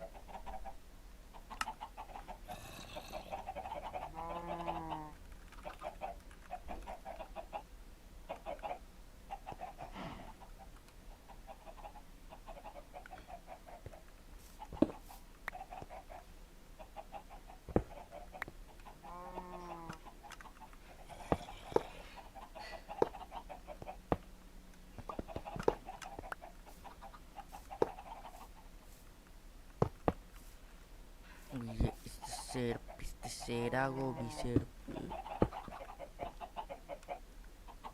Para pa.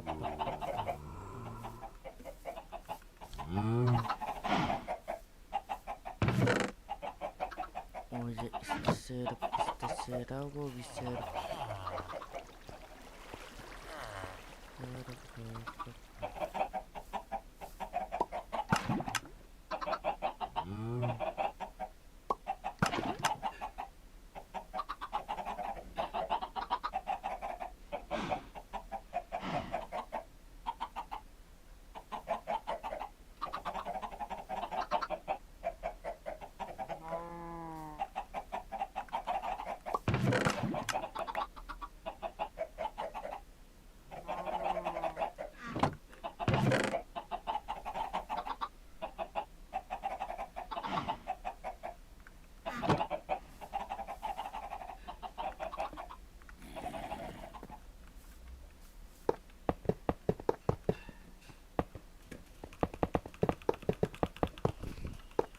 Intense Minecraft clicking.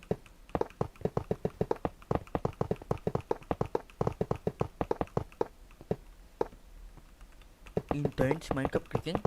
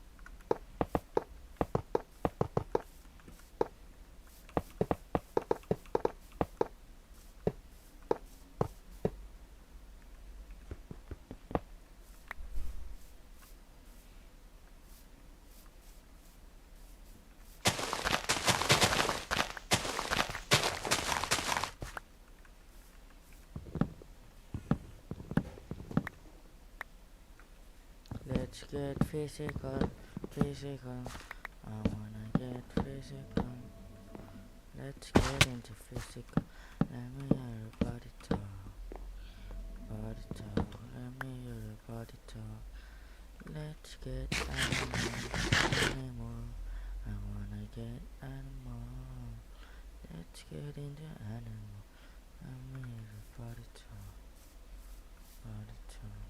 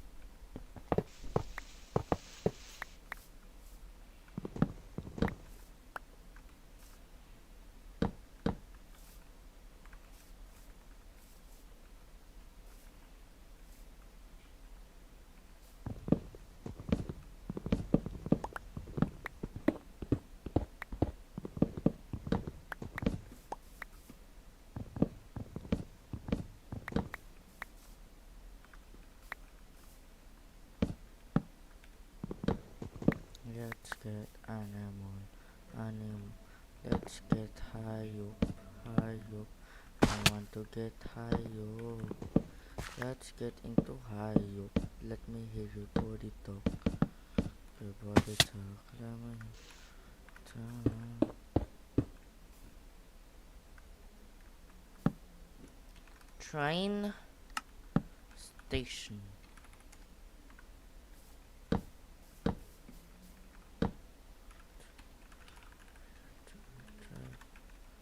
To drive boat cart.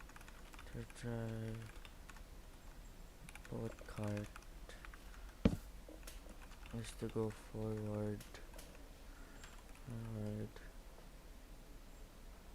A to go. W to go backward.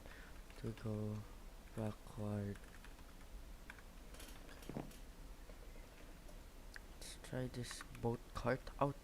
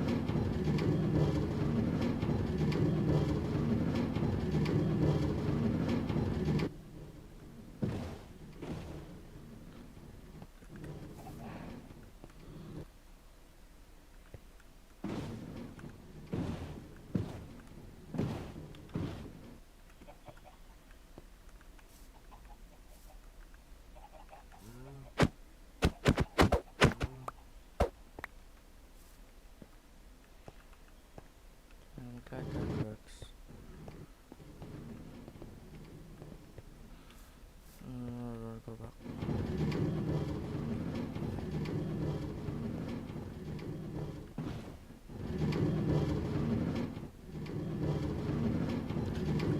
Go back. Go back.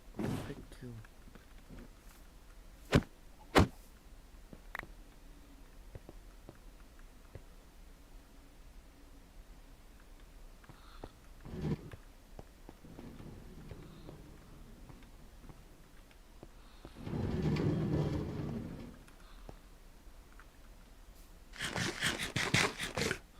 Hotel halls, neon walls, when night falls, I know escape.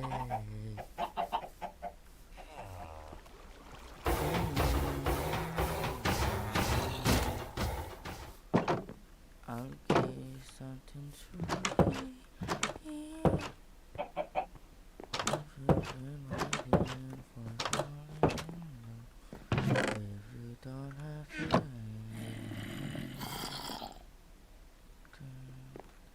'cause I've been living forever and above.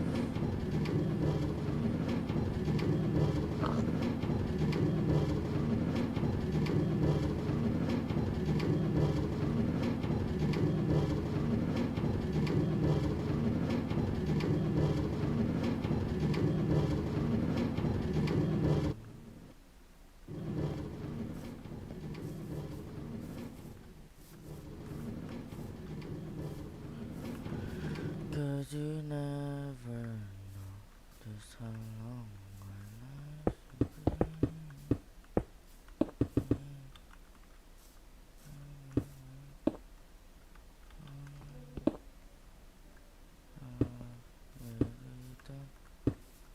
Seven days a week, Monday, Tuesday, Wednesday, Thursday, Friday, Saturday, Sunday.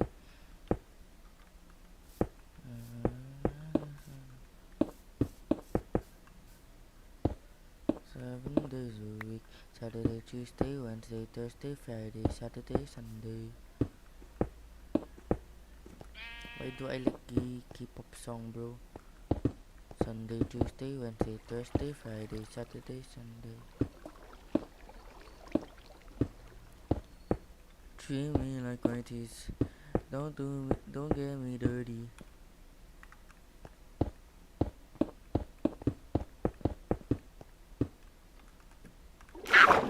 Whew. Night after night, I'll be loving you right. Sunday, Monday, Tuesday, Wednesday, Thursday, Friday, Saturday, Sunday. Okay. Parkour Pro. 7 days a week. Monday, Tuesday, Wednesday, Thursday, Friday, Saturday, Sunday. Night after night, I'll be loving you right 7 days a week.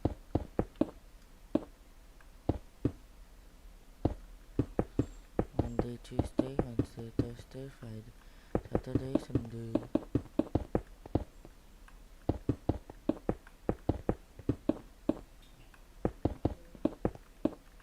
Seven days a week. Monday, Tuesday, Wednesday, Thursday, Friday, Saturday, Sunday.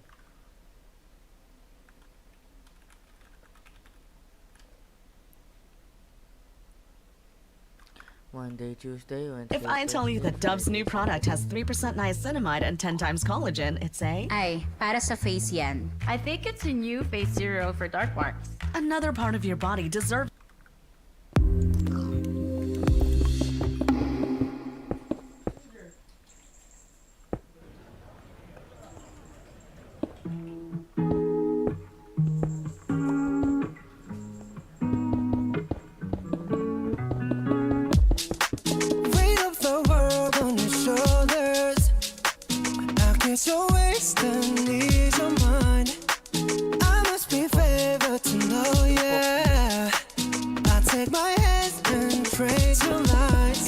that we could ride. It's the way that we could ride.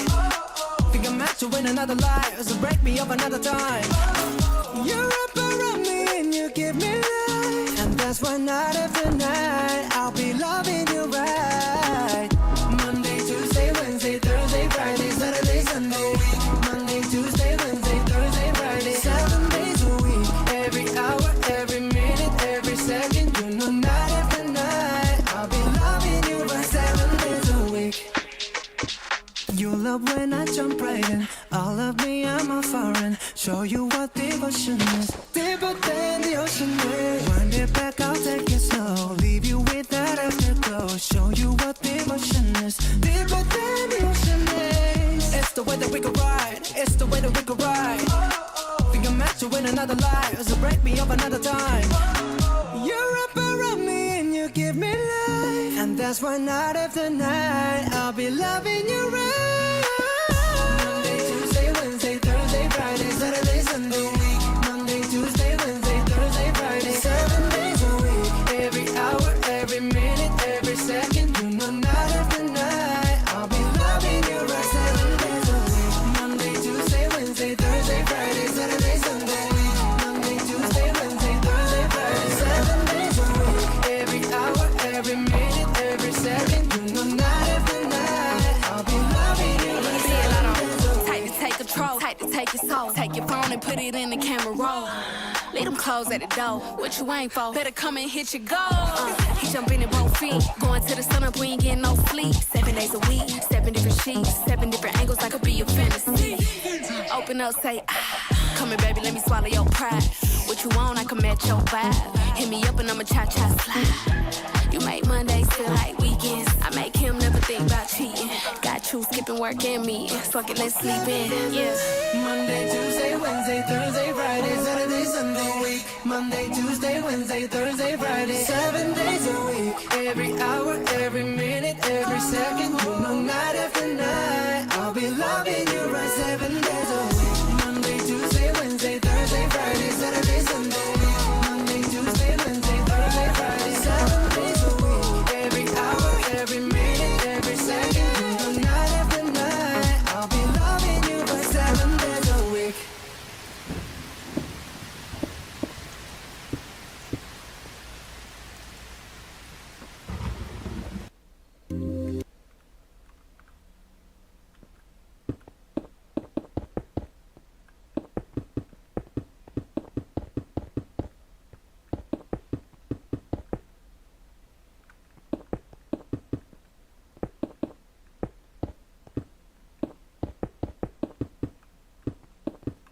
Monday, Tuesday, Wednesday, Thursday, Friday, Saturday, Sunday. Monday, Tuesday, Wednesday, Thursday, Friday, 7 days a week. Every hour, every minute, every second, you know night after night I'll be loving you right 7 days a week. Every hour, every minute, every ching chong bing bong. 7 days a week. Monday, Tuesday, Wednesday, Thursday, Friday, Saturday, you know night after. You know night after. You know, bro. Hasn't even been a minute since I listened to that K-pop song. Now can't a gamer. Monday, Tuesday, Wednesday, Thursday, Friday, Saturday, Sunday. Monday, Tuesday, Wednesday, Thursday, Friday, Saturday, Sunday. Every hour, every Sunday, Monday, Tuesday, Wednesday, Thursday. Monday, Tuesday, Wednesday, Thursday, Friday, Saturday, Sunday. Monday, Tuesday, Wednesday, Thursday, Friday, 7 days a week. Every hour, every minute, every second, no night after night I'll be loving you right 7 days a week.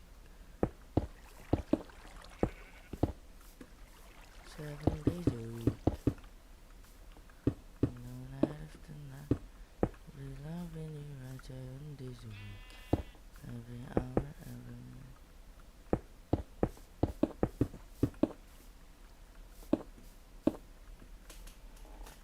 Night after night, I'll be loving you right 7 days a week.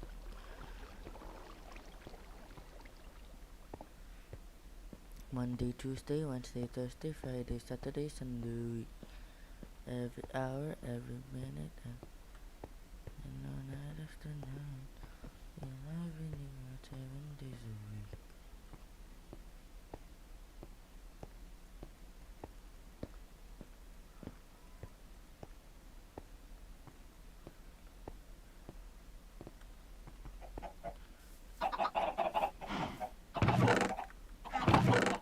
Seven days a week.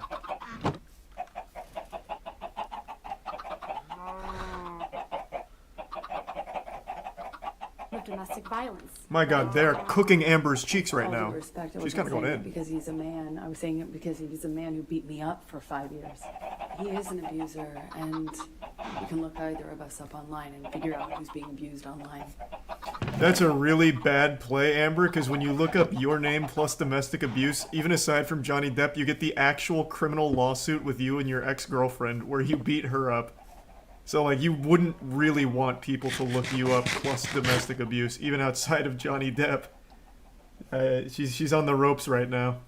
It's a big fucking yikes. It is. She has a legitimate case against her from 2009 where she beat up her ex-girlfriend. But then she said it was actually overplayed. She didn't beat her up. She simply hit her or something like that.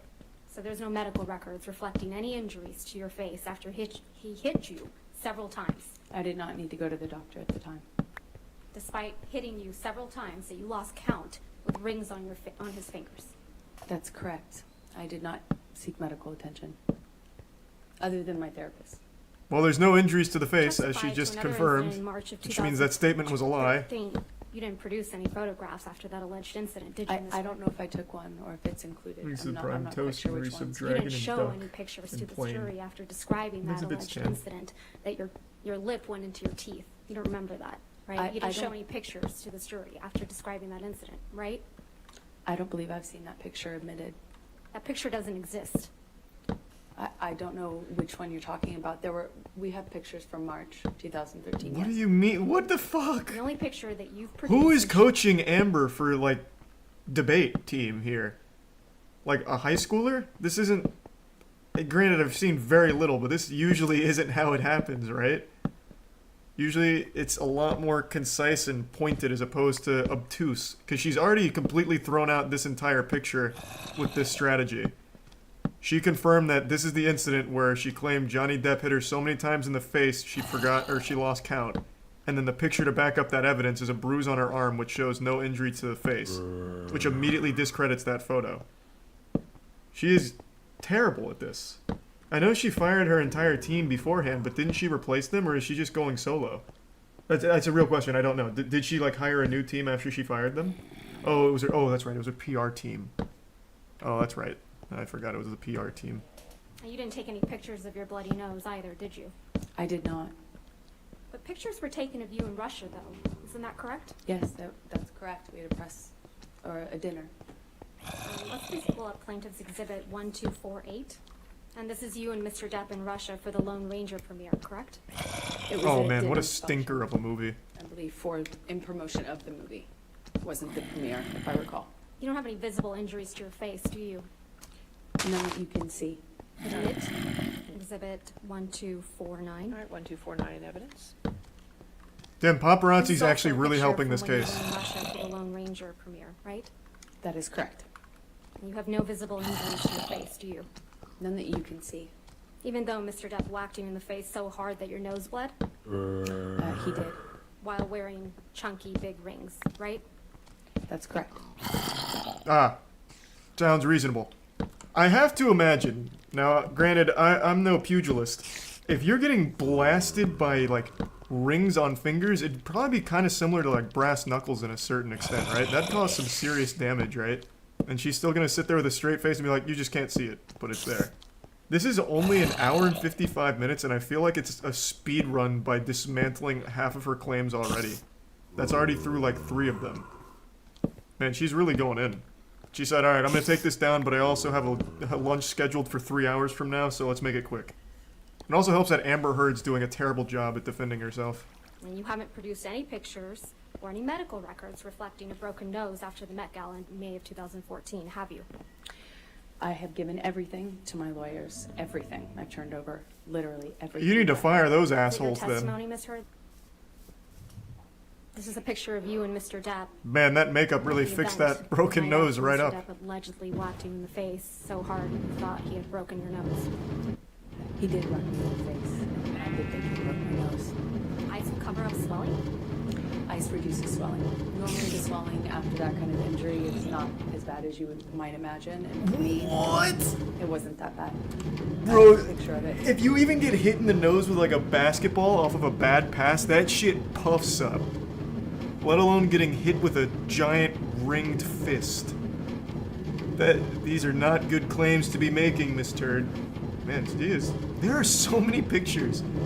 They came prepared. They did their homework. A picture you haven't produced or shown to did. this jury, right, Miss Heard? I produced everything. But you haven't shown it to this jury. I would very much like to. And she hates her lawyers too. I mean, I would too after this, to be honest. Pretty smart though to use the lawyers as the scapegoat, but also pretty stupid considering they're the ones that are trying to keep you $50 million not in the hole. Amber Heard using chug jugs before taking photos. Okay then. Yeah, I guess. Is she going to jail too? That's not the purpose of the trial. So no. Unless she somehow, like, implicates herself in a big way, like, something straight out of a cartoon, like, yeah, I did it, and I'll do it again, too, and then lunges over at Johnny and starts beating his ass. There's a chance she may with perjury. I highly doubt. I mean, granted, I haven't finished this, but I don't think there's any case of perjury against her, is there?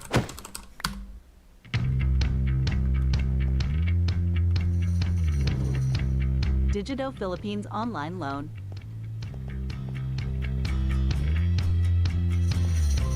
Get it today. Oh, wow. Amber Heard perjury investigation continues. Holy shit. And a dog smuggling lawsuit. Don't know what that is. I was checking on my phone after the event to make sure that they couldn't see anything. Your testimony was that you were checking in the car on the way to the event to make sure that there were no marks on your back. Perhaps I misspoke or I misunderstood. It was on the way back from it was after I was concerned. After, concerned that there would be marks in any photographs since we were being photographed at Johnny's precedent. This is you in the backless dress at the Mordecai premiere in Tokyo, right? That is correct. And you would agree that there are no bruises or visible marks on your back in this picture? No, not that I could see.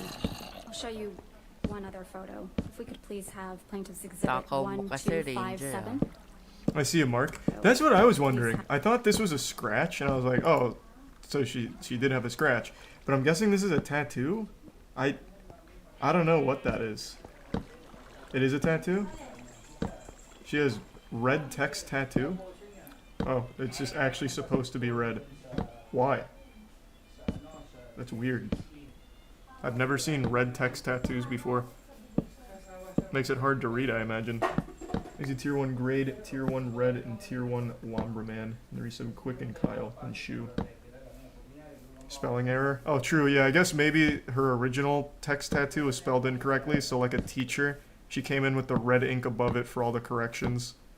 There aren't any medical records reflecting that you sought medical treatment for any of these injuries, are there? I did not seek medical treatment after Australia, no. Not for the rape? No, I did not want to tell anyone. Not for the cuts? No. Not for the injuries to your face? I didn't need to. You also told the jury about an incident on December 15, 2015, right? So that incident right there with the writing on the wall, so she took pictures of that shit she was talking about with the paint, where Johnny Depp was like writing weird shit in paint on the wall. Is that the same timeline? With his finger? Oh, that's right, yeah, with his finger, where he was writing in his like finger cut, like his finger cut, or whatever. Okay, so that's the same one. Okay. Yeah, it's a lot of broken nose claims. With no medical attention to him any time. She's got super regenerative powers. It's like the Deadpool. I could please direct your attention, Ms. Hurd, to page day 16, 4593, jury trials transcript. Don't they still have someone on staff that transcribes these in real time? Or is that obsolete now with technology? Weird time to pause, I'm just curious. Yeah, it is still just a person that's Man, hats off to them. That was such a fat bundle of papers, and to transcribe over 8.5 hours worth of deliberation is crazy. That's correct. And bruising on your chin. Thanks you some Lawwood Enigma, Big Correct. Boy. And the You also use of testified ID. that your head was Sebastian. bleeding from where Mr. Depp ripped chunks of your hair out. I remember, yes. And that you had, quote, gross, pussy, and, quote, bruising around your temple. In my scalp, yeah. Now, for this incident, you did take pictures. That's correct. And we will look at some of those in a minute, but I first want to talk to you about your appearance on the James Corden show. Oh, fuck. Can I close You this? weren't lying. James Corden makes an appearance. Oh. Let's please pull up a clip of your appearance from that evening. If we could, Plaintiff's Exhibit 35. 522, your And for subs the ghost. record, we will only be playing a portion of Thank you, this, Ghost. so we will call it Plaintiff's Exhibit 35A. Any objection? 35A in evidence. You may have it please published. Apologies. If we can please start that over. Oh, double dose of James Corden. Oh my god. I grew up, in Texas riding horses and. Oh, really? Not a big ballet community out there in Texas. No, not so much. Shooting guns, yes, but ballet, no. So. And my face, though, is like I've got that you saw in the clip, like this beautiful 1920s, stage makeup on and like flower. At the very crowns least, and all James this. Corden's not And then talking my much. hand, and my face, and then my hand. Could be worse. Move to admit and publish Plaintiff's Exhibit 98. Any objection? All right, Ms. Brennan, you can move the microphone and turn it on for you, so Judy and I are having trouble hearing you. Sorry, Brennan. All right, thank you. All right, 98 in evidence. If I got my ass beat like hardcore and then went on the James Corden show, I'd say the James Corden show would be more painful. I could get hit with a fucking sledgehammer and James Corden would still be worse. Right. That's correct. You did take pictures of your alleged injuries on after December 15th, correct? You showed those to the jury? Thanks for your Sure did, razor. yes. Let's please pull up Defendant's Exhibit 516, which is already in evidence. You testified that this is a picture of you after the incident on December 15th, 2015, right? It was. This is also a picture of you after the incident on December 15th, This is a 2015. shyster. That's correct. Oh, they're using a People magazine article for evidence? Oh. It's this one. The one that Pictures started ended it up all. in People magazine in June of 2016. Isn't that right, Ms. Hurd? That's correct. You gave these pictures to People magazine after you publicly accused Mr. Depp of domestic abuse, didn't you? I didn't personally know. No, this is him calling me a liar and me forcing to prove it. So you did give these pictures to People magazine? No, I gave these pictures actually to my lawyers and my representatives at the time. So it's your testimony, Ms. Hurd, that your lawyers and representatives gave these pictures of their client to People magazine in the middle of a contentious divorce? I certainly did not personally give them, no. Man, they're about to be disbarred. I'll tell you what. Okay. You also have a They're medical sweating. record from, this is the entirety of the medical record, right, Ms. Hurd? Yes, what I meant by partial is I didn't talk about what happened to me. I didn't get into my injuries. I didn't I see. get into what happened or ask for anything other than should I get some sort of scan done. But this record doesn't document any physical injuries on you, does it? I'd have to read it in full, but I don't know. Well, let's do that. What was their thought process there? Like, yeah, I'd have to read it later. I mean, obviously we're gonna read it now. It's right here. Like, there was no way of getting around that. It is just, they have the whole thing. What a horrible idea. Like, what a dog shit strategy. It also says I'm a well-nourished male. Right. I have no idea what that means. I think this medical record's missing a lot of things. You don't have any medical records reflecting that you broke your nose during your relationship with What was Mr. she talking Depp, about do with the malnourished male part? I don't see that here. It was the top line. Oh. Malnourished male. Oh. Yeah, malnourished male in NAD. Alert and oriented ×4. Yeah, what does that mean? Anyone more knowledgeable than me? What does that mean? NAD stands for no acute distress. Oh, so it's okay. Then there's no way that's malnourished male. I imagine it's going to be well-nourished male. Moisture, hair Because that distribution, wouldn't that if it was a malnourished patient, wouldn't that immediately be like some kind of acute distress? texture, I would think, right? turgor. It reads intact, normal color, moisture, hair distribution, texture, turgor. Oh, you're right. I just saw it. I saw it. Right before it went up, I can tell it says well. There's no medical records reflecting that you broke your nose during your relationship with Mr. Depp, is there, Miss Heard? I don't know what made it in evidence, but I do know that I documented that visit and that everything was given to my attorneys. Miss Heard, you never went Man. to see any doctor She hates her legal or team. surgeon or after you were with Mr. Depp as a result of any injuries you sustained as a result of Mr. Depp. Afterwards, yes, I did. And you didn't produce those medical records in this case. I'm gonna object, Your Honor. I did. I don't know.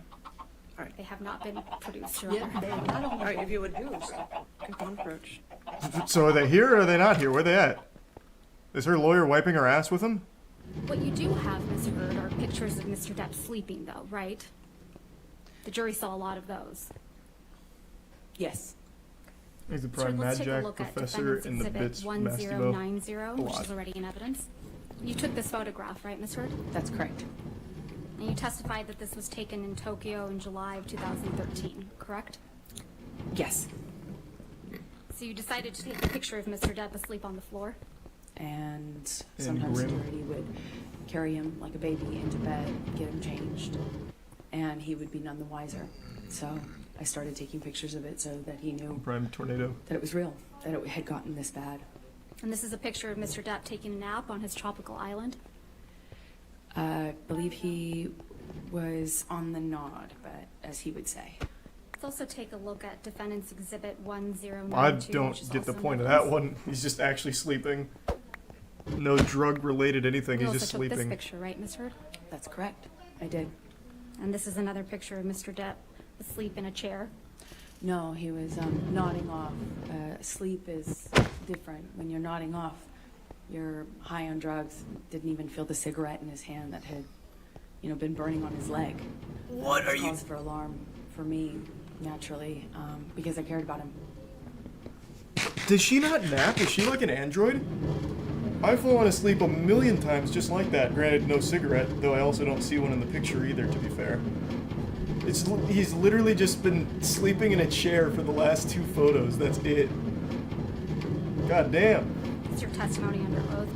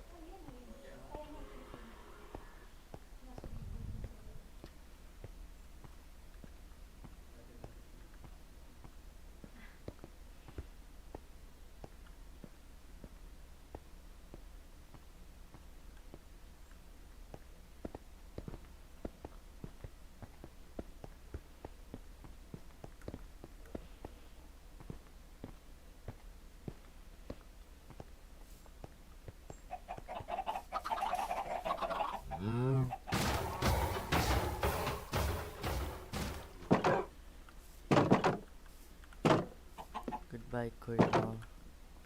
This may be my last log on for a couple of weeks, but just want you to know you're a good dog, Kurima. Thank you. World, Mr. Chicken, Ochi of Dai, please take care of Kurima. Kurima, take after the world, okay?